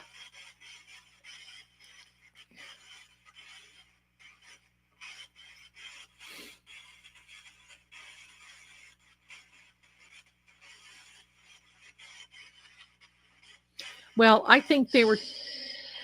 God, no. What? I definitely... Anderson Cooper? I definitely feel that they were doing a lot of playing around with that phone. And the sinister thing that makes me sick, what if, just what if, they used his finger, but if his face looked bad, could they have done a Face ID on his phone? Window. Yeah, she was looking out the window, all right. But if his face looked bad, because I don't think it takes long for that type of energy to cause injury, to cause that type of whatever on his face. If you're injured like that, because I don't have an iPhone and I don't do the face thing because God knows what my face is going to look like from one day to the next. So would they still be able to do a face recognition, or would it have to be a finger? BB, wonder if it meant Cooper for or Copper for Copperworks. It's a huge new development in town. Nice walk around. Oh, nice. Could be. Could be. They are so sick. And that's why Train came up. Yep. Okay, good. Deline says, I've been playing with Face ID, seeing if I can get it to do it, and closing eyes doesn't work. Okay. So then they would have had to use the finger method. They all love the finger, but they would have to use a fingerprint method, I guess. Kim says the back pocket was cut with medical scissors and they pulled away his wallet, in my opinion. Could have been. I think he had his phone in his wallet in his front pocket, because you can kind of see him when he comes back from the bar because a lot of guys, and especially cops that I know, will carry their wallet in their front pocket because it's just a thing. It's not as easy to pickpocket a front pocket from a cop than it is a back pocket, in my opinion. I don't know. That part I don't know. Truth, let me see. There was a reporter, Karen, called Coop in front of the... Oh, possibly. Truth says, side note, just wish the informant who gave the heads up to Yannetti about Scanlon, Steve Scanlon, was really happened that night, would man up and grow a pair, come forward. Well, he might, because, you know, when the house of cards fall, people are going to start not.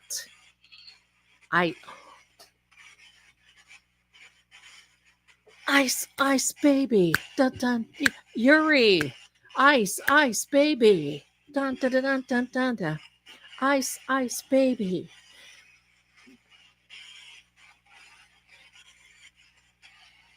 Lockjaw.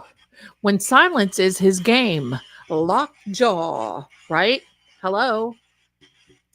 Ice, ice, baby. Da, da, da, da, da, da, da, da. Ice, ice, baby. Right? That is just cracking me up. Hello, Yuri, baby. Ice, ice, baby. Somebody's hearing. Somebody's hearing out there. That just is cracking me up. Oh, my heck. Look at the time. Yes, yes. I'm going to ask for one more word. Then we're going to say goodnight to everyone. John's energy. So, last word. Do you have a word for us or for Karen? Or what are you thinking? What do you... Ice, ice, baby. This is for Yuri B. Whether he can be deported or not, I'm here for it.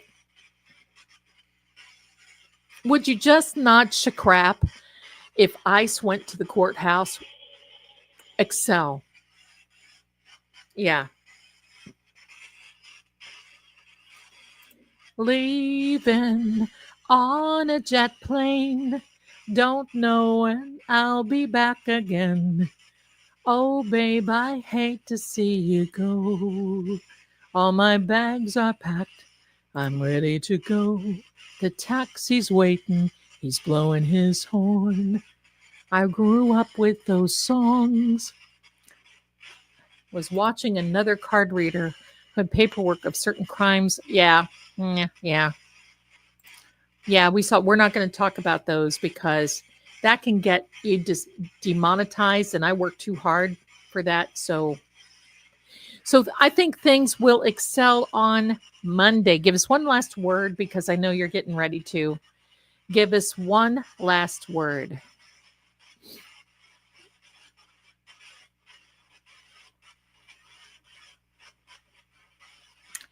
I think they will not put him on the stand unless they know what he's going to say, and they'll shut him down very, very quickly if they get him up there and he tries to pull a fast one.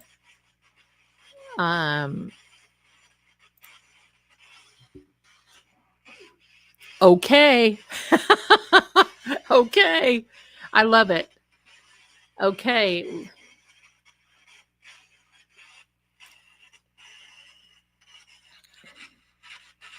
All right. We're going to say those Excel data spreadsheets don't lie, BB says. That's right. Okay. Okay. And with that, my darling, oh, look, he looks like he's going to put another. You always do this when we go to say goodbye.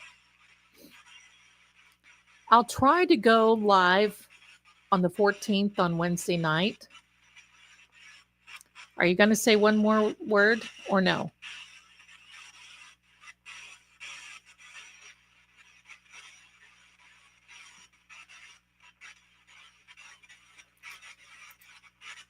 Hi, cat lady sister. I know, I don't like to go either. But I gotta. Okay, I think this is the last word. We're going to leave it on an upswing with this last word. Okay? We cut it off. Wow. That just kind of gets to my head, all that noise. My darlings, before I forget, enjoy your date with your son tomorrow and happy birthday. Happy birthday. And happy Mother's Day, beautiful Zelda. And that's so sweet. Thank you so much. And I want to remind each and every one of you to please have a beautiful happy Mother's Day. You all deserve it. Even if you're not a mother, you're an aunt or a sister or a grandma. Well, you'd have to be a mother if you're a grandma, but you know what I mean.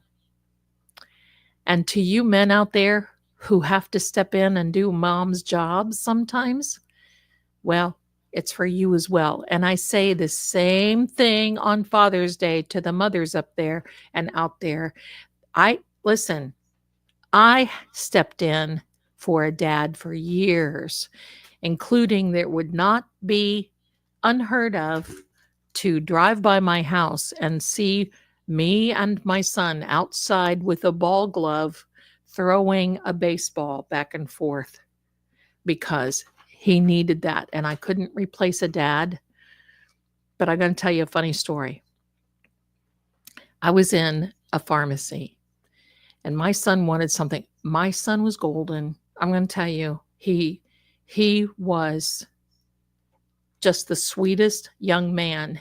If you put a big fat bowl of candy out there in front of him at Halloween, he would go in and take one piece and he would look up and say, "Is this okay?" Other boys, kids would come in, grabby.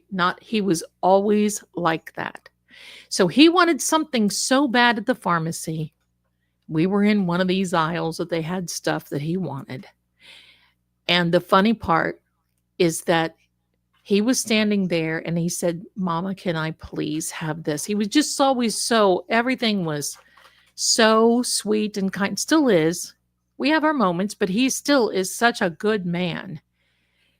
And it's so funny because he was standing there and there was a man standing, I don't know, a few feet away. And you could tell he was listening. And I told my son, I said, "Okay, buddy, you can have that, but don't ask me for anything more because I came in here to get what I need.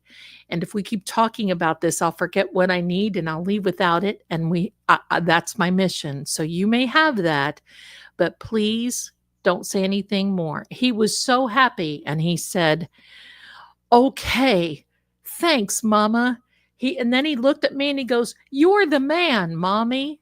And I thought this guy that was standing close, he turned around and was snickering so hard. He probably tells the same story to people that he was just laughing so hard. It was so funny. But "You're the man, Mommy."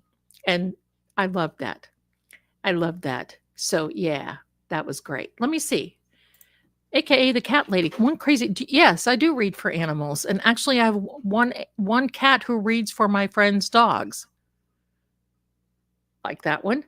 My kitty Mo has been walking up to me and peeing on me intentionally. It's because he does not like something that has happened. And he thinks that something is out of his realm.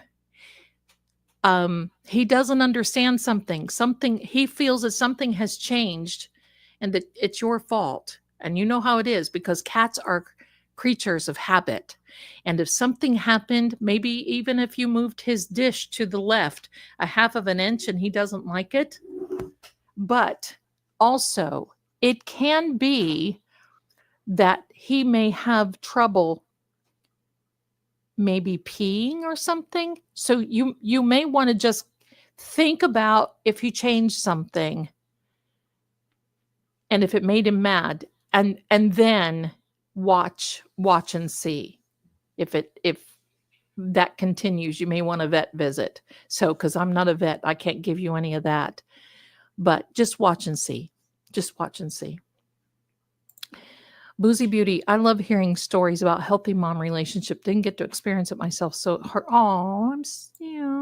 know where.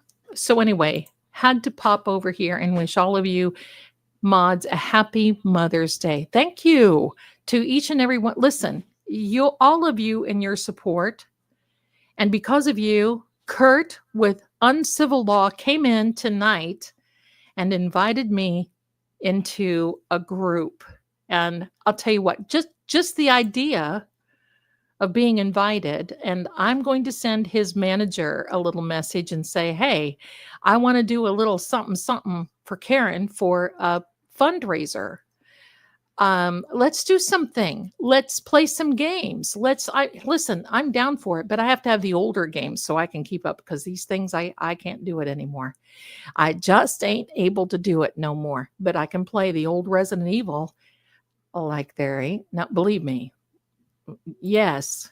Booze. I was so tonight. Actually, he even came in on the Fate and Fortune side not on the seeing crime side. I was amazed that he came in here and he stayed and talked, and he was a lot of fun. But I love it. I love it. Oh, BB, while we have you here, honey, what happened in the buffer zone?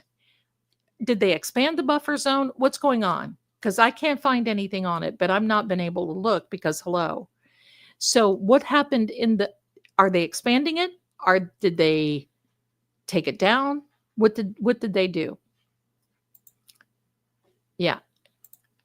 I love that. I do too, BB. I do too. Yeah, Cameron, there are a whole chunk. And that's what I was going to say. Perhaps, because I suggested playing Resident Evil 4. Kurt doesn't play that, but hey, I can play something that's easygoing. And maybe we can have a little contest or something for Karen as a, because everybody has, I want to do something a little differently. And maybe we can do something for a fundraiser for Karen. Look, I look at it this way. Even if we raise $500 to $1,000, that's $500 to $1,000 more than she has, right? So I'm sure we can raise more than that. But I think that will be fantastic. And I know that Ian Runkle is a gamer. I know. So, hey, we may be able to do something. I'm for it. I may get creamed by these guys, but hey, look, if it's for Karen, I'm ready. It's in the court's hands. Okay. Does that mean that Auntie Bev turned, because the way I read it, it was they were going to give her the opportunity to fix it. And if she didn't, it was going to go back into their hands. So it was a court that overruled this other court. So anyway, they suggested Bev goes back to how it was. Good. If not, a different judge will handle it. Bravo. See, that's what happens when you continue on. Runkle of the Bailey. Yeah, that's Ian Runkle. Might be interested. Yeah, so I'm going to talk to Kurt. I'm going to email his manager probably Monday and say, hey, we'll do something and kind of go from there. So there we go. Atari Duck Hunt is my right. Hello. I mean, I've tried to play Halo with my son. Forget it. I can't. No, it doesn't work. There's no way that I can play some of these songs and games that he plays. There's absolutely no way that I can do that. None. So, okay. So BB says it'll take time, probably go through the court. Bev could reverse it as early as Monday, but I doubt that. I don't think she's going to. But it's not going to look so good on her if she doesn't. It goes back to another judge and he overrules it. Yikes. BB Bev sees it as protecting the witnesses and the court, right? Okay. They can't chant or approach people. I see. Okay. So the same person that I've told over and over again that I'm streaming is still continues to call me. So with that being said, I guess there's something going on. So my darlings, I want you all to have an absolutely, mine was Tetris. I love that game. I want you, remember the old Indiana Jones game? We walk from here. That would be me. Thank you for everything that you do and your support. Just as we grow through this whole thing, you all are amazing. And I would not be doing it without you. I would be just sitting here talking to the spirits in the courtroom. Probably me and Sammy would just be, right, Semele? Right, Sammy? Say goodbye to our friends. So, but anyway, much love to you. Love you, sister. Love you back, Jules. Look at you. Look so sweet. Love you all. Have a very blessed rest of the day. I will see you soon. unless something earth-shattering happens between Monday and Wednesday, I'll probably go live on Wednesday night again at 8 p.m. and then we'll do it again on Saturday. That I can't do it every day because I'm going to tell you I work another job, and I just feel like I am going to go crazy. There we go. There, hi Shona. Great show, Zelda. Thank you so much for the mods. Yes, my mods are amazing. Everybody else is amazing. Everybody, thank you. Love to all. Thank you. Thank you. I take 20 minutes to say thank you and goodbye. So with that, my darlings, hang tight because we're going to be getting ready for the outro and you all can say goodbye. So thank you so much. I love you. And thank you so much for the Cash Apps and the Venmos and all of those goodies that you send along. Okay. So get ready, my darlings. Here is the outro. And I will see you again very soon. Don't forget, Manifestation Monday is at 1 p.m. I will be there live. We're going to be talking about how you can manifest your best life. Get rid of the nasty spirits around you and get on it. You deserve everything and more. Thanks again, my darlings. Here we go with the outro, and I'll see you again very soon. Bye-bye. They'll tell you the facts are clear, but the truth always flickers between the lines. In every shadow, there's a secret that refuses to stay buried. Clues hide in symbols, and sometimes even fate won't show its hand. Voices echo not just from the living, but from the silence they leave behind.